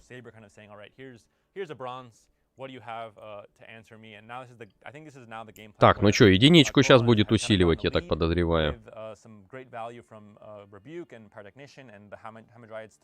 То есть тут двойки лучше не давать противнику возможность сыграть Кровавого Орла, даже несмотря на то, что его нету. Единичку сейчас-нибудь усилит. Ну или двойку можно усилить, чтобы древень жил. Краснолюда решим усилить. You've got SHERL'a, which you don't really want to be playing in round one, and you don't have access to, you know, some of your nicer kind of toll removals. There's no Morkvog, you don't have your Blood Eagle to go looking for things that you might want, and playing Hemdall in round one just feels kind of bad. And Coleman, a huge gap already. I think you'll be happy going a bit more into this round one, trading out, you know, low value cards like Tempering and Dryad's Caress, just getting some easy value there. We see no Morkvog, like you mentioned, I think, is a pretty important card in this matchup. It's going to have so many targets. Used to be some metas. Там очень мощный ход есть у Сейбра, если он лидера использует и этого Хеймдаля. То есть в последний ряд все это прилетит. Будет Хеймдаль, получается, на 12 очков. Ой, какой на 12? Там еще плюс 3. На 15 очков Хеймдаль. Очень мощно. Ну вот здесь хорошо для Калимоин. Иногда эти древние, как назло, в один ряд все пихаются. Я вот со Скеллиги играю, и там периодически бывает такая тема. Думаешь, блин, а ничего назло это делает. Как раз под Хеймдаля. Представляете, он там играет, ну у тебя в ряду там, например, штук 7 карт. Он играет, получается, там на 15, на 16 очков. At this point, I think Coleman wants to go for some sort of bleed. He has to find the right cards to do so. Something like a Dunka would be fantastic as well. If he goes into too long of a round 3, things like Hemdall will be so punishing, and even something like a А вот и Кровавый Орел зашел. We'll see what he can find here to really try and go for a bleed in round 2. He doesn't find. Так, интересно. Вот Сейбер совершенно правильно, не держать лучше в руке этого Харальда. Вытащит его, и все, это остался голым, так сказать. I mean, do you necessarily want to go for a bleed? This is a tough call, right? Because if you go for the bleed, it gives Saber opportunity to set up his graveyard further. You know, так, а сможет ли он выбить эту карту? Тут только пятерки. То есть без использования лидера не получится снести Гамадриаду. Coleman is going to make that decision. This play will kind of give an indication of how he feels about the bleed. You know, if he's opting for Hamadryad plus a leader charge, then that suggests he wants to invest into this. Сейчас будет сносить, скорее всего. Something, you know, less impactful. Although I'm not sure what is less impactful in his hand, then, you know, maybe he would have just kind of let it go. He could have just passed to 8, for example. Yeah, there's just certain things that going into the round 3 with you know, cards like the SHERL'a having easier time. Ну, четверки не хватит, что вы там показываете. Он только лидера может снести, то есть сыграет лидера и сыграть через Вабьер на атаку чемпиона, но это рановато. А, нет, стоп, там же шестерками стали. Тогда да, шестерка законтролится. Бамс, отлетаешь. Ну что, эльфика своего будешь выставлять? Вот я не знаю, зачем он эти большие тушки старался понабрать. Вот реально непонятно. Кучей мелких, по-моему, продуктивнее было бы играть.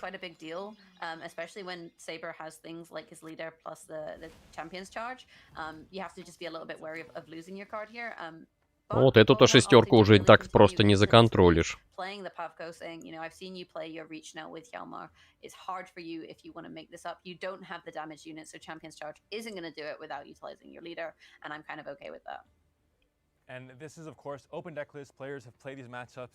Причем ее усиливать особо не надо.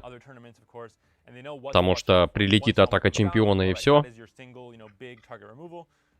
Maybe you kind of fell for the bait of killing the Hamadryad instead, and now Path Go 2-point per turn engine that doesn't really boost, instead it has damage. Да, тут Сейбру не так-то просто будет, вот в этом раунде, поскольку он не знает, когда остановится Калимоин. Не знает, какие у него карты. Ну, походу, он должен затащить. У меня есть такое большущее ощущение.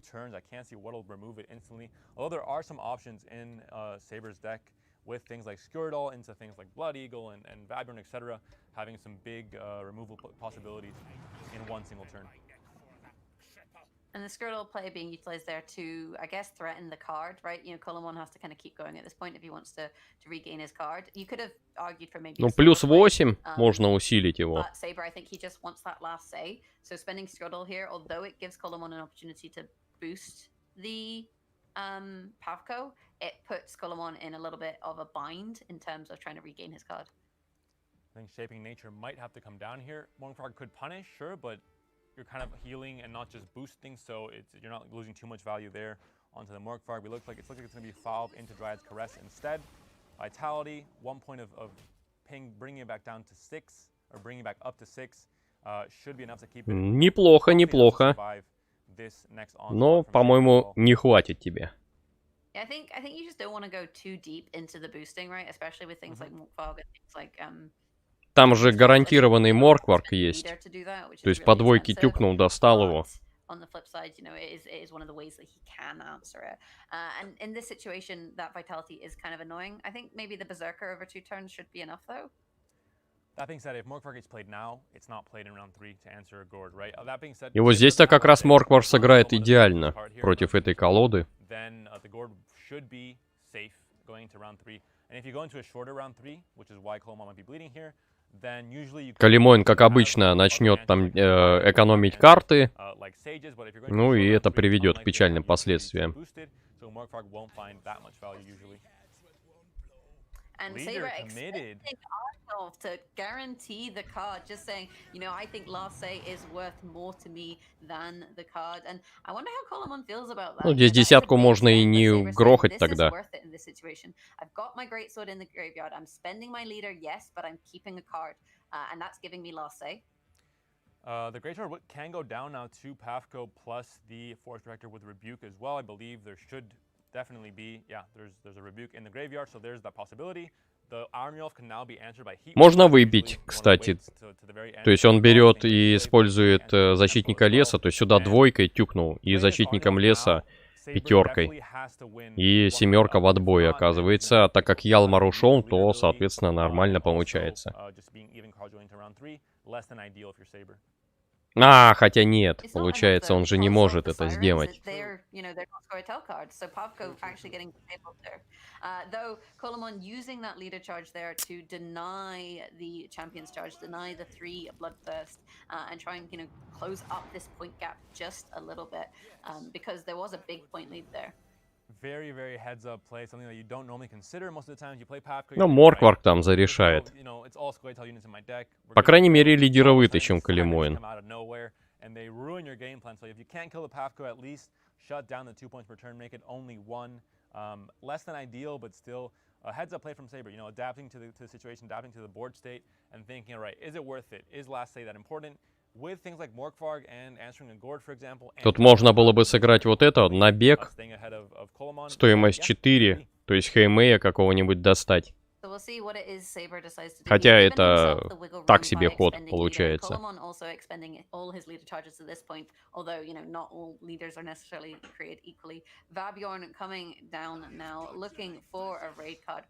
Моркварга решил не трогать. Тут целей под него нет. 5 достанет. Нет, 6. 2 to go. Hopefully, maybe if he just plays front row units of your Colomon, the Hemdall can take on the other 2 Sirens, and Pavko can come back to his ultimate glory of 2 points per turn. Ну вот опять же, Павка Галия, видите? То есть тебе накинули какую-нибудь фиговую, ну, карту Неска ТЛ, и он у тебя на единичку лупит. Ну и что это за отряд такой хороший?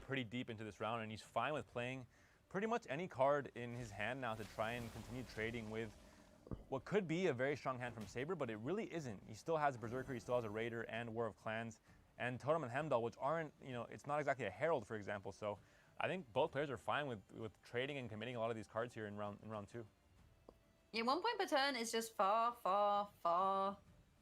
Понятно, что Калимойн здесь вытаскивал, во-первых, лидера, во-вторых, вытаскивает просто сильные карты из противника. Но у Сейбера тут очень комфортная ситуация. У него сильных карт там практически нет. Хеймдаль, кстати, ну да, он номинально сильный, но он в следующем раунде вообще не сыграет. Ну, нормально. Поэтому то, что он его здесь потратит, наоборот, даже хорошо. Тут можно вообще бронзу покидать сюда всю. Спокойненько играешь, даже хим дали, может быть, и не придется тратить. Нет, все-таки решим его потратить. Ох ты, как хорошо-то проредил. И разница по очкам 16 очков. Ой, Калимоин, ну не знаю, что ты там будешь делать.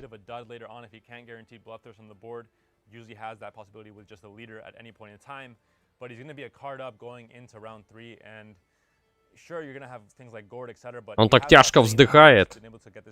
Ну а чё, если ты взял в колоду эльфа зачем-то? Зачем-то Павка Галея? Чё ты удивляешься? Что такое вот итог? Я бы на его месте взял вот что-то подобное моей колоде, куча мелких карт, и просто блокировал у противника север, который играет на кайдвенцах, вот и все. А все остальные, ну, им очень тяжело бороться. То есть зачем большие тучки было брать, которые отлетают от стены щитов очень хорошо? Непонятно. То есть даже у тебя вот дар природы, ты можешь проиграть, например, колоде, соответственно, кайдвенцев и колоде точный удар. То есть вот 2 раза ты им проигрываешь, но тебе нужно выиграть 2 твоими оставшимися колодами. И вот в 3-й раз твой дар природы сыграет на все 100. А вот так, какой-то странный вариант с кучей больших карт. Очень странный. He's got some bronzes he can commit, and I mean they are Skellige bronzes though, so they do represent a decent amount of value. And usually Skellige players might have trouble with having a proactive play for round 3, but Saber's hand is full of them. He has the Berserker that can, it sure loses a value ping there, but it's still an okay proactive play. He has a Totem still in hand as well, the ideal obviously, one of the reasons why it's included in the deck. And even the Raider coming down just as a 6-point body with the Veteran tag in round 6, and then the Order ability able to have a bit of extra reach and damage if it's left unanswered. And the Veteran ability will even save it from the Force Protector and the Rebuke as well. So everything looking in favor for Saber. What can Koloman do now to fight? He took a risk trying to bleed here. He took a risk that maybe he had to take. But the leader ability play, the committal from Saber looked like a big committal, but I think it was the perfect play to make. It just did so much for him in helping his Greatsword survive and go back up to 10 and shutting down the Pathfinder Gale as well.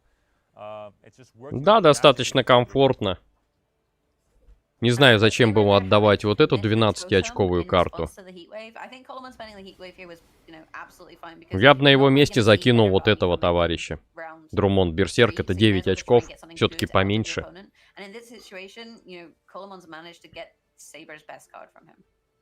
То есть у него бы сейчас было 41, даже если бы вот эти 2 усиления, там пас нажимает Калимоин, ну, было бы 37. То есть зачем отдавать 12 очков, непонятно.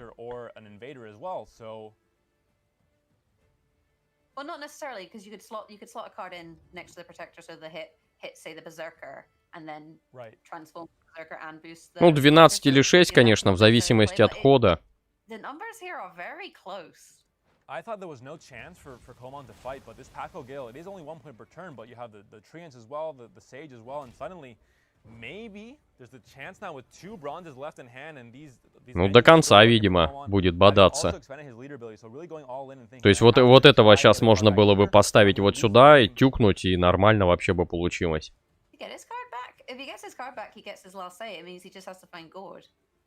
Vitality still ticking on to one of the Sirens, and it will take on the turn switch. So 48 points here for Koloman. Saber doing the Не хватает очков. With just a Berserker. He has to play both cards, and maybe he called it too soon. All of a sudden, Koloman knowing to extend to also. По-моему, зря. Надо было играть вот этого и все. Вполне бы хватало. То есть, смотрите, минус 5 ему, если убрать. Ну, минус 7 точнее. Вот сколько у него было бы.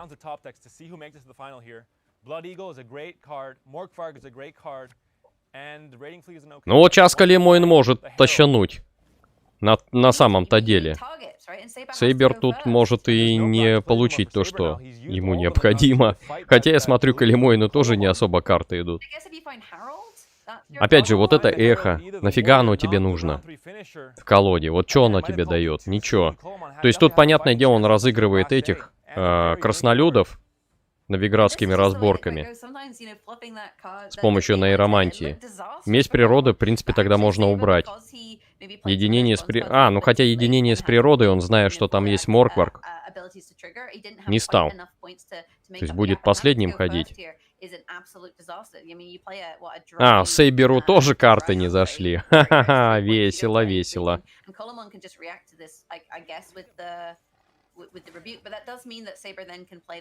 Калимойн, кстати, может эту пятерку просто скинуть. Нет, играет новиградские разборки. Colomon also needs units on the board, right? So he can't go for Gord. He's having to go for the Marauders instead. But that means that Morkvarg is going to be pretty sad, right? Because Colomon can just last play the shape. Да, походу Калимойн все-таки затащил. Там, понятное дело, двойка, тут пятерка. Ну и все, и Моркварк не получилось. Тут Сейберу не повезло единственное вот то, что ему пришлось все карты отдать. Если бы он ходил последним, он бы выиграл. Есть такое подозрение.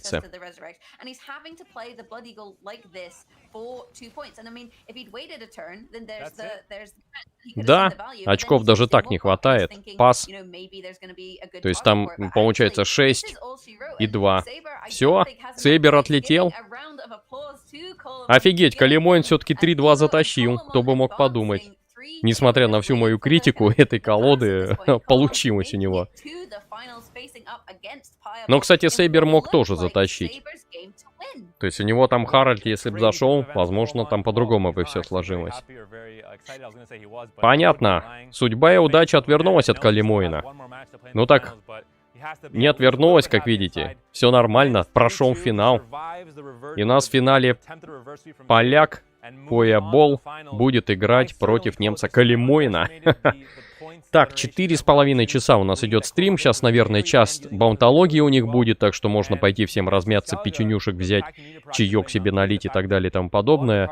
Ну и подходить. Я сомневаюсь, что они раньше 30 минут, ну, раньше, чем через полчаса начнут. Очень сильно сомневаюсь. Ну, в общем, дело ваше, я эту баунтологию смотреть не буду. Ну, там, понятное дело, показывают интересные карты и тому подобное, но я лучше разминочку устрою. I am here with Colomon, the winner of the second semifinal. Man, are you happy? Can you smile for me or something like that? Please. Colomon, do you hear me? You probably don't, because you're not reacting. Are you made of stone? Are you human? Are you there? No. Colomon, I'm waving to you. No, he doesn't want to talk to me, apparently. Well, that was incredible. I just have to say that for sure, Pavko won him the match. For sure. The big, juicy Pavko. Colomon, can you hear me? Can you confirm that Pavko was the key card to your win?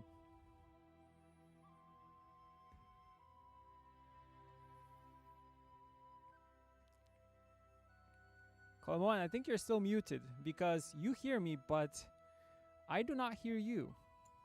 Oh, there we go. Okay.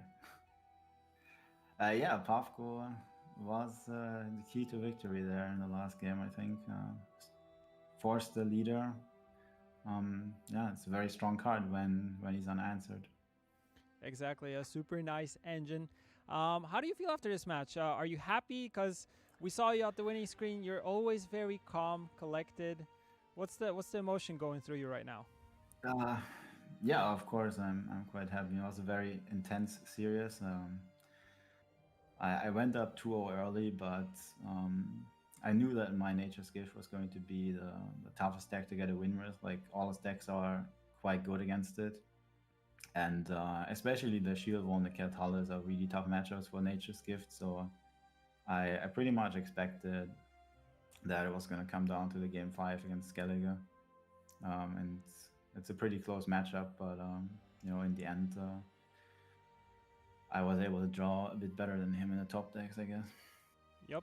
A lot of people have been saying, a lot of the pro players also have been saying that you're super, super consistent, but we haven't seen you this much throughout the second season.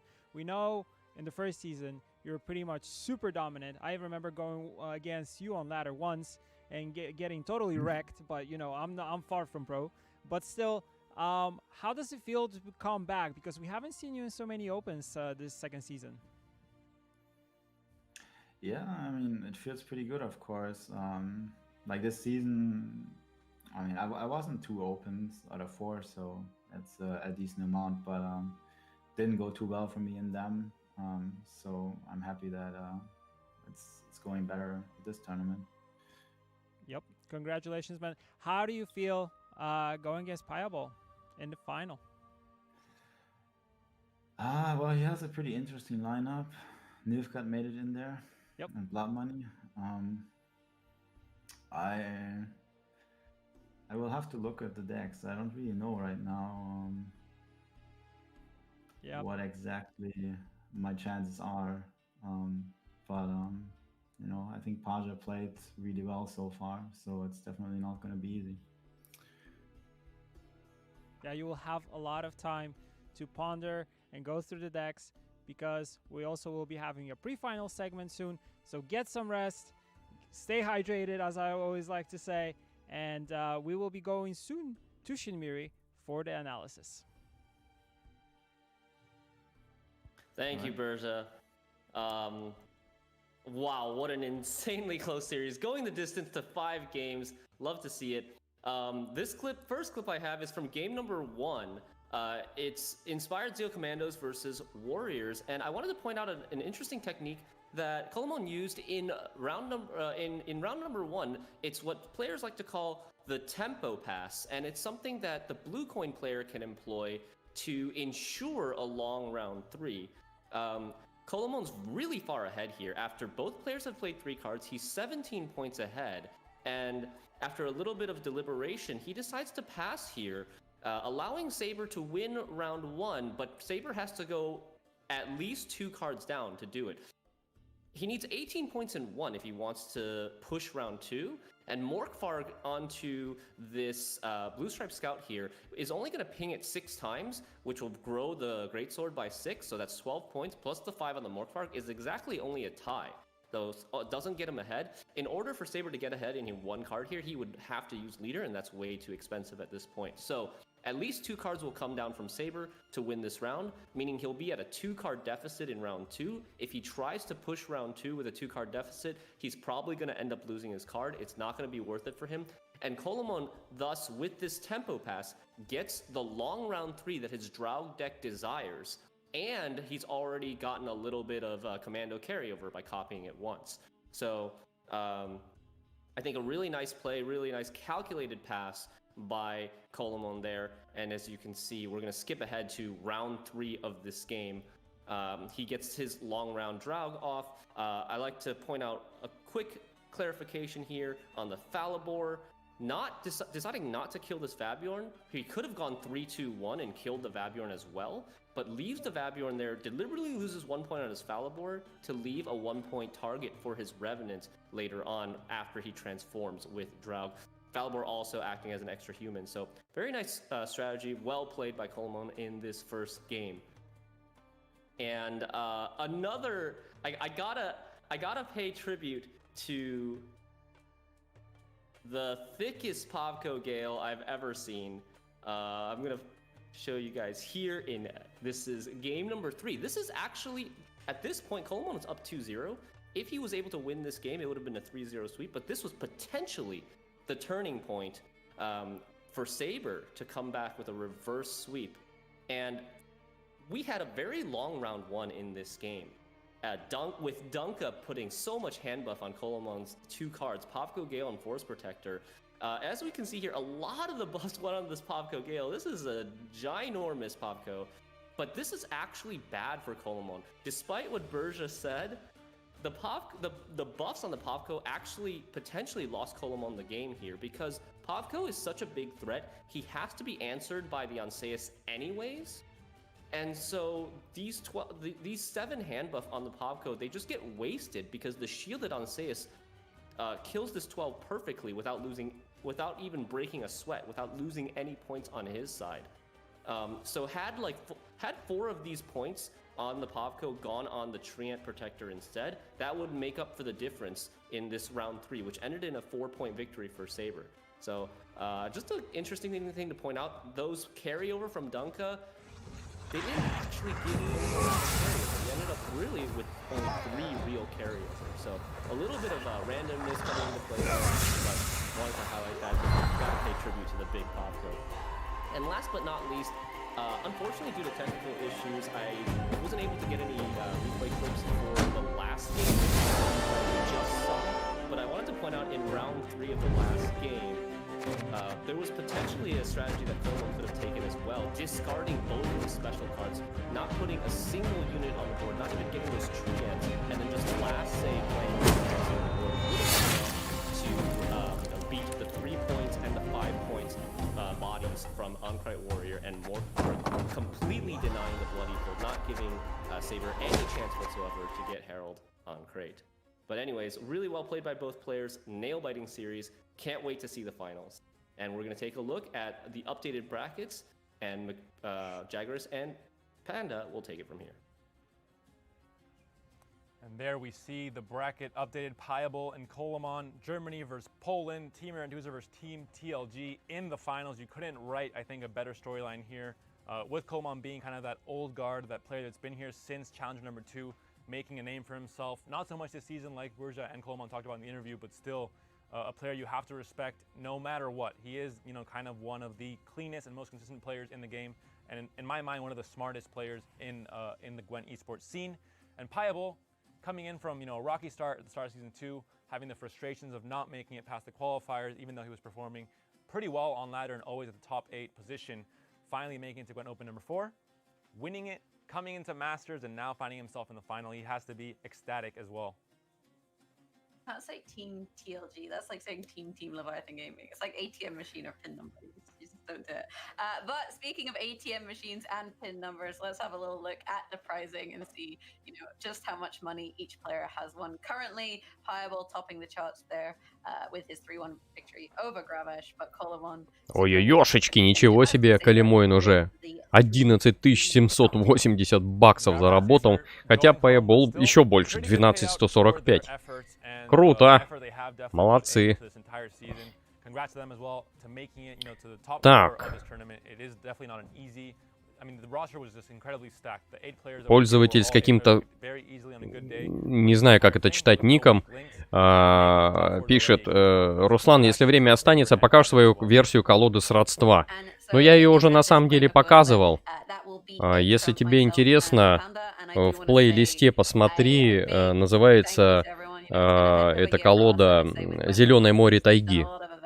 Просто введи в поиске, ну, мое название канала, «Уютный домик SHERL'a» и «Зеленое море тайги». Там прям будет подробнейший стрим, где я рассказывал про эту колоду, показывал ее и так далее. Но она такая более набивная, я бы сказал. То есть, я не знаю, здесь у Калимойна она другая. У меня там используется Эйтни, Каратская жара, Геральт обычный, который лупит 9 и более. Потом, значит, 2 гамадриады, Элиас, Зов леса, Советы Зингрима, Фаувы, естественно. Ух ты, рекламочка пошла. Потом там же используется 2 гнева природы, то есть вот эти удары по 5. Потом 2 заботы дриады, 2 закалки. И плюс к этому я использую, ну, понятно, новиградские разборки. 2 краснолюдских вот этих вот карты Махакамская рать, которая прокрутка, там 2 карты вылетают. И еще я беру в колоду 2 карты краснолюды, которые через приказ усиливают на 2. По-моему, краснолюд-шахтер так называется. То есть такая колода.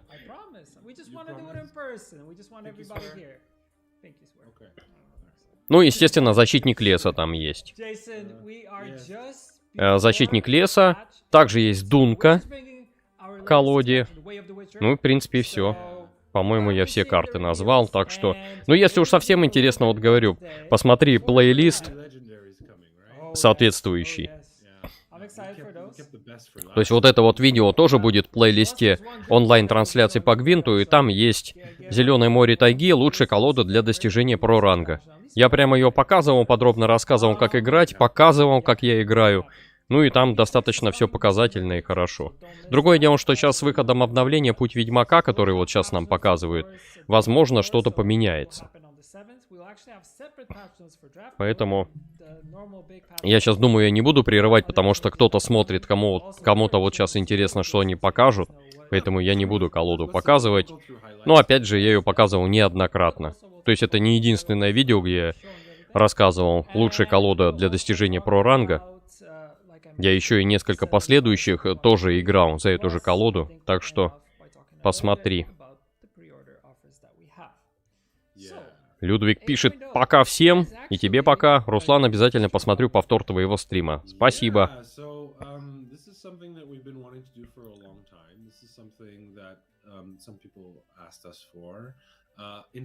По-моему, я все карты назвал. То есть у меня, в отличие от Калимойна, нет эха.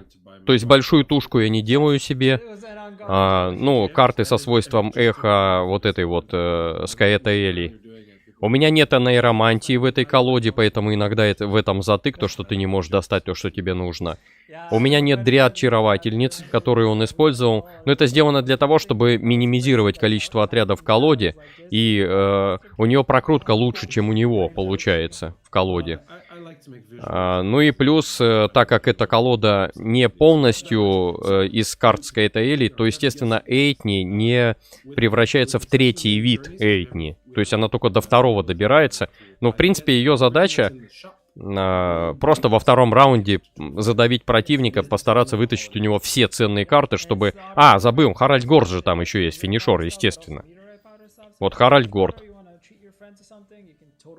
То есть первый раунд давим, стандартная у меня тактика. Второй раунд давим. Ну, желательно, конечно, давить, если карты нормально зашли. И в последнем раунде, когда мы играем, там у нас буквально по там 3-4 карты, противник просто перебить не может мою карту, особенно если я последним хожу Харальдом, то все, приехали, называется. Поэтому вот такая вот колода, достаточно эффективная. Я на ней ранг про взял уже 2 раза, насколько я помню, поэтому всячески ее рекомендую. Но опять же, сейчас вот выйдет новое обновление, возможно, там они подрихтуют, и там что-то поменяется, и она, может, уже не будет так хорошо играть. Но, по крайней мере, это колода, которой очень мне комфортно играть, очень уверенно. Прям цикл побед она, вот я последний раз ранг про взял просто с первого захода подряд, с 3-го ранга по 0-й. Просто вот так прогулка для меня была, и... Я статистику выкладываю в группе ВКонтакте, ссылка есть под видео, какой у меня итог там. Там, по-моему, соотношение побед-поражений 1 к 3, ну, то есть 3 победы, 1 поражение, или 2 победы, 1 поражение. Ну, то есть очень великолепная статистика. И я буквально там за 30, наверное, игр, или 40 ли игр, дошел с 3-го ранга до ранга про. То есть это 15 побед нужно всего одержать, в принципе. Но как другими колодами сложнее, по крайней мере, у меня идет.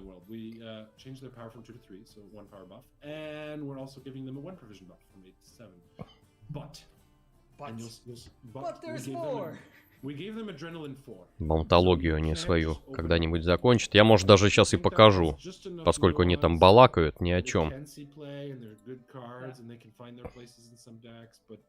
Сейчас по-быстрому включу, там все равно болтовня. Я думаю, вам она не особо интересна. Тем более на иностранном языке. И, соответственно, сейчас просто включу игру. Так, так.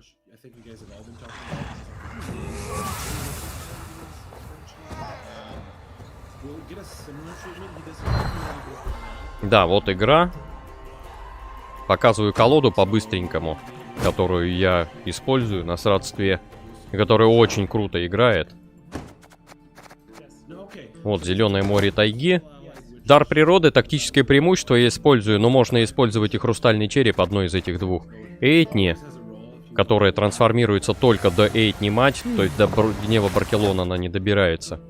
Каратская жара, зов леса, новиградские разборки, Геральт, Элия, Советы Зингрима, Фауна, Дунка, Харальдгорд, две мести природы, один круг жизни, вот эту карту я не назвал, 2 махакамских рати, 2 гамадриады, 2 заботы дриады, 2 закалки, 2 шахтера, вот еще Бемку я не назвал. Бемка отличный контроль с карт со свойством эхо.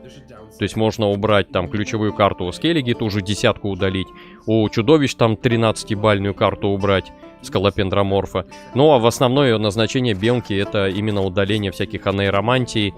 Ну, короче, куча полезностей от нее есть, поэтому вот она и у меня используется. Вот такая вот колода. Не знаю, если ты будешь прямо сейчас штурмовать рейтинг, ну, в принципе, вот она очень отлично играет. Еще один день есть.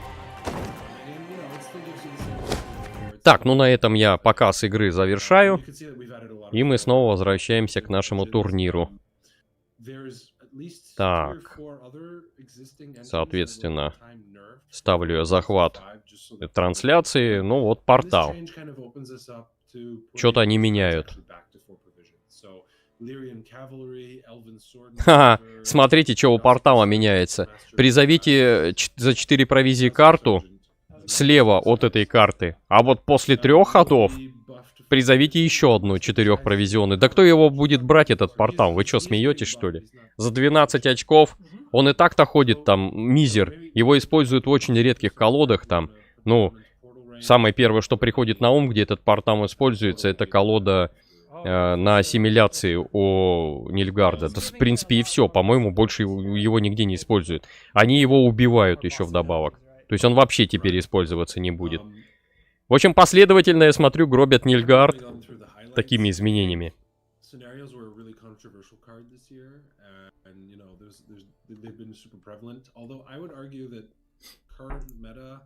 Артемыч спрашивает, когда планируешь следующий Гвинта стрим? Ну так во вторник, я уже много раз повторял.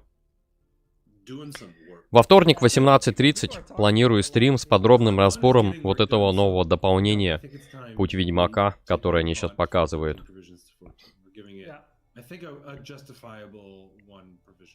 Остается надеяться на то, что это не занерфят. Тут, как бы видишь, загвоздка не только в том, что могут конкретно занерфить эти карты, которые в этой колоде, или механику как таковую. Они могут сделать другие колоды более сильными, за счет чего эта колода просто послабее кажется, вот и все. Но сейчас она очень круто играет, просто великолепно. Это лучшая колода, вот я по 100 побед набиваю на каждом лидере. Сейчас вот, например, играю на Пламени Славы. Практически набил 100 побед в этом сезоне, играю в проранге. Ну, то есть до проранга я дошел на вот этой зеленой море тайги. Ну и дальше там по 100 побед набиваю на каждом лидере, без разницы, победы, поражения. Меня там статистика не интересует. Так вот, Пламя Славы гораздо слабее колода, вот реально. Она вроде как мощные карты, там выбивать можешь, но она слабее именно в темпе. Она не может набрать очень много очков сразу же. Она вынуждена это постепенно делать. И за счет этого противники зачастую, ну вот, например, против Севера играешь, у него там уже 30 очков на поле, а ты там с трудом 10 набрал только. То есть тебе нужно время, чтобы раскрутиться.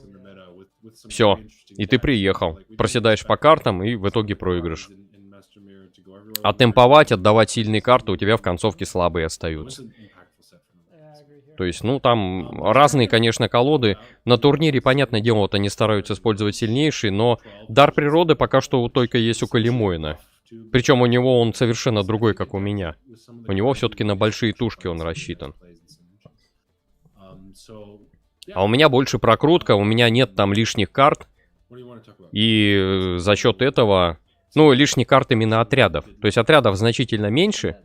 За счет этого получается ситуация, что противнику, ну, тяжело контролить, поскольку куча мелочи стоит на поле вот этих всяких древней.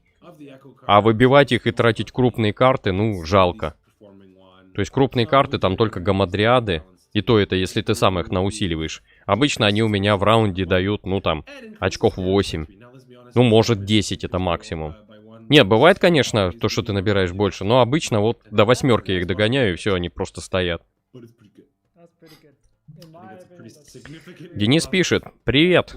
Обидно, что хоронят портал. Только собрал одну интересную колоду синдиката через скрытие... Скрытие процессии на 3 с Йеннифер с порталом. Жаль. Я помню, у меня... Да, точно. В синдикат еще использует колоду. Ты достаешь этих... мутантов. Которые саламандры.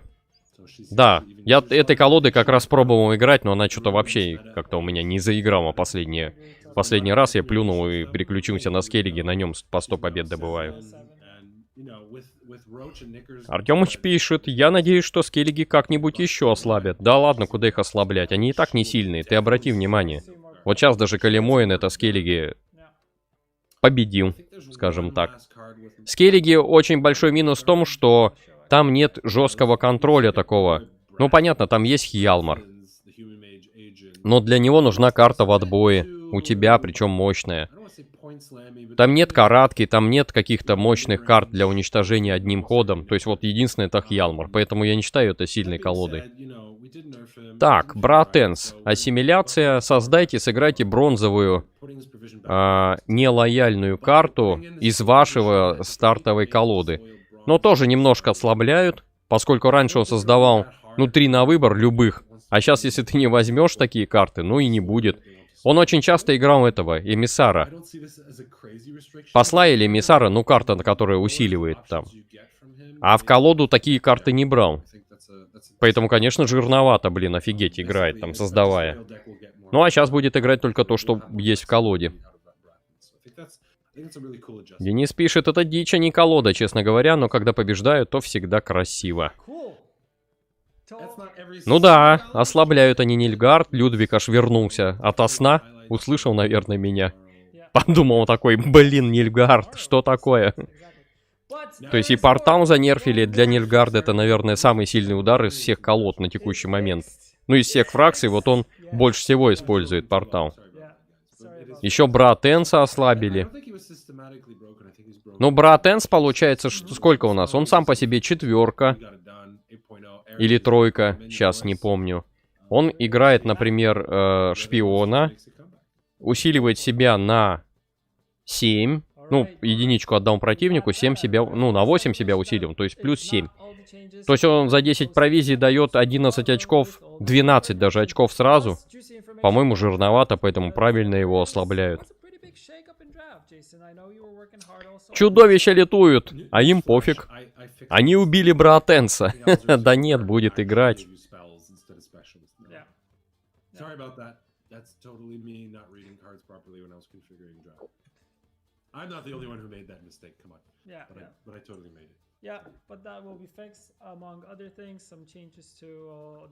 Я думаю, будет играть хорошая карта.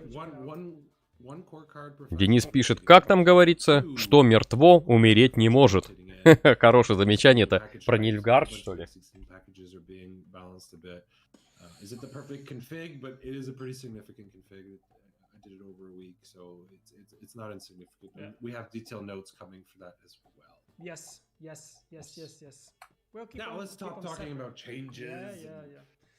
Зачем убивать труп? Нильфы и так мертвые. Ну, не сказал бы. Я с ними периодически сталкиваюсь, играя за скеллиги. И далеко не всегда выигрываю. Поэтому... В некоторых случаях ты думаешь: блин, что такие скеллиги слабые? Усильте скеллиги. А в некоторых думаешь: блин, как с этим Нильфгардом справляться? Вот, например, Узурпатор у них это вообще жесть. То есть, например, сила природы... Вот эта вот колода. Против Узурпатора тяжело воевать, поскольку у тебя единички эти не создаются. Сродства нету, по факту. Только с карт. Придется переделывать колоду. Возможно. Новая карта Верират. То есть это есть Веривольф, то есть оборотень. Ну, оборотень-волк. А это оборотень-крыса получается. Reset this unit power and spawn a number of rats in this row equal to the amount of boost in lost. То есть обнулить значение силы этой карты и создать по количеству этому крыс в этом ряду Кулдаун 1. То есть он, грубо говоря, работает на следующий ход. В конце хода... Чё там, консуме unit to the right? Переместить его направо, что ли, или что? То есть он, грубо говоря, пятерик становится нулем, создает 5 крыс. Потом снова, что ли, значение свое восстанавливает? Чуть не пойму. Ну это на заспаме, я так понимаю, чудовищ. Зверь, бест. У него. Веревольф, оборотень. Ну, Вервольф, оборотень, волколак. Ну а здесь Веррат. То есть, соответственно, это получается то же самое, только не волк, а крыса. Вова 69 пишет: концовка по спасению детей Анны рабочая.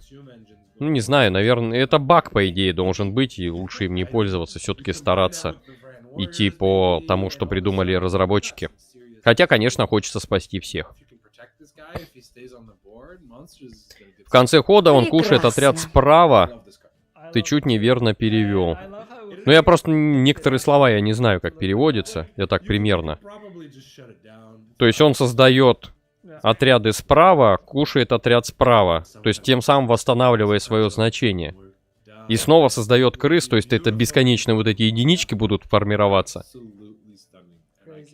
Людвиг пишет: если услышу что-нибудь еще интересное, вернусь. Ну давай, возвращайся. Такой Людвиг только отходит от экрана. Сколько они болтают. Тут Людвиг отошел от экрана, и я такой говорю: блин, опять Нильфгард нерфят, вы только посмотрите на это. И он тут же: что там опять нерфят? Ну, нерфят, ослабляют. Ух ты. Красивая какая картишка. Артефакт. Гортур Гваэт какой-то. Резилиенс — это, я так понимаю, неуязвимость, да? Создайте, сыграйте Випер Вичер Адепт, Випер Вичер Ментор, Ор Випер Вичер Алхимист. Ну, короче, одного из ведьмаков создать нужно. Приказ. Переместите отряд своего оппонента.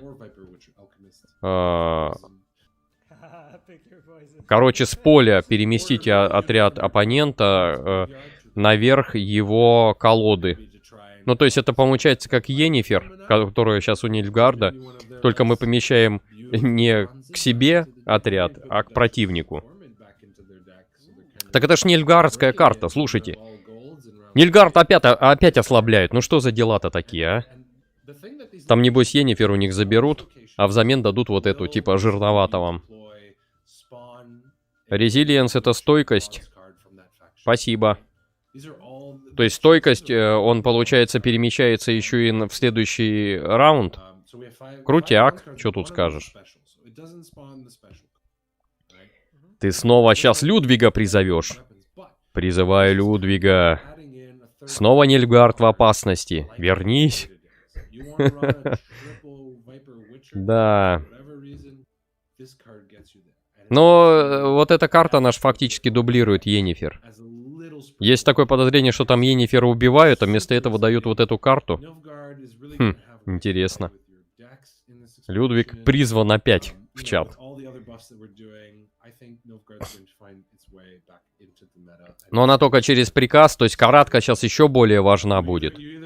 А только она артефакты сносит.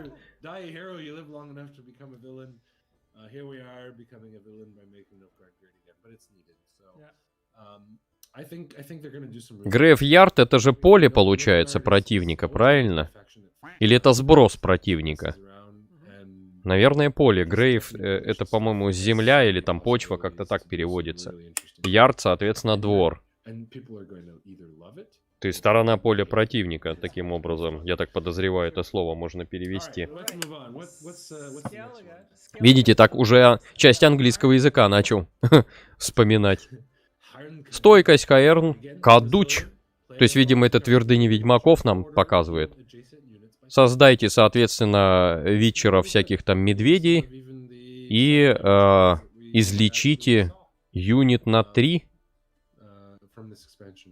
Не знаю, за 8 провизии. Ну, видимо, большие карты будут вот эти вот Bear Witcher Adept, Bear Witcher. Ну, Bear это медведь. То есть это ведьмаки школы медведя. Грейвярд это сброс. Вот, спасибо. Грейв могила, оказывается. Вроде это кладбище. Ну, спасибо. Так и английский, глядишь, вспомню частично. То есть, получается, из сброса она перемещает наверх в колоду противника. Ну и нафига это нужно? Чё ты там будешь перемещать? Проще уж тогда белку взять. Она стоит 2 раза дешевле и удаляет гарантированно.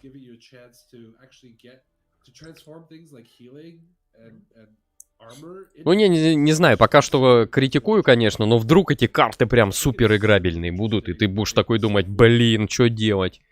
На самом деле, выход нового обновления всегда это очень круто. Почему? Потому что все бегут там испытывать новые тактики, механики. И в самом начале сезона ты такую дичь встречаешь, что очень быстро и легко можно попасть в про-ранг. А потом уже сидеть и тестировать всю эту новые карты. Так, это уже Скайтаэли. Стугга Кастл. То есть замок какой-то. Это Ведьмаков Школы Кота. Переместите 3 союзных юнита в другой ряд. Но это чисто, я так понимаю, под тактику перемещений. То есть партизанская тактика, которая сейчас практически не играет. По мне так не очень. Кастл этот. Каэр-Сиерен. Артефакт, это север уже.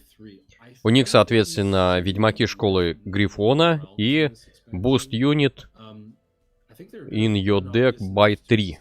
То есть усильте отряд в своей колоде на 3.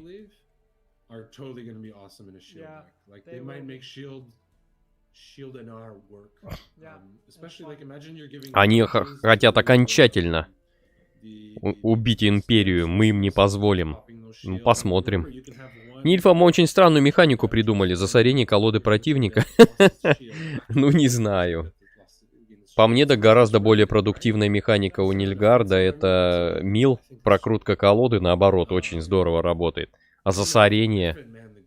Ну, я не знаю, против Скеллиги, может, это как-то сыграет, которые там будут... все время карты в отбое у них отсутствовать будут. А с остальными колодами, ну, я не знаю, ну и чё, запихал ты мне там что-то лишнее, и чё дальше? Ключевые, главное, карты мне зайдут, и все. А там хоть запихайся. Наоборот, даже еще лучше мне сделаешь, если там какие-нибудь полезные карты. Ну, хотя вряд ли полезные будут запихивать. Денис пишет: подскажи, на чем будем врываться в про-ранг 8 числа, когда остальные будут творить всякую дичь? Ну как на чем? Я на даре природы. Вот уверен, что там быстро ну, по идее, ладно. Ту-ту-ту, конечно. Но я думаю, там достаточно продуктивно это будет. Я каждый раз убеждаюсь, в самом начале, вот если начинаешь играть, вот реально все тестят какие-то супер механики, там, вот Альзура добавили, все Альзура давай тестить. Играешь против него и думаешь, ну и чё твой Альзур? Он вообще не играбельный. Поэтому я на даре природы, естественно, буду пробовать играть. Если его там не занерфят основательно, то он должен нормально себя показать. То есть все плюсы: универсальность колоды, игра от себя, игра, контроль противника. То есть у него куча плюсов, из минусов, ну я даже не знаю, там особых нет. Так, Саламандра Hideout. Что здесь? Саламандры какие-то и переместите яд союзника на другой отряд. Ну это если ты играешь против яда, а если нет, зачем тебе этот яд? А, стоп, это синдикат, это получается развитие тактики. У них же, помните, есть там эти... как они там? Гнусный сморчок или как-то так, который усиливается, если на нем яд накинут. Может, они эту тактику пытаются возродить в жизни, она вообще никогда не играла. У белок возрождается механика перемещения, поэтому этот артефакт будет хорош. Возможно, а может быть и нет. Самую лучшую механику придумали белкам. Передвижение из ряда в ряд. Дар природы, так дар природы. Но это я буду пробовать. Я не знаю, как там будет он играть. Нет. Возможно, там подрихтовать колоду надо будет. Посмотрим, какие карты вообще добавятся. Может, там более полезные карты можно будет найти, чем то, что уже сейчас есть в колоде. Артемыч пишет, я буду на кровавых деньгах врываться в проранг. Ну, ты крут. Так, дулок какой-то. Суккуб, химера или гибрид. Переместите сильнейший отряд наверх вашей колоды и создайте какой-то дрон на обоих сторонах этой карты.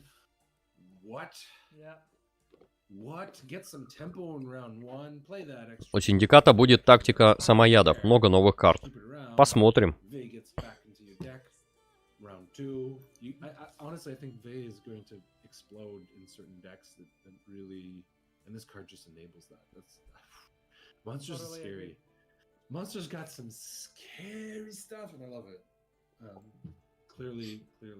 Посмотрим, как это будет работать для начала. Потому что оно может и плохо работать. Пока такой дисбаланс, вот сильные колоды могут очень быстро прорваться в ранг про. Пока там они этот баланс поправят. То есть я постараюсь очень быстро. То есть вот прям максимально первые несколько дней как-то штурмануть про ранг, чтобы потом уже спокойненько, не парясь, сидеть и ковырять там разные механики и все тестировать. Some cool shit comes, man. I'm excited. Agreed. I'm also excited, man. This is gonna be awesome. Yeah, December 8th, it's coming. All of this goodness. 2 days. Yeah. So that's that. But we also have a couple things that will be happening in the future moving forward that we want to talk about. One thing is we will have a holiday event. So we looked at the one we had last. Можно будет сделать колоду на саламандрах. We switched it up a little bit. Посмотрим. Опять же, посмотрим. Как там это будет работать. Они же добавили, например, механику щитов у севера, но щиты не играют. Ну, понятно, стена щитов играет, но это просто комбинация с другими картами. А есть же у нас, помните, Рёгнер там и так далее. Я его, кстати, недавно встретил один раз, очень круто было. То есть он в концовочке там с кучей щитов зарешал. Но это скорее исключение и рассчитано просто на неожиданность.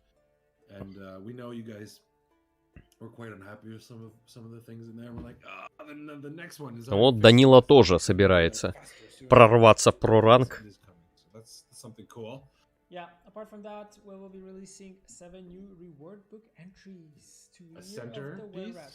Yes. And one for each faction. Yes, and from this you will be able to get the location cards we showed you today. Yeah, they'll be at the end of those trees. You can just use your reward points to get. Ну да, как я и говорил, час. То есть уже сколько прошло, вот они трескотней своей занимаются. Exactly. All right, and I think we also want to talk a little bit about expansions, Jason. All right, so we didn't say much last time. Yes. In our non-roadmap. State of Gwent. State of Gwent, that's right. But I wanted to just share a bit more light. Последние пару месяцев вообще не играл в ранг. Придется 7-го ранга прорываться. Но я думаю, там достаточно быстро это можно сделать, поскольку новые обновления и, соответственно, вот это все дела. And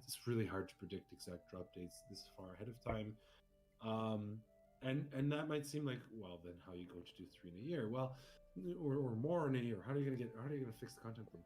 We have a plan. I'm not quite ready to share 100% of the details there, but it takes time to build up. We have a lot of, infrastructure and some building up of new best practices and pipelines and tools to speed us up so we can deliver more content. Exactly. But I really want to give the team space to breathe, to get it there, and not try to rush out the next set too fast. Which means that we need those. Ну, у меня цель как раз вот то, что я делаю, я контракты выполняю. То есть у меня сейчас задача вот постараться добить все попадания в проранг. То есть у меня их всего 4 осталось. То есть вот сейчас сезон Дикой Охоты и, соответственно, 3 следующих сезона. То есть я добиваю ранг про. Следующая задача будет это подобивать по 150 побед в каждом рейтинговом сезоне, где еще они не добиты. И все, в принципе. То есть топ-500, топ-200 я даже париться не буду, и они мне, такие контракты, не интересны. Это слишком много времени тратится. То есть получается, ну вот дальше уже будет интересно. Я надеюсь, что они, возможно, добавят там, как вариант, новые контракты на повышение уровня, поскольку, ну, 11 уровней круто, конечно, но хотелось бы расширения. Плюс буду выполнять контракт, ну, хочу прорваться в ранг про, и дальше хочу выполнять контракт на 100 побед на самозванце, и выполнять еще параллельно, соответственно, контракт на заговор. Он мало работает, очень фиговый, и еще один контракт — это награда за голову, чтобы была. Ну и максимальное количество монет. То есть вот эти вот контракты я собираюсь выполнять в первую очередь. Ну, понятное дело, на 100 побед тоже буду работать и играть. Спасибо, что веришь в меня. Я во всех верю. На самом деле в ранг прото попасть можно достаточно хорошо. Раньше я считал, что это какое-то мега достижение, и это очень сложно.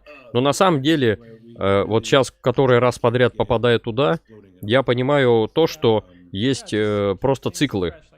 Ты заходишь, если у тебя игра не идет, ну то есть победа, поражение, вот так вот чередуется, у тебя не будет серии, скорее всего. Поэтому можно даже не париться, спокойненько играешь. Главное, чтобы добраться до какого-то ранга. Ну и там мозаику туда-сюда крутишь, играешь. У тебя неизбежно будут серии, вот по-любому. То есть задача просто вот так прыжками. Уровень взял, все, ништяк. То есть я, ну, засейвился, так называем, то есть в безопасной зоне. У меня уже ранг снизится. Раньше же, помните, ранг мог снижаться. То есть ты 0 у тебя кусочков мозаики проиграл, у тебя уже следующая мозаика слетает. А сейчас они пошли, так сказать, в более легкий формат, то есть такого нет, ты достиг там, ну и все, на нуле там сидишь, можешь играть хоть заиграться, тестировать колоды. Но даже большой цикл поражений это хорошо, потому что тогда, ну, по моей теории, у тебя быстрее будет цикл побед. А вот когда цикл побед идет, прям победа, вторая, третья, я всегда стараюсь играть до первого поражения. То есть если я вижу, что серия идет, о, круто. И вот в последнем сезоне я как раз так и сделал, и я с 3-го ранга сразу перескочил на 1-й. То есть сразу вот цикл побед из, там, по-моему, 12, что ли, у меня побед залетело. Просто одной серии, и все. А там дальше, ну, понятно, дело техники там. Потом там поражение, победа, и буквально там на следующий день или через день у меня хлобысь, все, я про ранг взял. То есть очень малое количество игр-то для этого требуется. А вот если ты вниз спустился по рангам, там да. У тебя ж циклы побед тоже такие же будут, но ты ж, получается, ниже находишься. У тебя цикл побед, он на каком-то моменте прерывается. То есть, условно, ты с 3-го до 0-го можешь добраться циклом одним. А можешь с 7-го там до 3-го, например. То есть 4 цикла у тебя там. Ну, 4 ступеньки ты перескочишь. Ну так лучше с 3-го до 0-го перескочить, чем с 7-го. То есть, в принципе, самый оптимальный вариант и по зарабатыванию очков наград, на мой взгляд, и по попаданию в ранг про каждый раз, это вот стараться, тебя сместили на 3-й ранг, и ты тут же стараешься быстро-быстро добраться до ранга про. Все. Там есть, конечно, еще вариант. Ты можешь в начале сезона не играть вообще, подождать, пока все сильные игроки постепенно, они ж в ранг про уходят, они уже с тобой играть точно не будут. И в итоге ты там в конце сезона играешь уже, ну, с теми, кто с трудом туда может как-то попасть, играет кривыми колодами, еще что-то там такое. И с ними проще, конечно, играть. Балансный патч опять расстраивает, зачем убивать портал, когда он и так очень редко играет. Тогда ему нужно провизию сделать на 8 очков. Вполне возможно. Данила пишет, контракты добавят, интересно, для новой арены, сомневаюсь. Она еще тестируется. То есть, скорее всего, они ее после Нового года как-то презентуют. как отдельное дополнение, типа вот она теперь рабочая, играйте. То есть им не нужно выдумывать что-то. Отдельные какие-то патчи и так далее. Поэтому я сомневаюсь, что сейчас они ее добьют, выпустят, и она будет уже играбельная и работоспособная. Помню, когда портал был подешевле, играл намного чаще. Было дело. Топ-500, топ-200 слишком просто для тебя. Нет. Там же нужно на куче колод играть. То есть там нельзя вот взять на одной и там топить на ней. Там нужно за 4 колоды играть. Ну, соответственно, это вот как профессионалы. И плюс еще я пробовал уже играть в ранге про, выполнял контракт вот как раз на этой колоде. Ну и чё? Ничего. То есть там, ну, я так посмотрел, я там добрался до какого-то, ну там 3000 какой-то или 5000 какой-то. Ну то есть там топ-500, топ-200 это нужно играть вот на уровне этих ребят, которые на турнире играют. Вот примерно так. Артемыч пишет, что могу посоветовать одну колодку с механикой наградой за голову, но ей очень тяжело играть. Да ладно, на ее можно будет выполнить легко, когда будут короткие вот эти, ну, сезон с короткими играми. Просто накидываешь награду за голову, сдаешься и дальше идешь. Ну, вот Денис пишет, то, что раньше попасть в про-ранг было реально сложнее. На начале хоумкаминга очень сложно, а в ОБТ почти нереально. Полностью согласен. Но там как раз вот эта фишка была, то, что ты мог слетать по рангам. То есть не было вот этих вот возможностей, то, что я в безопасной зоне могу тут проигрывать, сколько влезет.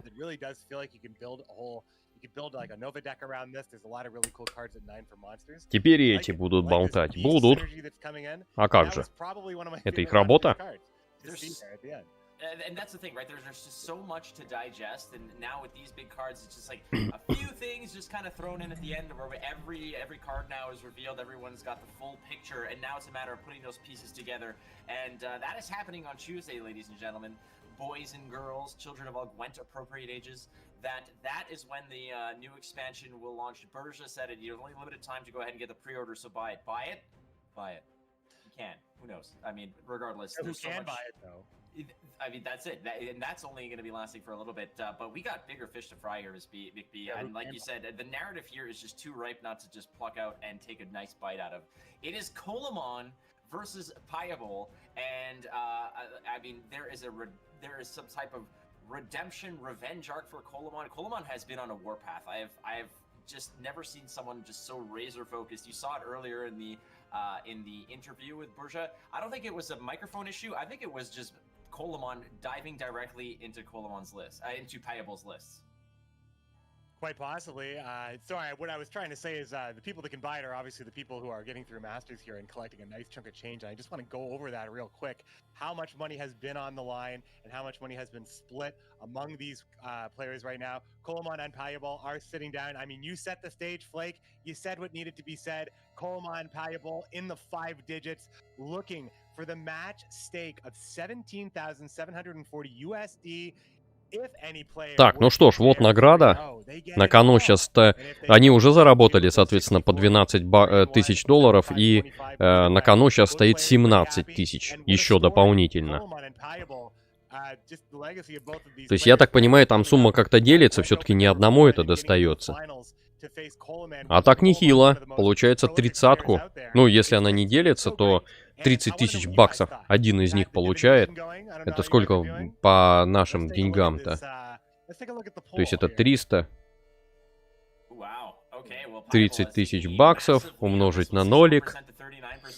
Это 300 тысяч умножить на 7 получается.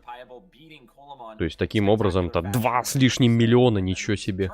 Крутяк.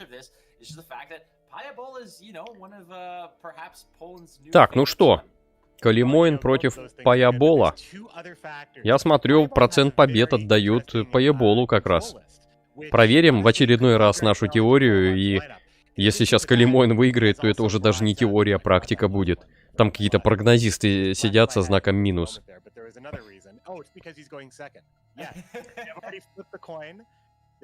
Так, ну что, я надеюсь, вы интервью-то не будете сейчас брать у этих игроков? Мы уже их слышали и не раз. possible that the audience, with that knowledge, have favored Payaball in this case. But no matter what you can say. А помните, Life Coach, самый первый турнир там выигрывал? Там такая помпезность была там. По-моему, там даже призовые были больше. Снова показывают колоды. Синие полоски. Интересно, Колемой, ну хоть раз они нормально зайдут или нет. Тайник. Соответственно, дар природы и Кельтулис.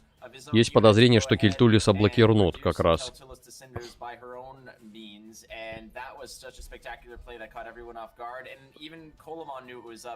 А, хотя нет. Кельтулиса Поябол как раз не стал блокировать. То есть он, скорее всего, дар природы блокирнет. Или синих полосок.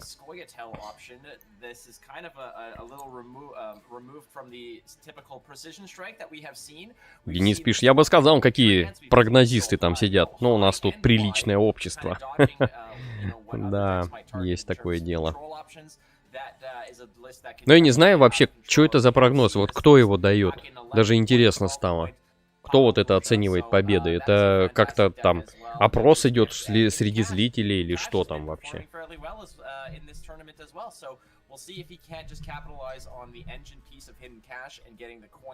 Полностью традиционные колоды, вообще ничего нету необычного.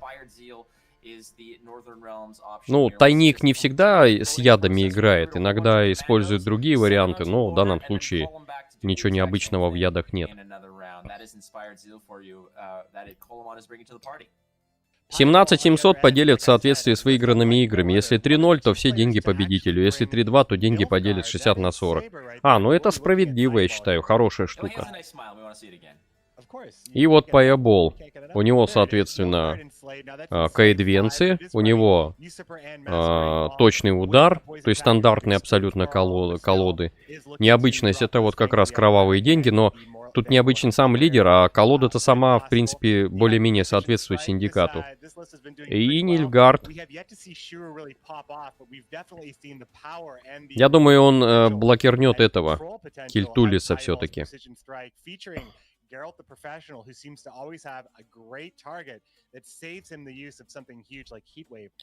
Артемыч пишет, что отдаст свой голос за Payaball. Я, конечно, люблю Колемоина, ему очень везет в последнее время, но и Payaball тоже не промах. Мне он, вот этот игрок, больше нравится, потому что он давит, когда нужно, у него вот манера игры мне нравится, поэтому я за него собираюсь болеть. Данима вот поясняет, что это, оказывается, голосование в Твиттере Гвинта. Там люди голосуют, и вот эти прогнозы. Со знаком минус они всегда, видимо, работают.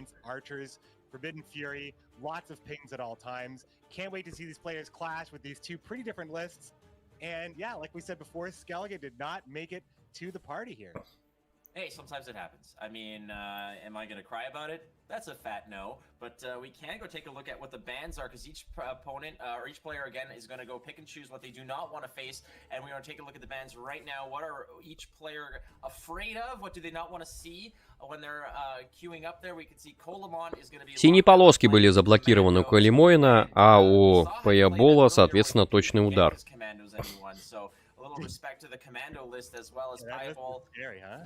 Ну, посмотрим. Интересно.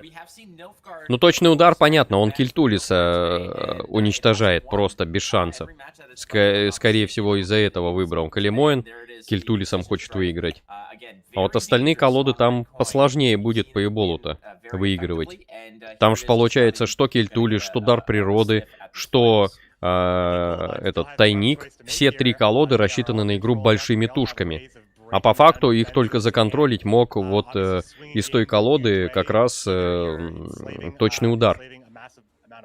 Поэтому здесь Колемоин очень здорово выбрал. Ну хотя посмотрим, повезет ли ему. Ну, сработает точнее его план или нет. On Colemon's side, he's going to have to trust in the big red dragon. So many players have tried and only one. Не знаю, что там заблочит этот Payaball. Но если бы я попался на турнире против Лайтнинга, я бы заблочил дар природы и победил. А я бы не взял дар природы, тогда бы что-то делал. The traditional answer would be that the advantage is going to go to the red coin. Obviously, it's just kind of it's the reason why there's a tactical advantage. Надо было блокировать синдикат, хотя, возможно, и правильно сделал. Посмотрим. Но там 3 колоды именно на больших тушках у Калимоина. И только одна колода у него мелкая. Это как раз вот синие полоски. Ну, наверное, понимает Поебон, что будет, и поэтому, ну, взял, наверное, вторую контрольную колоду, там тот же Нильфгаард нормально может себя чувствовать.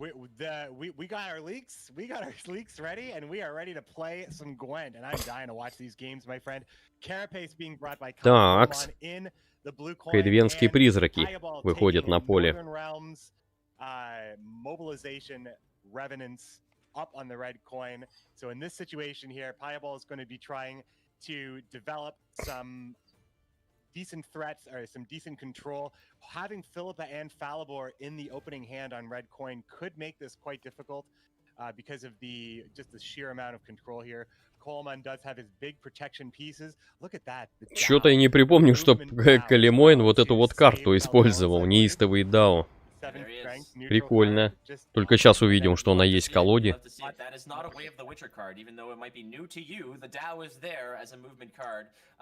Данила пишет, кстати, поляк, тут вот этот пейбол. Еще уникален тем, что прошел все квалификации, сходу выиграл 4-й Open. Он абсолютно новенький. Ну, молодец. Смотри, как ему прям начинается великий финал. Ну, посмотрим. Денис бы тогда сливал, если бы я не взял дар природы. Всегда нужно бороться до конца.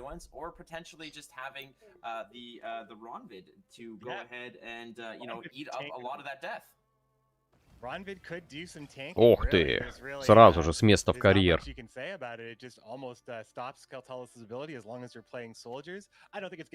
Ну, не стал бросаться сразу, там, бить его как-то. It's not going to be as big as some of the chunkier engine plays as Pieball starts off with the Radabid Royal Guard. Igern representing a full pack of armor there. 9. It's usually a great time to play Igern because if you're going to spend that much work, if you're going to get that much work in to remove a unit, it's almost diminishing returns at that point.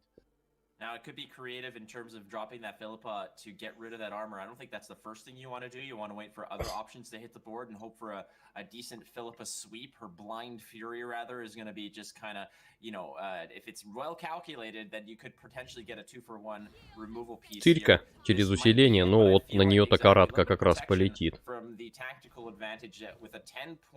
Я так думаю. А, у него и Кайдвенцы хороший контроль. У Пейбола-то. That Siri, because you know that if you do not get rid of it now, even if you do it as a 2-point or a 2-turn kind of play where you need to maybe take 2 turns to get rid of it, the second that she gets threatened and damaged, you know that she's going to get boosted right back up. So to me, I think Pieball needs to decide how he values that card on red coin. If he wants to heat wave it or just let her go, but the heat wave is going to be the heat wave right here. That is, yeah, I was thinking like there's a couple of ways you could do it. You could set it up, maybe Becker's it now. Не дает обменяться местами. Try to get lucky with Philippa, no way. Even if you wipe out one of those things, it could obviously completely tank out of your favor. Even if you are setting up potentially a Falibor 1-2 combo afterwards, there's just too many ways to save it with Adrenaline Rush, Pact, etc. Parasite is there as well. So going for the hard removal. Heatwave is now officially spent. The Carapace player loves to see Heatwave spent because it answers pretty much every threat that is being veiled and protected. So Coleman now on blue coin has the ability to set up and potentially run wild here as long as it's out of Becker's range or Boiling Oil range. Yeah, Pieball again going to just lean on the fact that he's got red coins, so he could kind of devote some cards into this round and see how deep Coleman wants to go, but it's going to quickly get out of reach a card like that. Даже усиливать. Ну, хотя, в принципе, зачем тут усиливать эту карту? Will eventually be protected, will eventually continue to grow, and Pieball is going to have to make a decision of what he wants to commit. There are still some cards, you know, that he can kind of just slam down to threaten around if Coleman decides to kind of maybe, you know, take the finger off the gas, the finger off the trigger, the foot off the gas is what I meant to say. Unless you drive with your hands, in which case that is a perfectly good analogy. But in this case, that is not the case, as the archer in the back Щиты сейчас, небось, сбивать будет. Усиливать смысла нет вот этого кадра. Он же все равно отлетит. Перетаскивать неистовым дао, если только. Кстати, хороший вариант для Калимоина. Прям контрольная карта. Will have large units that, in Igern's case, the value doesn't really go away unless you commit all 9 points, and the beast is growing and growing. So you would need help with a huge hit like Becker's or like the oil to then follow up with a ping or something devastating like Philippa, or you just get out of this round. Igern getting this, being able to stick here and get that value is pretty good. I think he's probably not sticking around. Throwing the archer is probably okay. He does have a lot of bronzes in his hand. He could have thrown maybe something different than that. Да, перетаскивает. That's a great play over there. It's 7 points. Ну, восьмерик, наверное, полетит вот в эту зверя, чтобы он не усиливался. Now, an option there would be, should Kolemon have passed, he could have, Pieball could have responded with a rock slide, a ping on to the Igern to dismiss it, and another ping onto the beast, and that would have been a 1-point victory to just kind of walk him out of this round. But Kolemon seeing nothing of it, just letting those 2 arrows sit there. The archer is now on a coffee break. He wants nothing to do with this. He'll still continue to get some arrows there, but Pieball writing on the wall. Ну да, 3 сильных карты. Что он сделает? Ничего. Yeah, it seems like the extra boost there from the Royal Guard really got it out of reach of the natural selection, so Kolemon had to вот и казнь. spend a little bit, but очень неплохо. То есть там конкретный контроль у Паебола. Прям конкретный. Ух ты, как карты хорошо-то идут. Вообще идеально. Тут и сильного только финишер не зашел. Эгмонт отдали. А, еще 2 карты не зашли. Но Эгмонта можно достать боевой высадкой.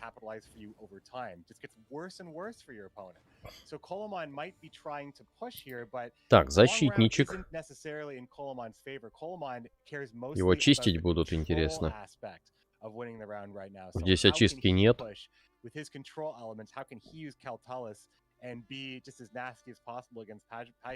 Но по идее защитника полностью выбивает Филиппа. То есть там как раз ровно 11 очков. Curse of Corruption in hand for Pieball, as well as Rock Slide, obviously. The Heat Wave has been spent, and there is an Amphibious Assault there. There is a Ownermancy as well. I think that as the Keltulis player in this case, seeing that Pieball will definitely capitalize on longer rounds where he can set up his archers and his revenants to go, I feel like this is something when... Что-то я не понял, он колоду, что ли, поменял? Откуда у него еще и этот... как он там?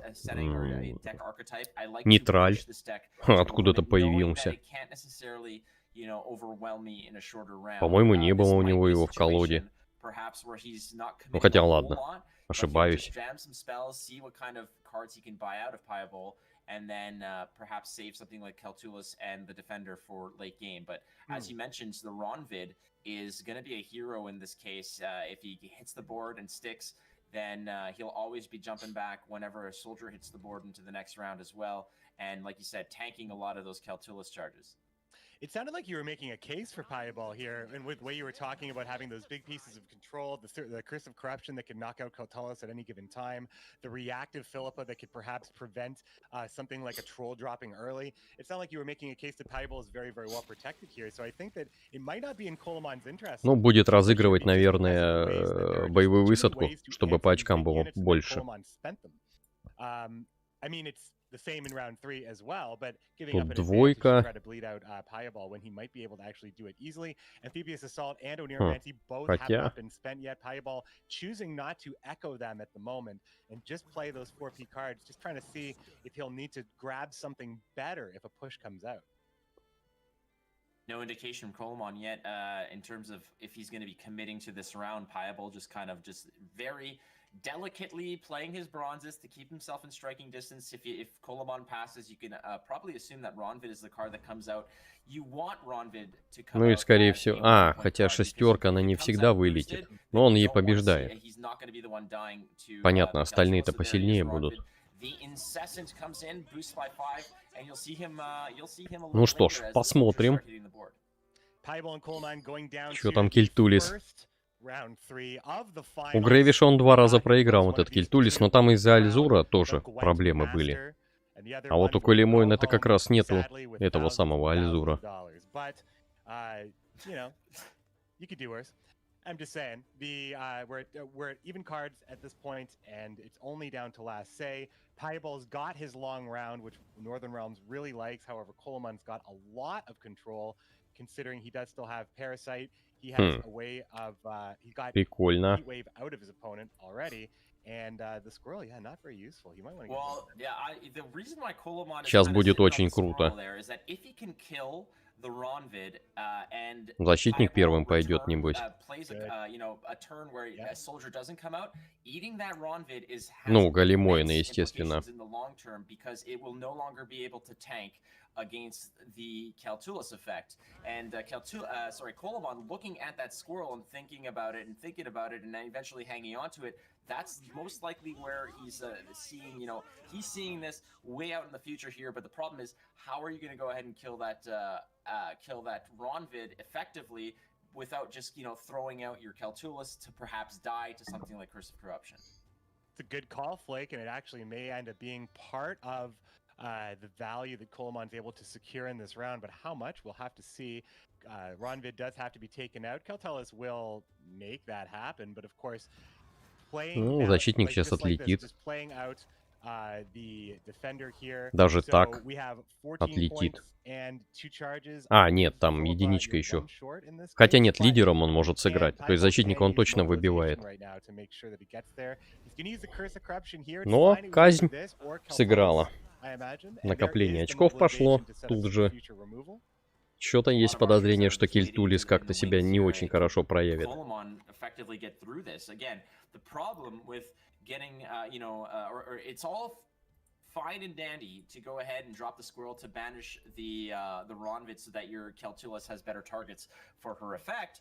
But how are you going to kill it the first time without having to either A, drop Calculus only to be, you know, crapped on by that, you know, those, that Тут, кстати, интересная тема. Если Payball сейчас все отряды повыбивает, то Колемойну просто нечем играть будет. У него единственный финишер останется, и все. То есть усиливать-то, ну, некого. Вот эти вот 2 усилянки, например.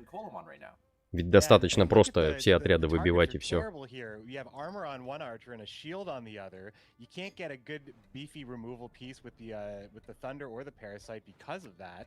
Каратка. Ну, там, соответственно, 2 сейчас залетит. 2, видимо, будут бить. Amphibious Assault, perhaps, now has a much better chance of surviving. Like something like Eggman, of course, that has been part of Pajabol's. Ну а поскольку там же еще будет этот. Имлирий Гнев может быть в руке, поэтому ему нельзя выставлять боевой высадкой финишера Кейдвенского.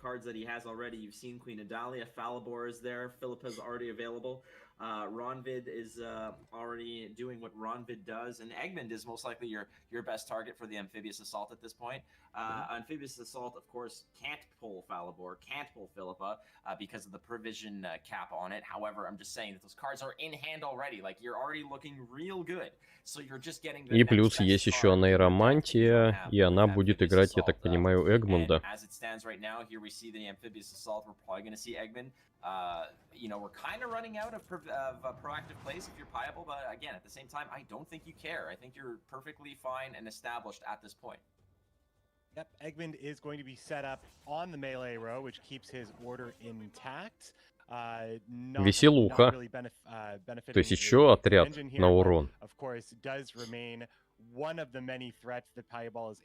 Солдат он бережет для того, чтобы их можно было выставить и возвращать на поле Ронвида. Ну, Кельтулис здесь вообще не сыграет хорошо.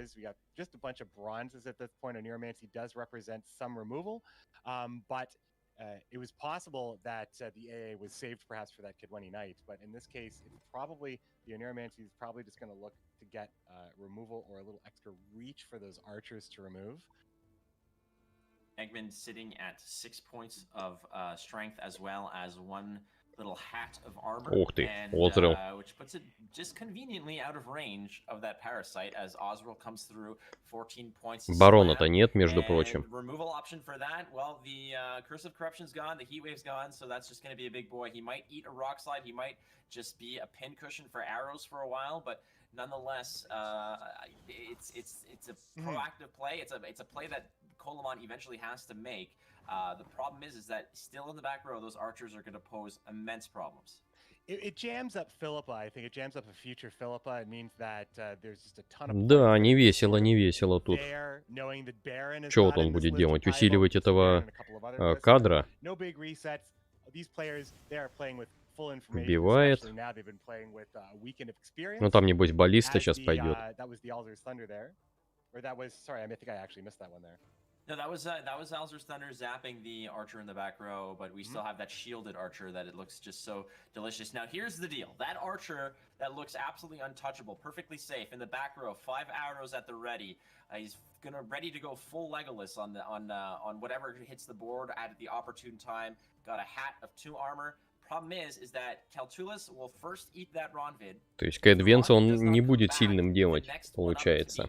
Well, I guess it's now Philippa, but it was going to be that archer. So that's a decent Philippa there, getting full value where possible, and let's just get the cleanup going. And Coleman once again is running. Решим просто отряды все повыбивать.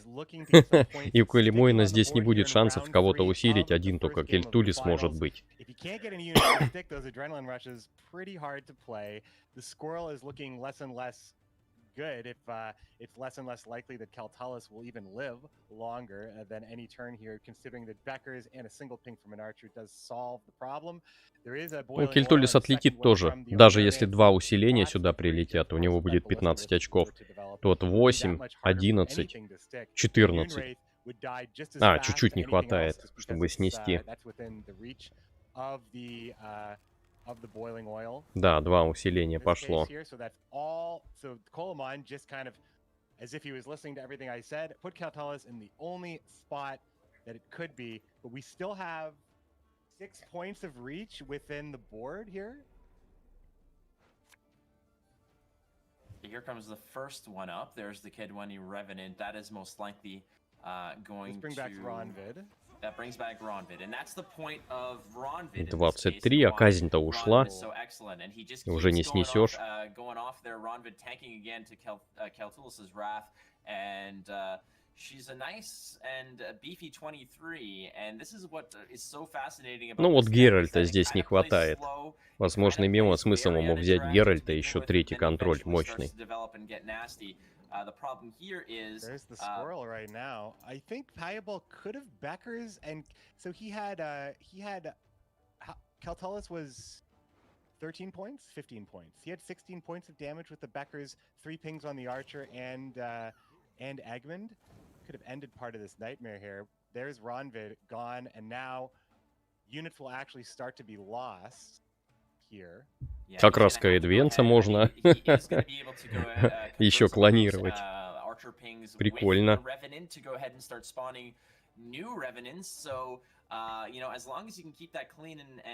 Но тут отлетит вот эта двойка сейчас. То есть нужно единичку вызывать, соответственно, ходить филибором.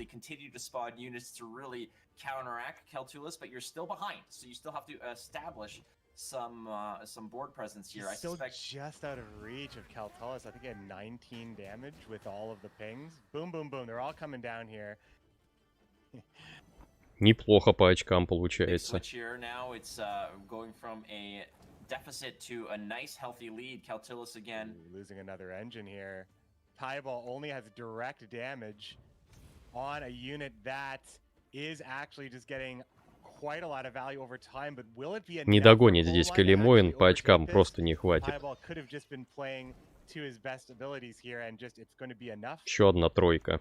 This is absolutely fascinating. This is what I love about this game, is that it has gone back and forth so much. A 29-point lead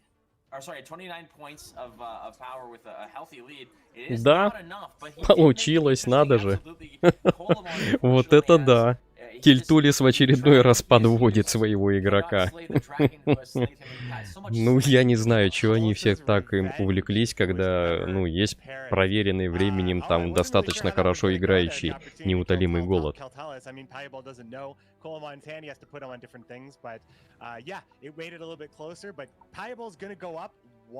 То есть, когда ты играешь за каждую партию, ты понимаешь, что несколько тысяч баксов тебе будут платить.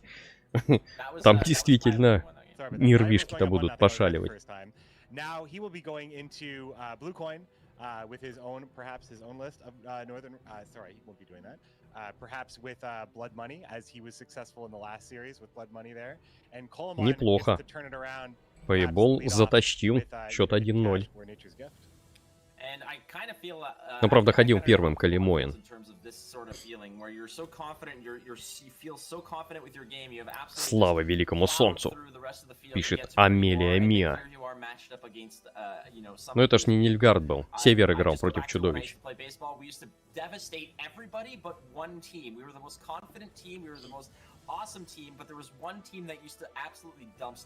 Отгрыз себе пару тысячонок баксов.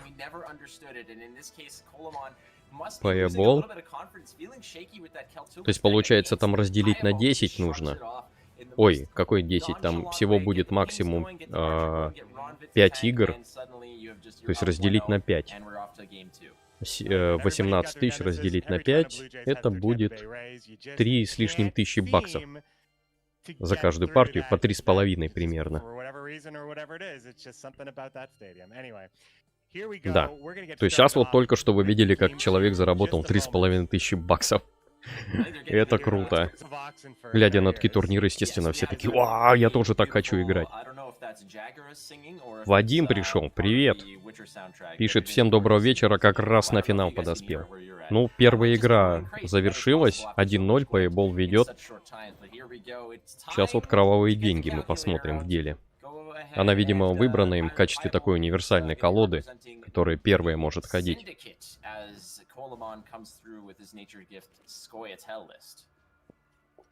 I do like the syndicate list here. I think it is. I think that this hidden cash list has a lot of potential. Повезло, что смог обменять кораблик, а не в руке он остался.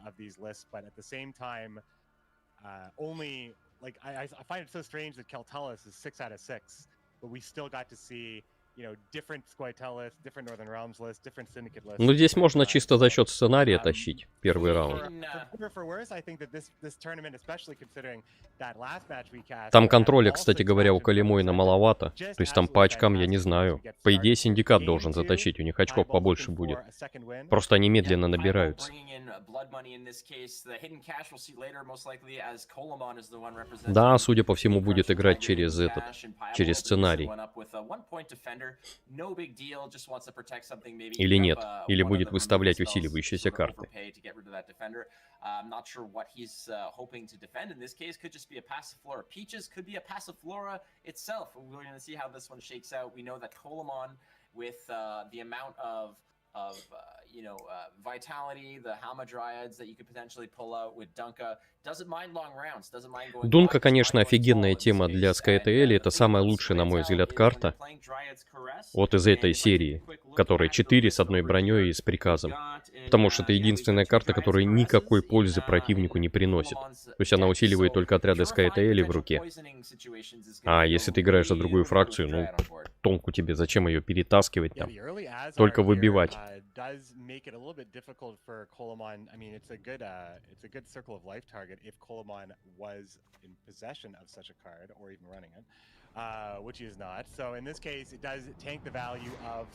Павку. Тащат. Павку. Ну его сейчас перетащат. Филиппа работает. Опа, как хорошо-то она сыграла. immediate stratagem with По единичке будет and that has тюкать. turned this into Тоже almost a неплохо. walk of a round here for Payable. Not that he can use Pavko Gale to the extent, but Pavko Gale is protected. He has got 14 points on the board at this point. How does Coleman even mount? Хотя Дунку законтролить тяжело будет. Каратка осталась здесь. Кровавая забава вот разве что нужна, чтобы Дунку выбить. А, хотя нет. У него же лидер есть, который может выбить. A deck like Nature's Gift here does take time to establish and grow because a lot of those points are going to come through playing nature cards, through vitality, etc. You are somewhat, I don't want to say bricked because you have that volunteer in hand. И Павка здесь очень круто сыграет, он же будет выбивать всех этих древней. Они как раз по единичке будут сейчас тикать. It is kind of, an intimidating thought to have your Pavel Berja drop down only to defect to the other side, and then follow that up with the Hounds. These are engine pieces that are going to be threatening your total for so long. So the deeper you go, I think Koloban has already kind of, I don't want to say given up, that's not the right term, but has just conceded this round in his mind and is trying to figure out how can I play cards. Наслаждайся финальчиком. Запасись чайком и вкусностями. Хорошая идея. Пьем все чай дружно. I mean, counting on Payable to pass here, I don't know. I think Control likes Control a bit too much, but if Coleman was thinking of not staying in the round, yes, exactly, the 4 provision card, the low commitment card, Броньку добавляет. would be the biggest thing. It also does Ничего put a little себе. bit more protection back on Dunka, which is Payable's playing very fast, actually, forcing pretty much the entirety of this game to be on Coleman's timer, effectively halving the length of the game. I wonder how Coleman feels about that. Less time to think. Payable seems to have it all planned out here with his money. This guy, you were talking about busting out the graph calculator? Nah, Payable knows it's all about QuickBooks.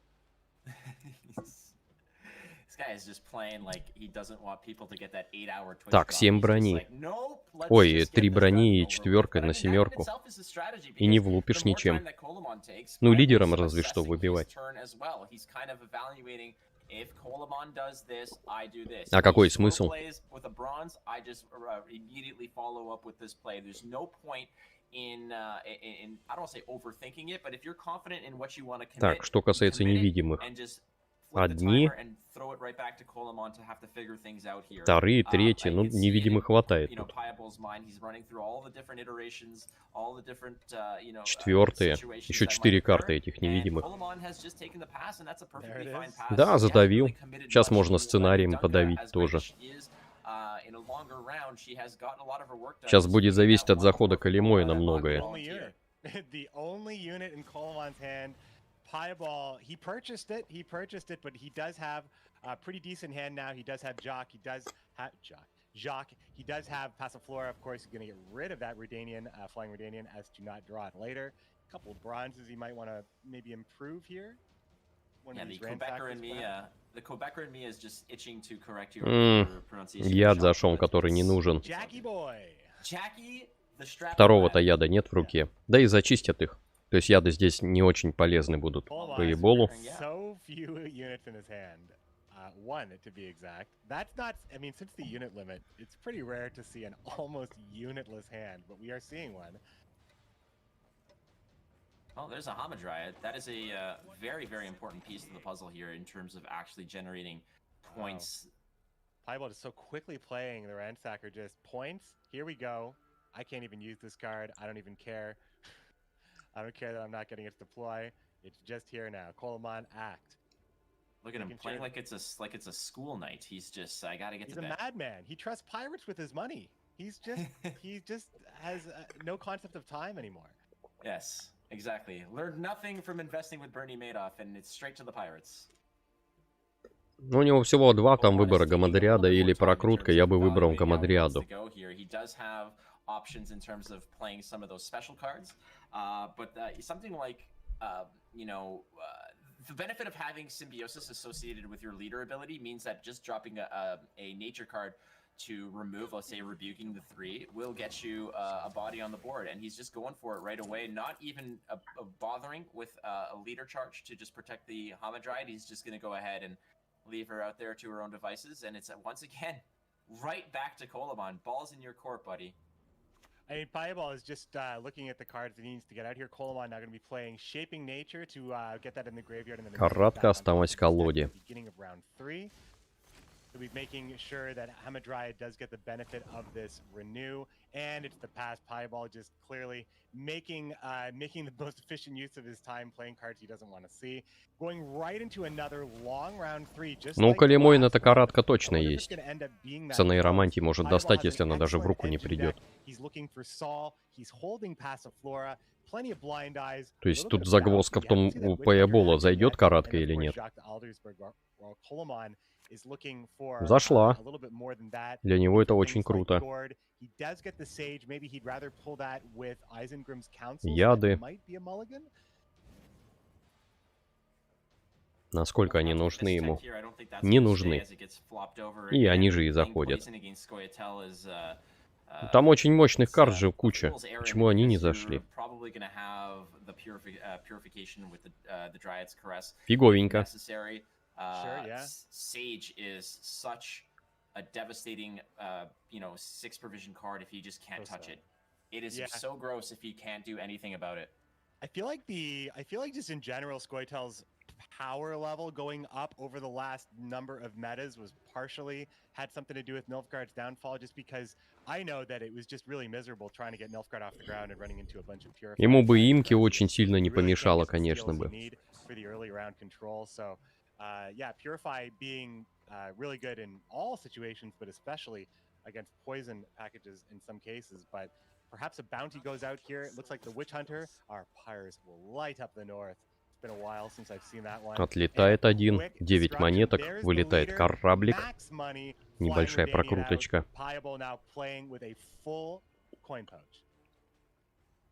No benefit of Azar or Azar. I know that I'm going to get shredded by Twitch chat for this because pronunciation of the cards is the most important thing at a World Masters. But still, it's all good. Azar is no longer part of the Да. So he is going to have to... Калимойну нужно отряд же какой-то хотя бы поставить. Но, скорее всего, крутить будете этих краснолюдов. Чтоб хоть что-то на поле стояло.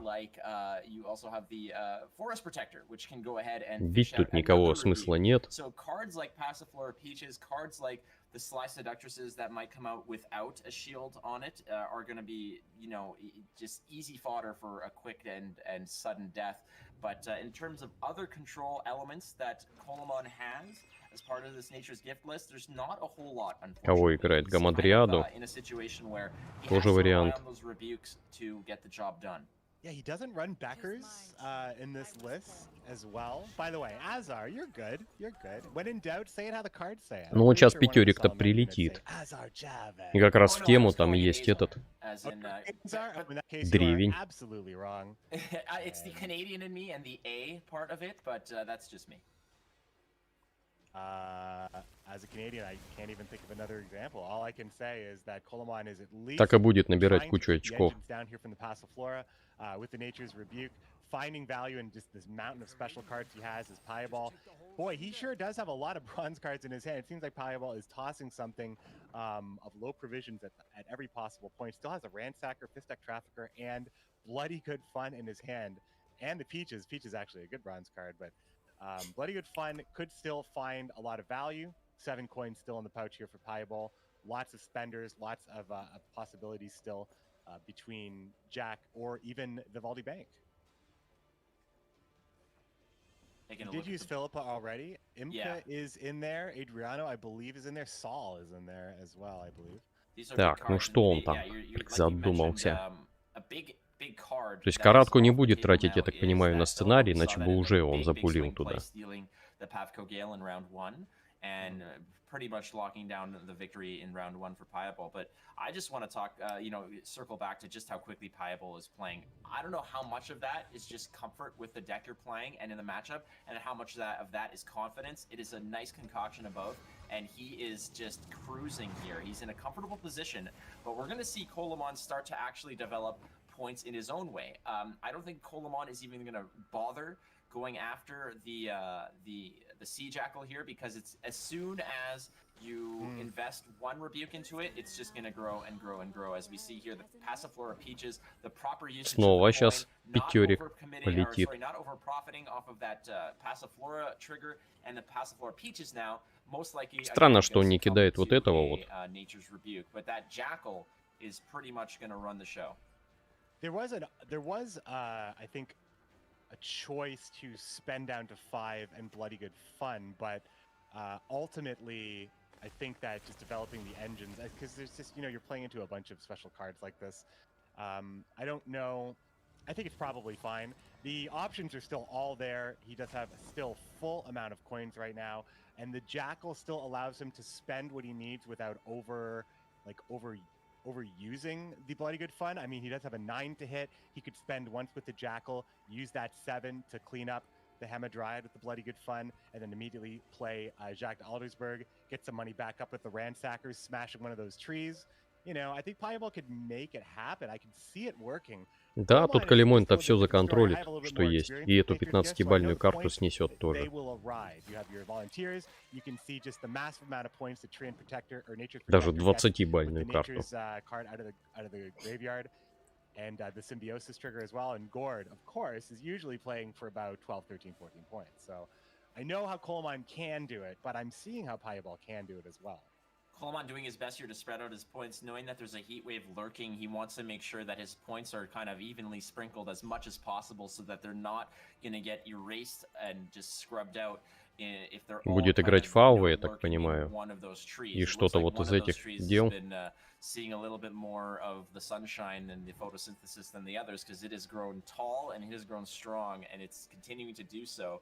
So at the end of the day, by eliminating one Hamadryad in that case, you're already taking away, you know, that extra bonus, that exponential, the exponential vitality that you're getting off of slabbing vitality on that Hamadryad. So really, right now, you're just. Да, фавы заходит, повезло ему.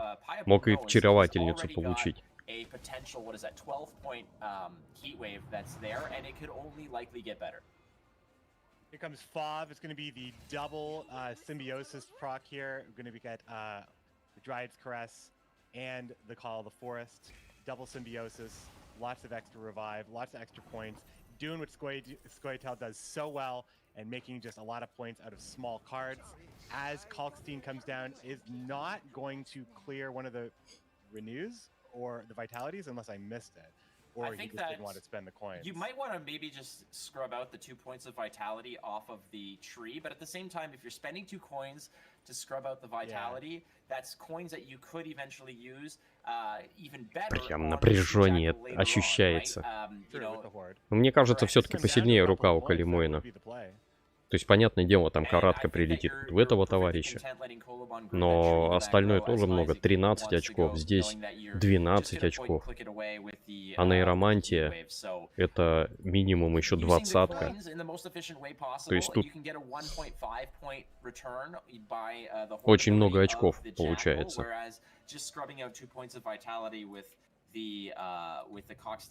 Я думаю, законтролит он.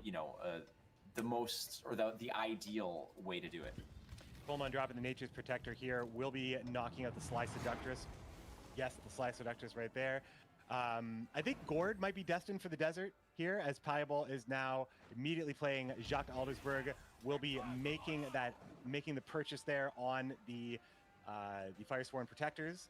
Does have a new spender here. Если бы у него зашел Сауль, возможно, что-то бы получилось. То есть усиления бы летели большие. Но он не зашел.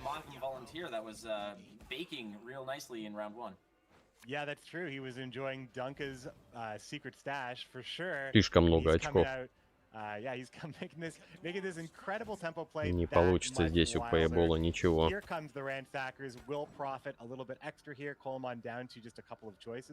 Каратка на 20. Ну и сейчас лидер еще 2 усиления накинет. He still has Heat Wave. My goodness, I completely forgot about the Heat Wave, you know, going in the да, тут без вариантов. That is a phenomenal. Oh my goodness. Well, you know I was so obsessed with the fact that there's a Heat Wave in Pieball's hand, and you know how to properly use all these coins. Like obviously it's not over yet, but that Gore represents a buttload of points, if I may say. And Pieball again playing so quickly. Yeah, I mean, even assuming that the gourd is deleted here, it's 9. It's not enough though. Nope, not enough. 1-1. Калимоин тоже зарабатывает 3500 баксов. And he has taken a win with his precision strike. Scoia'tael has done pretty well now. That's a win for both green decks. Now, what's interesting in that matchup right there is you had Piable. First of all, Piable playing like he had hot pockets in the microwave that he was what he wanted like immediately. Just bang bang shooting from the hip every single turn practically. Coleman taking a more measured and relaxed approach, taking his time and maximizing the rope that Shimiri would most likely appreciate. The problem there is that he might have just been playing, putting all those points into that into the Sea Jackal when he had another spender. He had Jacques. He had the opportunity to just space out some of those spending on both sides, perhaps even using it from the Cockstein by purifying some of the vitality. Now, it's not optimal, obviously, because you want the Sea Jackal to take benefit of the Horde ability. But again, in that regard, you are completely disrespecting the Heat Wave. Perhaps when he did see, when Piable saw that his Passiflora did not get Heat Wave, perhaps he thought that Coleman just didn't have access to it. That could have been it. I think that it would have involved. I mean, I know Jacques wasn't on the board yet, and I'm sure that would have involved like some different spending. And when I looked down after talking. I was talking about something. I looked down after the, I believe it was the Bloody Good Fun was spent to kill the Hamadryad, that the Sea Jackal was already at double digits. And I was looking at the list. I'm like, we've seen, Coleman plays Heat Wave in every list. Piable plays it in every list except for Nilfgaard. So we've seen we've seen so many Heat Waves today. And just for a second, I just thought that we had seen that Heat Wave because we've seen really about a did dozen change Heat Waves. it changed everything really quickly. Well, there it is. Changed everything. And Coleman just taking his time. It just seemed like perhaps it was out of reach. But again, you just take your time. You mentioned it. You're the one who said it. It's just that a deck like Nature's Gift will get the points. You just got to be patient. You got to see as the forest kind of grows. See the forest for the trees in that, if that's the saying you want to take there. And as we go into the next matchup, it Так, ну is что going ж, to be Coleman representing. третья партия, и у нас получается на этот раз Синдикат выбрал Калимоин, и против него же Синдикат выбирает Piable. Интересно. Зеркалка будет. Ну, колоды совершенно разные. Ну как, основа-то одинаковая, но система работы вообще другая.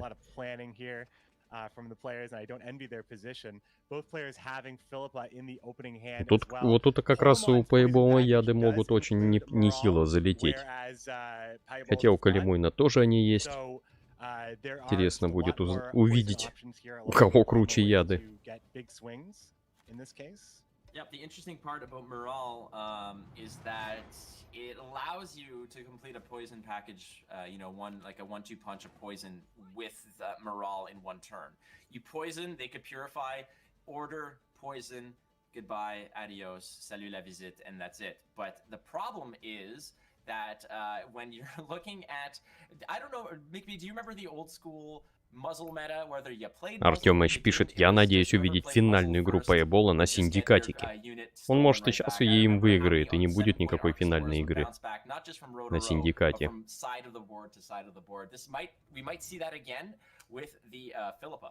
This is a throwback. It's 2017, I think, the muzzle meta. Muzzle meta, I mean, muzzle comes and go, but yeah, there was definitely a play it very specifically to counter the muzzle that's going to be used against you as well. But in this case, it may just be, it's quite a throwback. Yeah, Philippa versus Philippa, as Coleman is going to open the play here. That was just the swindle, 4. I believe. Минималку получил. Опять отключили эту штуку. Посмотреть. Там, по-моему, от 4 до 6 она дает. Или от 4 до 5. I mean, we've seen so many colorless discards, right? Exactly. It's that is such a new thing to Gwent, in my opinion, is the discard for advantage kind of play. That if it's unless it's a last place score. Ну что, защитника будет тратить снова. You rarely see that discard, but apparently in this tournament, this is the tournament of heat waves, discards, and Keltuli, which is the plural of Keltulis. Dire mutated hound will get Усилялочка пошла. We'll have the an engine ticking here. Will tempt. Ну ее сейчас тырят, кстати. Does Филиппой. perhaps rivaling a similar engine here with Saul, but of course. Я так думаю. These are all going to be baits, right? They're all going to be removal baits. Well, at some point, you know that something is gonna flip sides, right? You still have the hidden cash charge, the 3 coins that you're gonna get from it. Просто сбили щит. A big time swipe from the your. Ну сейчас в ответку такой же, наверное, прилетит товарищ. Really thinking about here is who pulls the trigger on their Philippa first, and the Flying Redanian is going to be in I believe the Flying Redanian is in both lists, and that could be the ideal swipe for either player. It's an economical swipe because it's only a 3-coin swipe, and it's a swipe that'll have future implications as it's 6 points then that'll come back for your boat and its twin boat on the other side. But the problem is whoever pulls the trigger on that first will likely have the response of the opposing Philippa just taking it right back. Yeah, you kind of have to do that to take the round, I think. And I don't think either player is going to put themselves in that position. Hopefully not. But at the same time, that would be one hell of a turning point if the 2 boats end up on one side of the board, for sure. 6 coins in the pouch here for Coleman.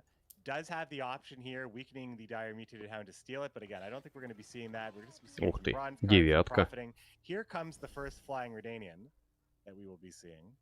You could even, if you want to, as Coleman, well, you could. Coleman actually he's hidden cash. You could boost up the Urchin a little higher, should you please, and then use your hidden cash ability. You could have gone as far down as 4 coins, boosting up the the Street Urchins up to 7, using your hidden cash ability, and then the Flying Redanian would still come out at 7 if you wanted to. Coleman holding on to that hidden cash charge. Ну прям думают вообще. Голова. Головы, точнее. Офигеть.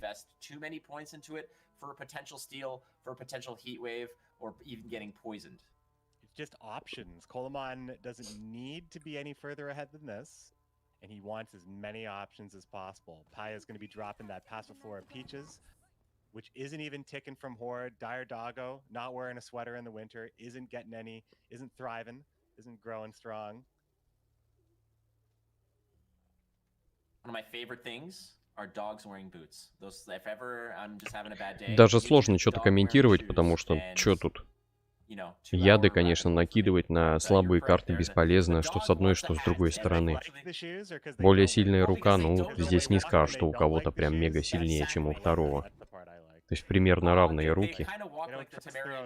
Is what it is, which is kind of funny. A 4-legged Temerian drummer, a dog with shoes. But the dog over there in the melee row for Piable not wearing a hat and not too pleased about it, so he continues, or he has refused to continue his growth in this case. And that Passiflora Peaches not dancing either, so it's not exactly the ideal situation for Piable. The coins are not where he wants them to be. The hidden cash is going to pop off at this point as well, meaning that Saul's going to have his day in the sun going straight up to 7, and there's an engine piece now for Coleman as poison. Quick answer, poisoning the Saul.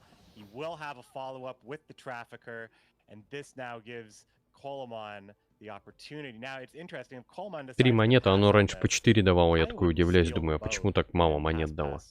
Ее же немножко ослабили в одном из патчей. Я просто на этом тайнике давным-давно уже не играл. That's one option. Otherwise, you can complete the poison, but you'd still be behind. But it's the. Ну сейчас чистить, наверное, будет. You're not ahead. It's a 10-point play if you complete the poison there. То есть будет он доставать Кальчштейна. А, хотя стоп, там Кальчштейна-то ведь нету. То есть ему чистить нечем эти яды, получается. В этом минус колоды Калимуина. Just spreading out his points very, very effectively all the way around, giving no one home run target for that heat wave. Piable taking more than 1 second on his turn here. This Blasphemy. time, Coleman finally making him think a little bit, but it's going to be the Tie Cloak Ranksackers. Again, nice and patient, nice and slow, low provision cards, low commitment, big money, just keeping the threat alive here as now the Flying Redanian comes out for Payable's side, making it. Now we have 11 Тут только защитник бы мог ему помочь. Но защитника, опять же, у него нет даже в колоде. То есть, ну, против ядов он беззащитен. Especially, but being ahead this many points could be comfortable. This could be where he wants to be. Otherwise, he'd have to start committing big cards. You don't want to go to the bank necessarily. Morale may not actually convert, and everything else is a little too slow. I think Colemine might have to flip that coin. Colemine is taking his time. You can see him just... The thoughts are bouncing around so violently in his head that he has to actually support it. So to keep his headphones on. It is going to be the pass. Пасует. Happy with the lead here, but Payable can turn this around. Ну, малой крови здесь Payable, по-моему, выиграл. Чисто бронзой. Еще и колоду прокрутил. Так, помолиться надо. Такой.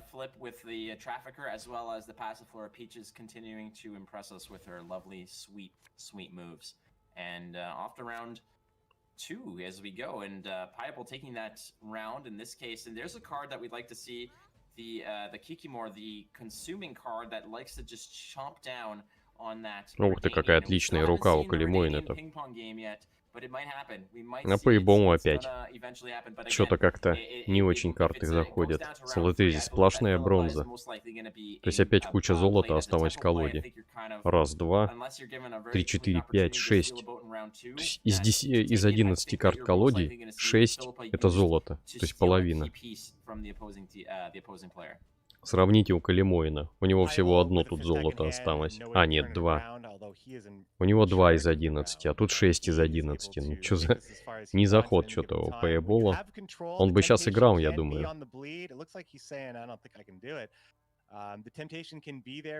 Что-то прям сокрушается, видимо, считает, что проиграет. Ну, а если он проигрывает, у него очень тяжелая ситуация. Он там первым будет ходить в следующей игре. И там выиграть будет еще сложнее.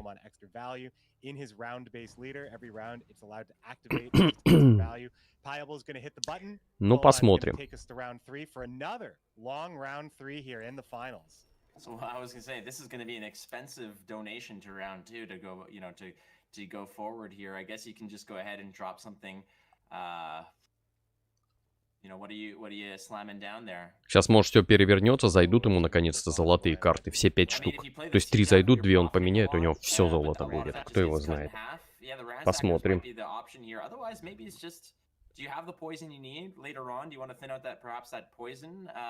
But I mean, you do have morale. Fist deck in hand as well. Fist deck in hand as well. Are you comfortable in thinking that your morale is going to survive? Yeah, I think he's definitely planning ahead at this point. Oh, he is actually going to be thinning out that fist deck. He's going to take that coin, a little bit extra carryover coins, because it allows him to get, well, it does get him, yeah, that gets him the points on the pass there, but also allows him to generate that much extra carryover here, which means that he can be more aggressive with Philippa as well. He can be a little bit more aggressive with the Sea Jackler Von Hurst, I suppose.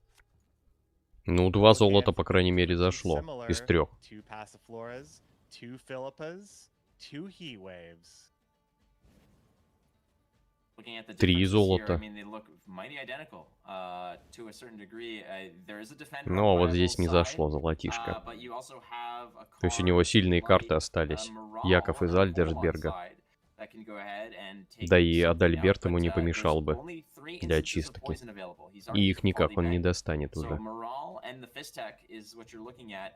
Coleman could potentially get some value with the Kikimor consuming the boat as it the Flying Redanian as it continues to reappear. But I could probably assume that Так, у Пейбома получается 7 карт золотых. А здесь 1, 2, 3, 4, 6 карт золотых. You know, it might be a situation of whoever can hold on to their, you know, who can sort of a game of Philippa chicken in this case of whoever bites first. I think Morale might be tough to play for Coleman because the response would be Azar to defender and possibly leader to kill Morale. But in any case, you'd have these bugs to get through before you could finally convert on the poison. So it's possible that Piebald does have the advantage here in that case with Azar in hand. There's not a lot of differences. Тут еще фиговость в том, что у Калимой на всего один контроль, это каратка, и все. Coleman now opening up with passive Flora, inviting Piebald to deal with it, or just kill the engine, perhaps, with Bloody Good Fun. But I have a feeling Bloody Good Fun is gonna make a lot of extra points here. I think there's gonna be much better targets. But then again, when an engine is always looking at its maximum potential, so this could just be a fine Bloody Good Fun target. Playing on you know, the initiative here for Coleman being able to go first, it allows you a chance to establish your engines and let them go and force Piebald to respond to them, meaning that the engine pieces that he can rely on are not necessarily going to get a chance to get active until later in the round, robbing them of the longevity that they would otherwise be taking advantage of. In this case, being Coleman, play your passive Flora, perhaps it gets answered. Okay, follow up with Adriano, go there, play your other passive Flora Peaches, play, you know, Двух защитников на этот раз играет. that start popping off. So in which case, you know, the setting up the Azar with the double defender makes, like you mentioned, makes that poison. Я просто думаю, тут Филиппа может одного утащить. He did play Azar leader. That absolutely happened, but it was on the passive Flora Peaches as opposed to the Morale that I thought. There was the opportunity, of course, to also play leader and then his own passive Flora in his case, but that of course would open him up to removal. And of course, playing defender first and stymieing Coleman's engine potential allows Piebald to spend passive Flora next turn, spend Imka and Sol perhaps with impunity to not even be worried about being stolen by Philippa or poisoned as well. So Coleman now must deal with that, and he did not keep. See, the Ransacker actually would have gotten the death blow coin stuff here. That could have been a card that might have helped over maybe the Kikamore Warrior if we were just looking at possibilities here. And Coleman thinking about all the possibilities in his hand here is he's going to be playing Adriano the Mink, I think, to process these blind eyes and get a little bit of extra. Oh no, he doesn't want to overprofit, right? He doesn't want to overprofit. No, the overprofiting could be. It's a 1 coin overprofit, but still, every point matters. We've seen so many ties and 1 point victories. Ну, по идее, выбивать надо. Он очень много очков может принести. То есть там как раз контроль есть этого дела. You have more engine pieces. You have another passive Flora Peaches that Kikimore can also go ahead and consume the Flying Redanian every turn and get some point value there. But hiding behind those two defenders, as weak and as pathetic as they may look, they get the job done. It's going to be difficult to go ahead and deal with them. It might be a matter of actually expending, I don't want to say poison on it, but perhaps you steal one with Philippa, you kill the other one. It's just the amount of importance that those defenders represent right now is not just the fact that they're, you know, they're hiding the other units behind them, but it makes that heat wave very difficult to get maximum value off of. As you can see, Piebald now is just sitting back and enjoying himself. Now there is a card you can interact with, the RNG of the. Ну, Piebald там, кстати, очень нехило. То есть у него сценарий еще и с 2 активаторами. То есть там очень все здорово. Steal it, but there's a good chance it's just going to be stolen right back. Or even then, is it maybe just left on that side of the board? You know, I don't think that is the biggest deal if you're Piebald. Piebald drops Sol, the Navarrete, and then А тут все ряды сейчас забьются этим шлаком. И что будет делать Калимуэн? Интересно. So much happening now. It's all speeding up here. Tons of coins on the table, in the pouch. Как раз сценарий запихивается под защитника, и получается 8. 9 карт, то есть ровно прям под защиту. He's got two Seductori at the moment, and of course he has the Kikamore Warrior engine with the Flying Redanian. He's actually getting a lot of value. This is an engine. This is just an engine off here. Piebald's got to get the passive floor open for business. I'd argue that it was probably in Coleman's better interest if that boat ended up on the ranged row, clogging that row up, forcing Piebald to play cards, to more important cards to the front row, that you could actually have some reach with. Калимуэн, походу, тут сам себя обманул. Он ряды же себе полностью забил. 1, 2, 3, 4. То есть у него получается по 2 места.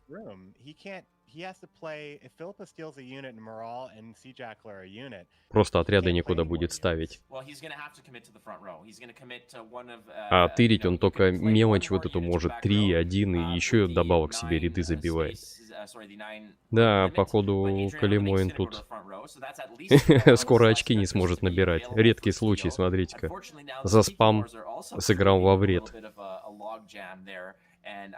There's a possibility that they stop consuming, that they represent just the 9 points that they've come to be at this point. And like we said, check this out. There is going to be some real estate issues over here. So Kolomon has to factor that in, because a card like Fistek and Heatwave are not really going to offer board presence, but at the same time, what card are you stealing? Скользкий Адриана пошел в бой. Melee row because of the logjam in your own the maximum capacity as it is, no vacancy on the range row. Passiflora opened a little bit later here on Payable's side, but he will not be undone. Ну да, здесь Калимоину уже ничего не светит. Даже яды не помогут. То есть, видите, кровавые деньги-то покруче оказались, чем тайник. Two removal pieces, I suppose, and Heatwave. This is going to be a wild one. Kolomon does actually have poison targets now, given that there is no purify here, and it's going to hit the slice seductors, perhaps. We might see Payable just respond with the steal here, which in which case I think that Kolomon is okay with that, because he has a way to complete poison. Ну, по идее, Филиппой можно вот эту вот карту украсть. Семерка как раз. Payable might be considering now, is that the only poison completion that he has? Is that the only, option of the circle? А, ну даже восьмеркой станет, то есть как раз вот прям тютелька в тютельку.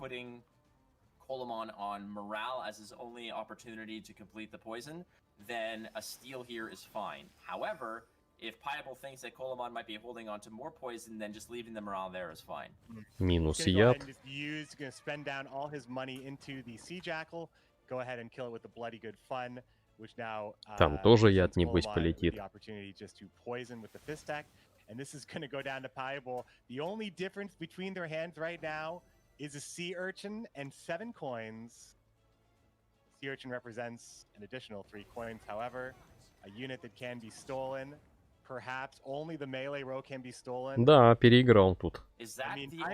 Пэйбол переиграл. Ну, точнее, у него, скажем так, колода более мощная показалась в финалочке. Походу 2-1. Не, ну 2-1 точно. В чью пользу? Я думаю, что Пэйбол выиграл.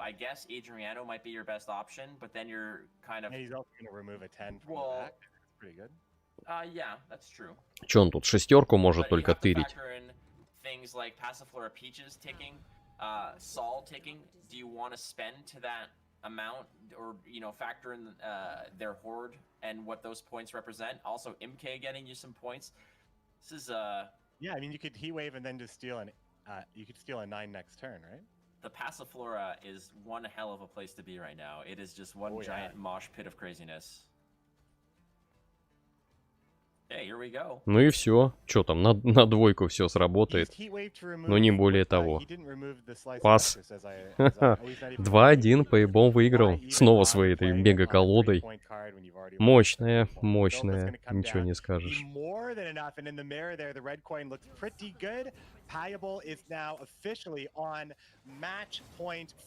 Молодец. 2-1. Крутяк. The legend, Kolomon. Kolomon is now going to have to engineer 2 more wins.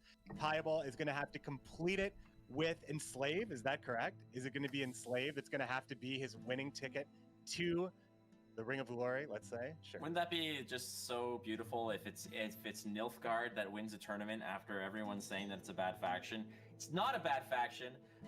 It's just perhaps a slightly worse faction, but it's still pretty damn cool, as we've seen in this tournament. It has gotten the job done in many cases. As Payable now is just one step away. Kolomon back to the wall, but he's got a lot of fight in him. We've seen that razor-focused ability that Kolomon has. I've seen him win in even worse circumstances than this, so I'm not counting him out by any means. I do firmly believe this is a 5 game series, and judging by my 0-4 quarterfinals divination record, I am not going to predict who wins because they will then lose, and I do not want to be responsible for it.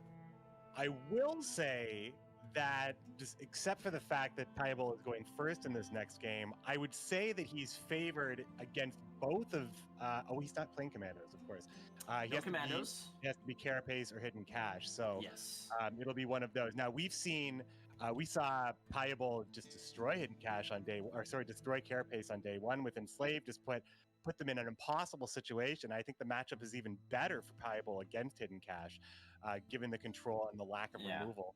So I mean, we're gonna the Enslave list, not just the leader ability itself, but the fact that you're running dual amnesty, something like Hefty Helga, and your Fire Scorpions, you could really tailor some nasty steals away from the Hidden Cache list, stealing engine pieces, killing engine pieces, lifting engine pieces off with something like Yennefer's Invocation. Not to mention Masquerade Ball can just go out and pop off and get the job done, removing some of those big spenders that get real tall and convert those coins into actual booty. But again, Coleman has his choice now. Does he bring in Carapace and face the demon again, or does he just try another shot with Hidden Cache on the other side of the coin? I mean, and you know it's going to be up to Coleman, of course. I think he's going to figure this one out. He had a solid 45 minutes to think about it, so he will have to now put everything that he knows on the line, because this could be the last game of Gwent Masters Season 2. It could be. We'll see. Coleman will be taking Kelly Keltilis, the Carapace Dragon, up against Nilfgaard and Slave 5 with the big and I think Nilfgaard in this case, I don't think it was Nilfgaard is bad. I think it was more about Так, ну что ж. Это у нас получается партия номер 4. И мы видим, что у Piebol осталась последняя у него колода. Это, соответственно, Нильфгард. Он только ей будет продолжать играть. Против нее Калимойн выбрал колоду Кельтулиса. И, кстати говоря, это очень хороший выбор, скажем так. Поскольку Нильфгард здесь тяжело ему будет реализовать свои яды там и тому подобные вещи. И тем более с первым ходом Piebol.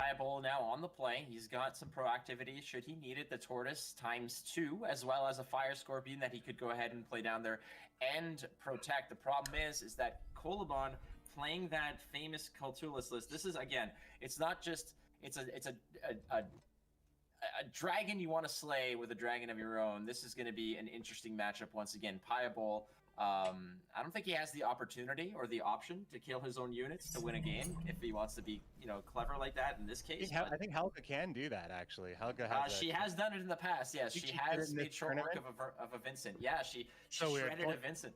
It's only Reinforced Ballista that sticks in my head as like one of those cards that you can target your own thing with. And I remember because I always ran it because it could kill the cow carcass in any meta that had Raw Tosser. So, but yeah, we've seen Piebol do that exact thing, actually own his own unit against Gravish to draw the tie in that game, I think. That was the one with the tie here. But Piebol setting up Baby Helga, the unhefty Helga. Ну, посмотрим. Что тут получится у Кельтулиса. Diet Helga. Helga Light. I can't believe it's not Helga. I'm remembering when we revealed Curse of Corruption back in the day. Yes, yeah, I can't believe it's not Scorch. Yeah. In this case, there it is, 9 points of Diet Helga in the front row. That's going to get benefits from the Каратка. Сразу же с места в карьер. Но, в принципе, ему тут контролить ничего не нужно. В сценарии с ядами он смеяться будет покровами, с лидера раскидываясь.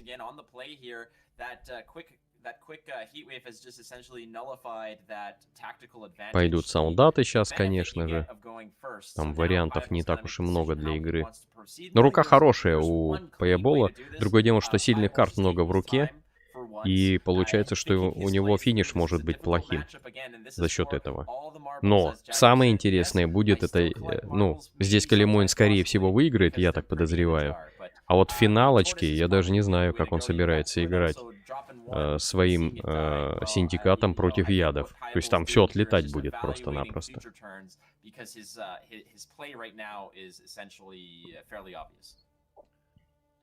Там сразу корабль заберут на свою сторону тактикой.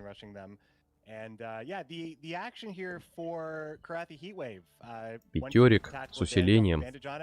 Ну, Йеннифер, естественно, тут же. Можно вообще тюкнуть и забрать на свою сторону. Но я думаю, это плохой вариант. Лучше забрать просто.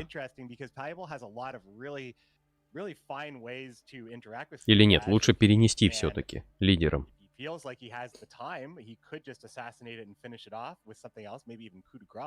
Possibly, because then he could actually get it himself. But if he doesn't want to do that, Veil is on Siri Dash. It can be Vincented, or it can be Yennefer Invocation if Payaball thinks he can get use out of it later. This is not a defender list. То есть тем самым ликвидировав сразу же угрозу, пускай ты лидера отдашь, но он в принципе здесь и не нужен больше ни для чего.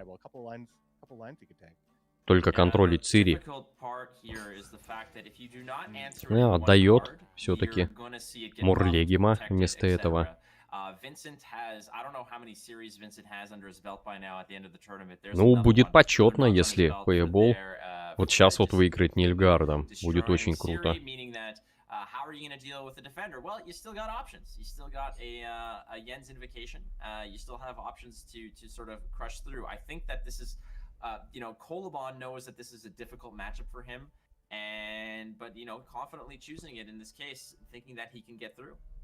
I like the assassinate and slave option on Troll potentially could be a good way for your thirsty dames to survive perhaps a parasite or something to that. Четверочка. Ну тут солдат вылетает. Team Poglet in the chat. So we have seen just because we have 6 players bringing monsters, there has. А поскольку каратка ушла, сценарий, соответственно, сработает по полной катушке. Coal mines has definitely been a lot more about the solitary units, that kind of not really unitless, but pouring all of your resources on one unit. Very true King Aridin of him for the old school players. Problem here is that against Nilfgaard, that is a very dangerous thing to do when you're facing down cards like Yennefer's Invocation and poison options as well, damage options such as Assassinate, etc. Colamon is not really going to want to pour too much into a unit, and especially an important unit like a Defender or a Caltulis, only to see it get lifted off by Yen's Invocation, and then it's bye-bye Salut la Visite for that one. But you do have the cool combo here of А там туманника-то крутить нечем. Офигеть. То есть у Калимойна это кривенький заход получился. But in this case, who knows what he's going to steal? It could just be a matter of taking the defender off and going to play Joaquin into a massive defender of your own. There is the adrenaline rush. Now we're not seeing the Endrega Warrior. We're not seeing the consume that actually is needed for this fog. Хотя вот сейчас золото тратить по эболу фиговенько. И тем более еще вдобавок вот этот вот рандомно может что-то достать. То, что не нужно сейчас доставать. Типа вот этого узурпатора он уже один раз так делал.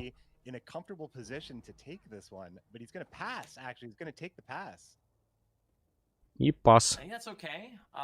5 карт против 6. I mean, Payable wants to be able to go, and a short round for Payable might not be optimal. Интересненько. Просчитал. Это любимая фишка Калимойна, он там любит сдаваться в начале раундов. Насколько я заметил. Обычно играют до конца, а тут что-то как-то вот нет.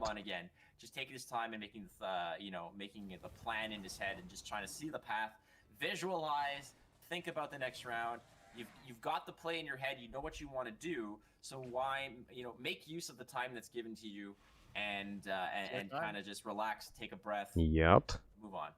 Ненужный. Ну, можно как оставить под, чтобы выиграть раунд. Хотя там в любом случае 2 карты можно скидывать. Oh, totally.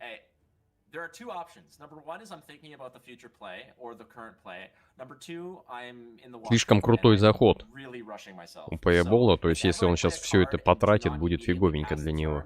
you could 100% guarantee that I am running to the bathroom. That's kind of how that goes. We're going to leave that one there. Totally. As Coleman is going to be leading off now round 2 here of game 4. Is it already game 4? This is I've watching these two play in the highest ring at the highest level. Always a pleasure, especially when you get the warm up of all the previous series. You get to see Keltalis go at its best, or at her best, at her worst, and finally you get to see. Ну, скалопендроморфа может закинуть. Он сейчас это и сделает. Как раз. Там 7 брони. Так просто не собьешь. I mean, again, 7 armor, very different from 6. The Assassinate does make the points quite fragile, and Payable does have cards. Кстати, может забрать Payable эту карту с помощью Йеннифер. Нет, не стал. It's just going to be Helga. Helga's going to be the protection that Payable is going to use to make sure that he doesn't go down in cards here. He's not susceptible to a bleed, perhaps, if Coleman wants to go that way. Maybe he just wanted to get Igern in the graveyard. But Helga definitely makes it scary for Coleman to continue here. Ну, Кельтулиса здесь бессмысленно ставить, защитника можно поставить. Можно пас нажать.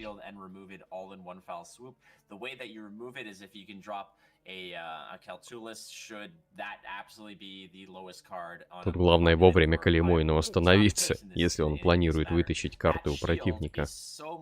So much importance because there's no way to just cleanly deal with it with the heat wave gone. How are you going to kill that? Защитничек сейчас очистится. And in this case, as you can see, this might be the play that you had predicted earlier, where you might just combo off something like an assassinate, a ping, a steal, and then take that, or even lift it perhaps with the Yennefer's Invocation.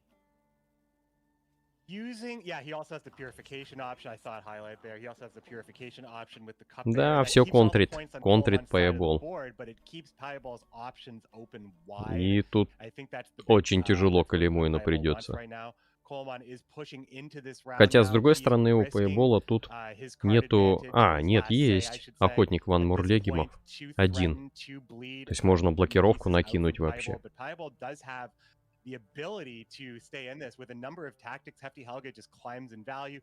Yennefer's Invocation can just completely just eliminate the highest point and also possibly. Ну что, пятерик сейчас закидывать будет или как? If Payable actually wants to do that, I think maybe if the round ended earlier. То есть у него тут я единственный ход вижу, это сыграть, соответственно, Альзуром.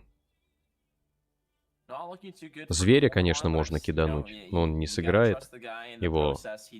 О, зверь пошел.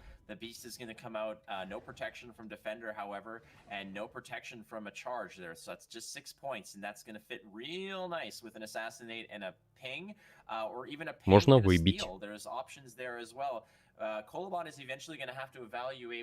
Хотя можно не выбивать, можно перехватить лидером. Как вариант. То есть плюха, лидер, и все. И яд накинуть вот этим вот товарищам на скалопендроморфа, как вариант. Или на защитника.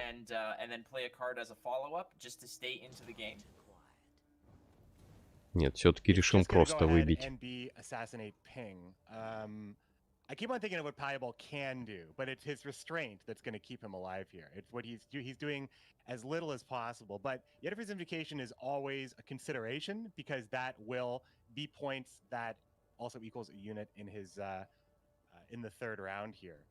Depending on how deep Coleman wants to go here. Now, I haven't had a chance to play against Coleman very often, but I definitely don't know. He doesn't seem to be someone who pushes all that often, but this is a list that, because these are control lists, and because Coleman wants to make sure that he has control over what. Прямо активность в чате так угасла.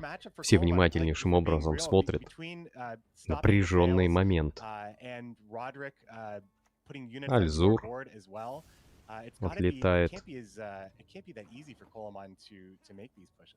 So here's where this is going to become difficult because Payable's going to have to actually get back into this. I mean, one card, if he could do it in one card, it's going to be tough for him. But I still feel like maybe the best option for him was to use the Enslave on that dog, because options later are going to be limited in terms of stealing things. And stealing the dog had a lot of potential for an elongated round 2 should Coleman want to stretch it out. You know, Diable can use his leader. I just don't think he can use it. Now that he's using, Ну, здесь напрашивается, я думаю, игра все-таки этим Родериком из Дунтыни. Золото здесь 2 штуки, то есть он сыграет Мэнна, конечно же. Все-таки яд. This is exactly that. He does have a follow-up poison, I believe, with Roderick. Should allow him to access that. I don't think it's a huge deal, honestly. If you can just nullify that poison, I think that you know, in this matchup playing poison against deck Кильтулис. Ну что там, а нейромантия он может что-то достать. А что тут достанешь? Сожрать все Эндриага, и Эндриага, соответственно, отлетит.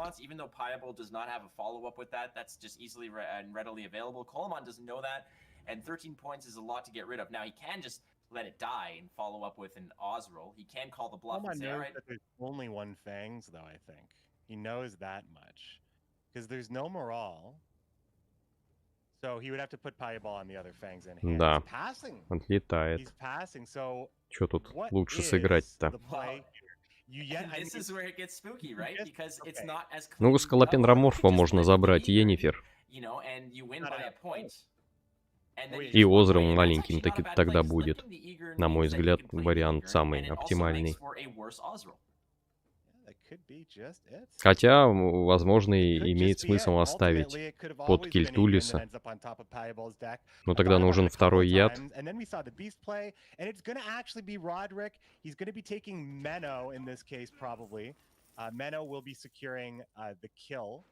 А, ну хотя какой второй яд? Там, в принципе, хватает. Итак, очечка, все, как в аптеке, прокрутилась. Каратка ушла. Ну, не знаю, Калимоин сейчас что будет делать со сценарием. Кильтулис у него без защитника, то есть там он особо не сыграет. Его заберут. Все. Здесь по-ебому очень силен. Ну вот, при таком раскладе. Только, как обычно, ему бронза сплошная падает.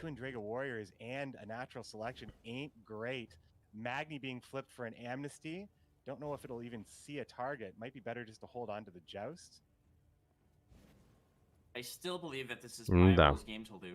Не зашел ему нужный узурпатор. Фиговенько.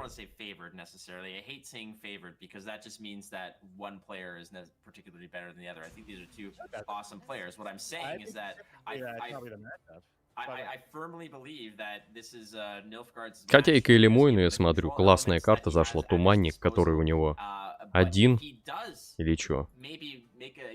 Да, 1. То есть он не прокрутится, просто пустая карта.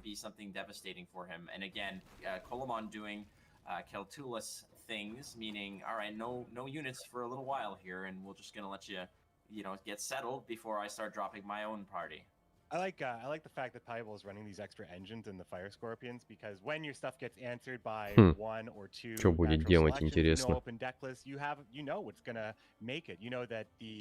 Неистовый даун здесь не очень.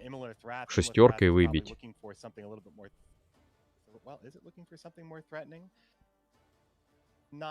We're not entirely sure, but I think Coleman also could have a lot. He could have ways. Well, as long as Joachim is a card in Pajaball's hand, he'll be able to use the Enslave. Now, Pajaball seems like he's got a lot of options. If the Fire Scorpion sticks, or the Joust hits the right number, that Amnesty is going to be great. Yennefer's Invocation will just delete Keltullus. Да, на Иеромантии какой-то отряд будет доставать. Not a lot of great ones. А, нет, шестерка. Типа, давай, прокручивайся, без меня. Ну, по крайней мере, он вот эту карту не сожрет. Йоахима де Ветта.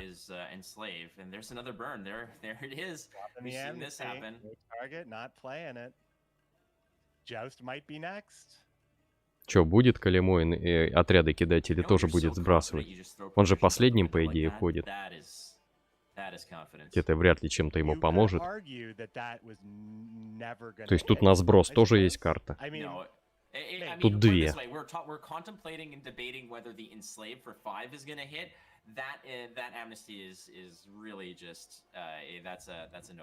А, хотя Кельтулис-то, кстати, сожгет вот этого шпиона, его повторно не прокрутишь.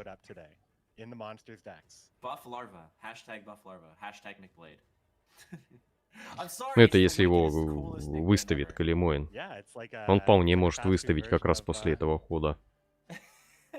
Yes, corporatized. I don't know where I'm going with that joke at all, but I do know that the Foglet probably not the best thing that Coleman wanted to pick up in his deck. It's not really something he can use. I haven't made any comment. There's your stealing target, though. This could be a joust and a steal if necessary. It could be. That Foglet is not looking happy. Now Coleman did play his Foglet. Чё, будет бить четверкой? Нет, решил сходить. Ох ты, подфартило. Достал то, что надо.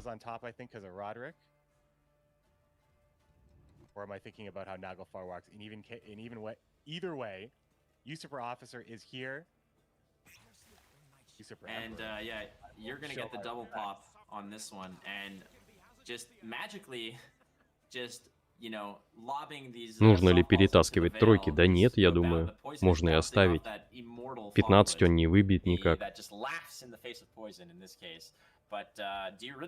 Нет, все-таки решил не рисковать. Ну, Кельтулис здесь уже не особо сыграет. Сейчас новая прокрутка.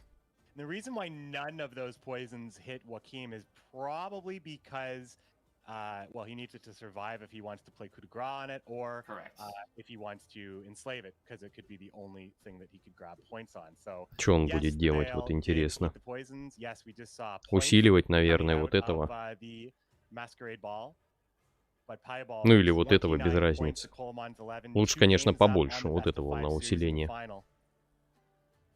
15 очков там как раз будет.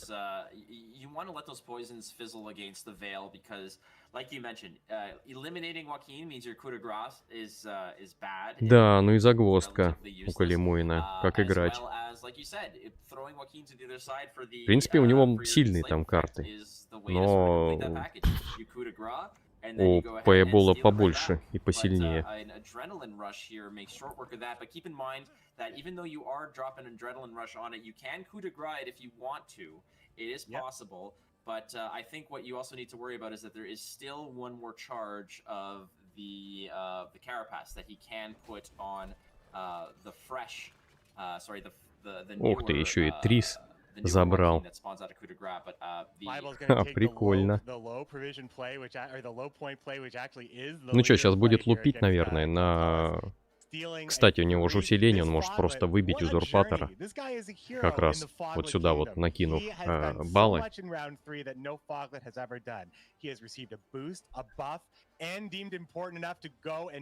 Но это не особо ему поможет. 20 очков разницы, офигеть.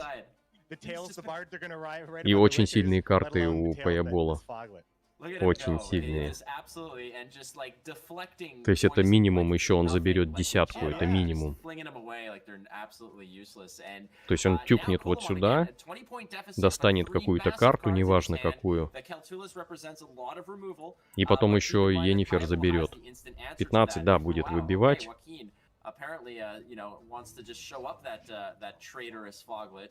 Что, сейчас розыгрыш по второму кругу. Ну, кровотечение накинет, конечно же.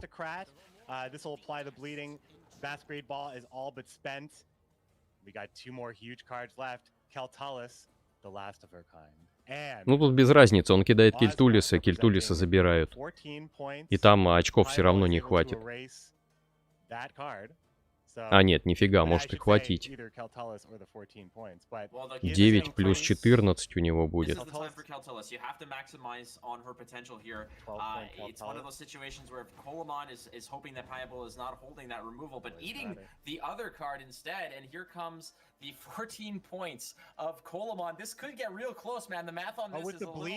Да, хватает ему очочков. То есть чуть-чуть тут по-ебому не хватило, по-моему. Ничья, получается. Нет, не ничья. Нет, все-таки выиграл Калимуэн. Ты смотри, а ведь нормально все шло по-ебому. Ну, сейчас самое интересное будет. Решающий матч. Тут уже не будет проигравших. Ну, точнее, тут не будет как бы этого. Все-таки Кельтули зарешал.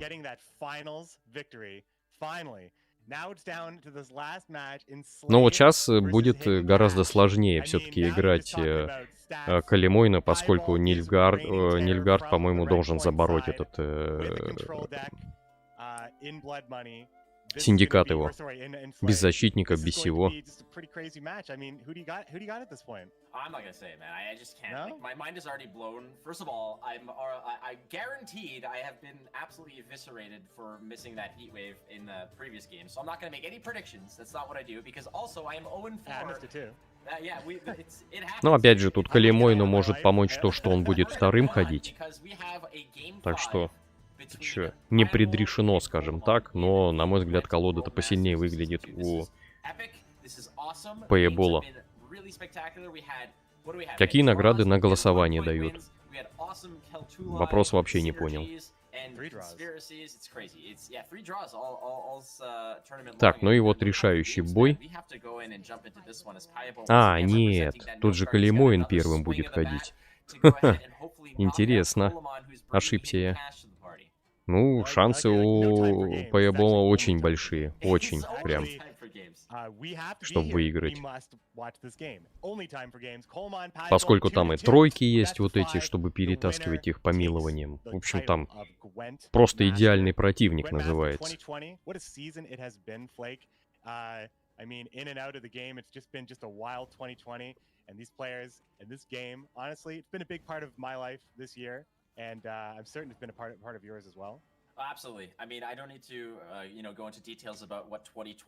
Ну, посмотрим, для кого какой идеал будет.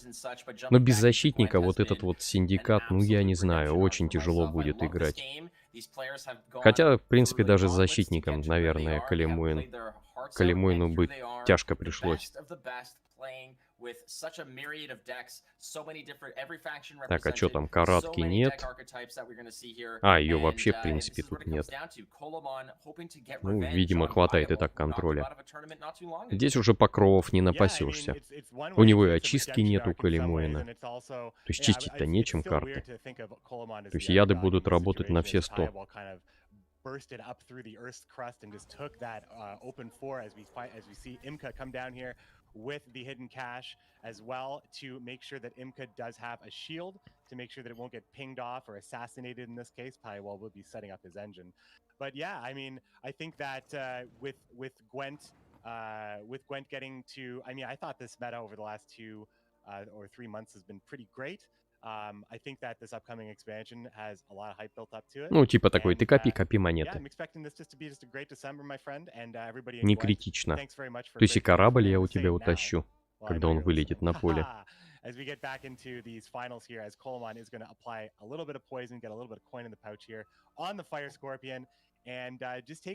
Кстати, он эту имки сейчас выбивать может, Пейбол, если ее не усилят. Of those horde abilities, the flying Mordanian is going to fly out of the deck, and there is the extra juice that Tourney Joust offers. What I mean, все, монеты отлетели. Ну, правда, и ну, дамаг да лучше бы прописал, на самом деле.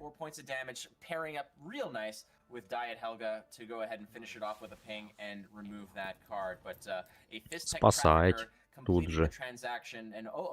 Ну, по ней 6 прилетает. То есть корабль первым делом сейчас стырит. Его никак не спасти, что фигово. Ну, для Калимойна фигово, для Payball, конечно, замечательно просто. Кораблик стырить.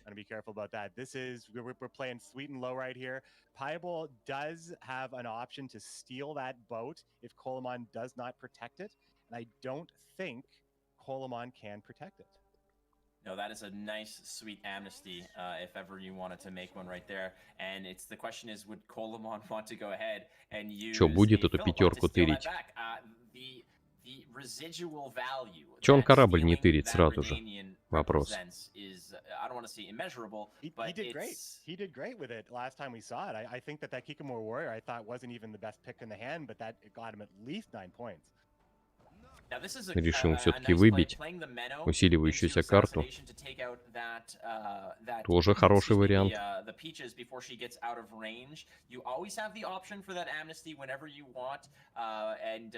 То есть он ждет от соперника там, типа, ну давай, ходи. Любые твои действия встретят мое противодействие. And start dropping cards that are meaningful, that are point generating. You have a Jackal that can go ahead and convert coins into points rather effectively, and you have another Passiflora Peaches, but you also need to keep an eye on your blind eyes. You have Passiflora, you have Adriana, so you got to make sure that you have вот это уже поопасней. all of the chapters of the Passiflora. Стоит ли эту пятерку тырить? Вот в чем вопрос. Все,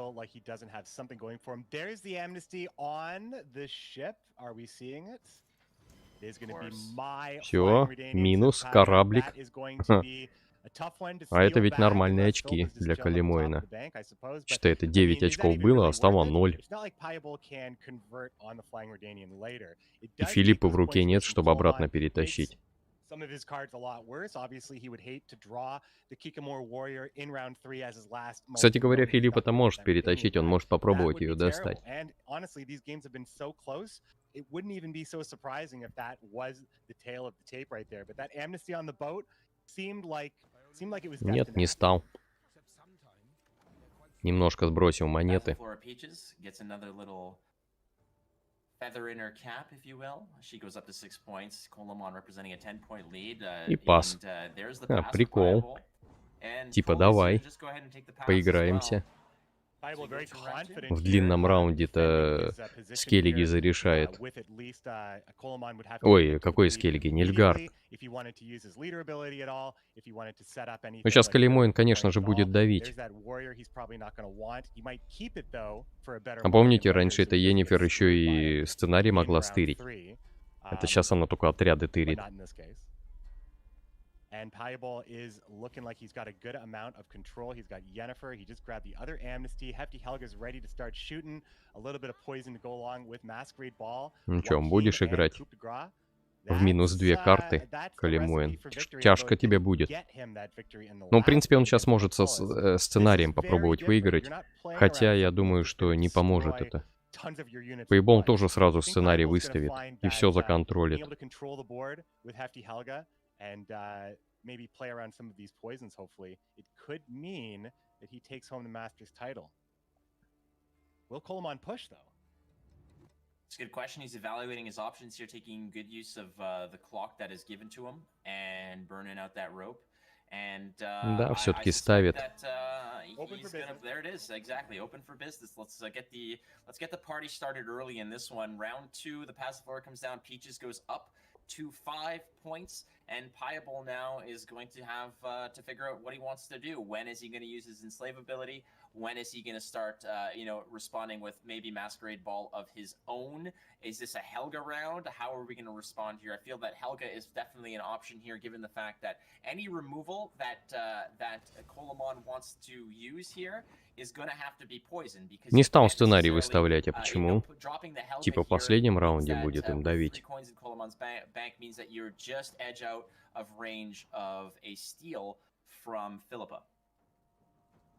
Blind Eye here in the Sea Urchin and Adriano the Mink. That's how he'll be able to progress this this scenario, these engines are not long for this world. They can get pinged down and stolen with amnesty. They get picked up by Yennefer's invocation as well. Perhaps poison is on the menu for Pieball. He can do things with Roderick and Fangs without having to spend his Masquerade Ball. And of course, Joachim represents all sorts Прям of интересно. Так, скользкий Адриана полетел. No, he's making his money first. And then he'll be getting another Seductress next. So Coleman is absolutely going in for the round 2 bleed. This is usually some of the most interesting stuff in Gwent, because for a long time, it was, you could argue that in Ну, по идее, здесь уже можно и сценарий поставить. У Payabola. Just wasn't correct to bleed. Usually just always better take last say, take that long round. But these days, there's just a lot more spiky plays, a lot more synergies. Here comes coup de grace. It's gonna, or coup de grace. Coup de grace? Coup de grace. Yeah, you gotta hit that. You gotta hiss. There's a soft little... Seductress. Ну и ту шестерку еще перетащит. Я так думаю. Или что, или будет ждать вторую вот эту вот. Как она там? Блин, название не показывается. Ну, короче, коварную обольстительницу вторую будет доставать у противника. Потому что если сейчас он сыграет без призорников, то она как раз появится.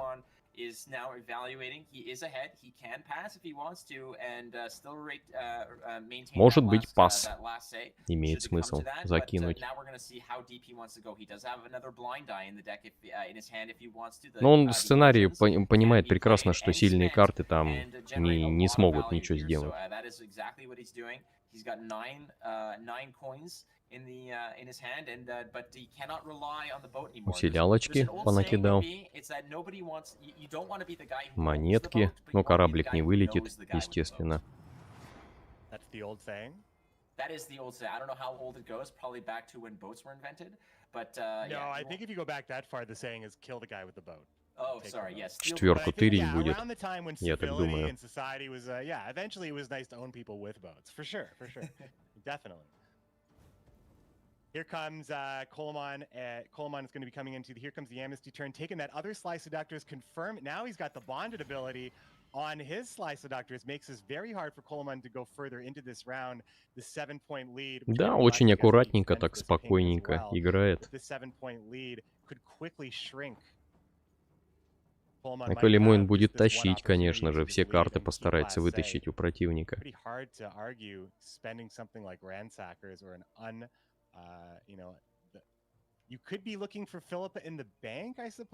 Так, что там есть? 3 золотых. Вполне хороших карты.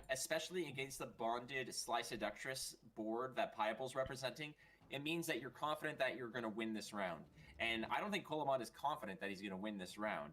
He has committed lots of pieces, tossing some bronze cards out there, perhaps using the fist deck to threaten poison on a card, and then maybe spend some of those coins is definitely an option. Ну там любой ход получается, вот эти вот будут усиливаться. Плюс 2 очка каждый ход. Если их не снести, и он сдается. That's not where you want to go here, because you want to make sure that you have some bullets in the clip for round 3, especially in game 5 of World Masters. Ну, по-хорошему можно вот этого закинуть, Йохима де Ветта. Его же перетащить лидера можно будет. Хотя Йохим де Вет может сыграть и в минус. Достанет Мурлегима, например. И Мурлегим... хотя стоп, он же получается 2 золотых. То есть можно разыграть Виночерпиева. Или нет? Ему, получается, нужно 10 очков. Нет, 11 даже очков в ход. Все, хватило. И там сценарий, а у Колемойна против сценария ничего нету. Тяжко будет. Panda, I'm sorry, I just cursed us. What did I say? And I tweeted something about it being like 6 o'clock in the morning. We're on game 18. It's 2-2. You did say that. I had to say something absolutely impossible, I think, to Яды вот единственное может пытаться законтролить. У него 4 яда. Так, что там не зашло? Ну, 2 золота. 3 золота, ух ты ж, блин.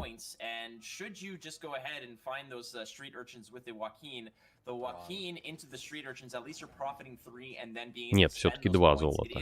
Неправильно показывало. Морала он заберет у Калимойна, но Калимойна его обратно может перетащить. Филиппой. That would have actually cost Piebald the round. I believe the peaches were ticking. Oh, that is correct. He needed to take the peaches. В общем, сейчас веселуха будет, конечно. Сейчас такая куча ядов полетит в обе стороны. Ну, по идее, тут вот мощная карта Йоахим Девет. В самом конце она может зарешать просто.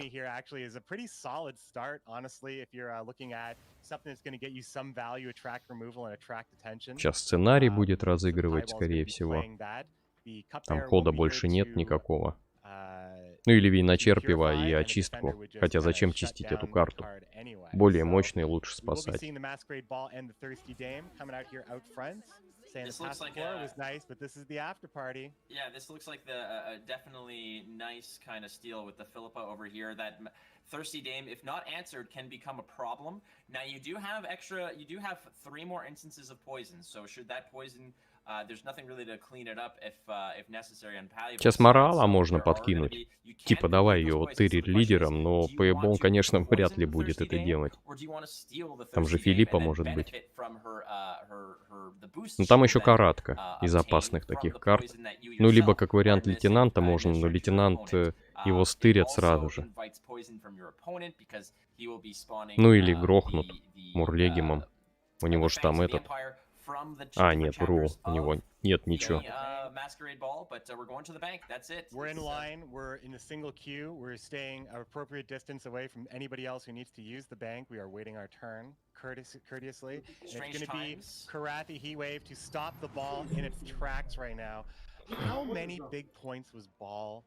I mean, it was the best thing. I was thinking that it would probably be a Joaquin pull. That would have been a better amount of points, but we are talking about 2 poisons here. It gives Koloman a little bit more room to breathe, I suppose, when it comes to potentially one of his tall units, but he doesn't seem like he's going to have a lot of tall units, maybe just the Urchin.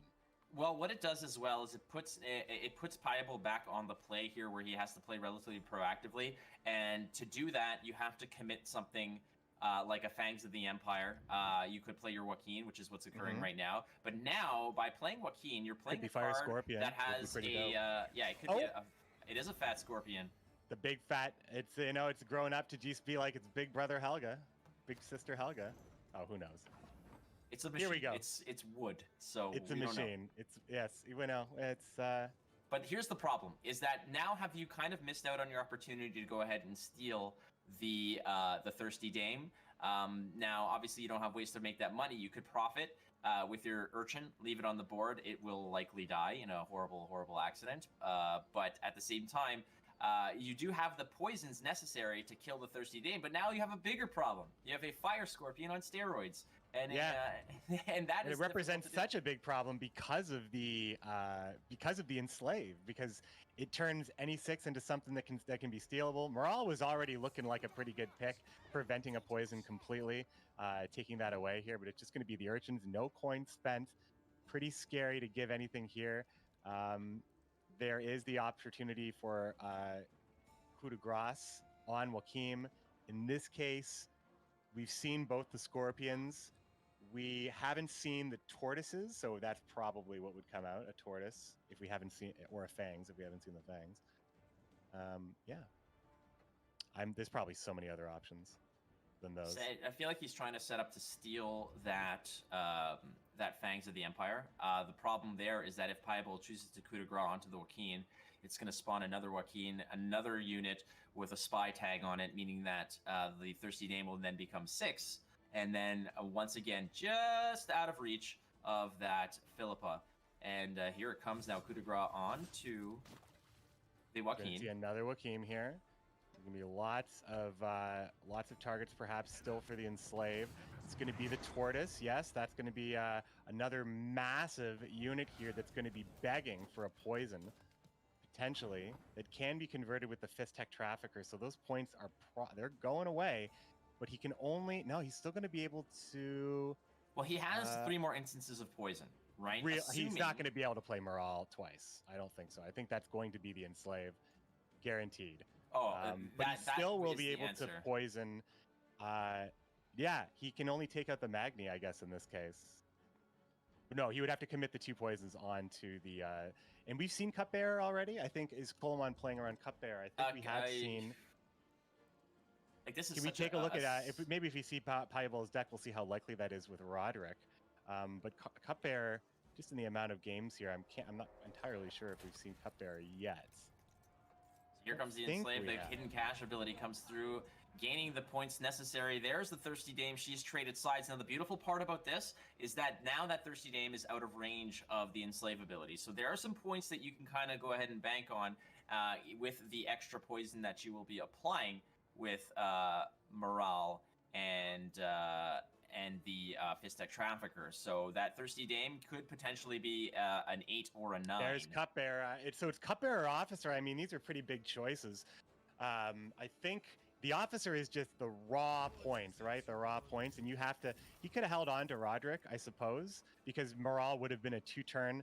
But this is just a bunch of raw points. Of course, you're going to leave those units on that side of the board, so they can't be messed with in any way. Pull them over later. They can't be purified at all.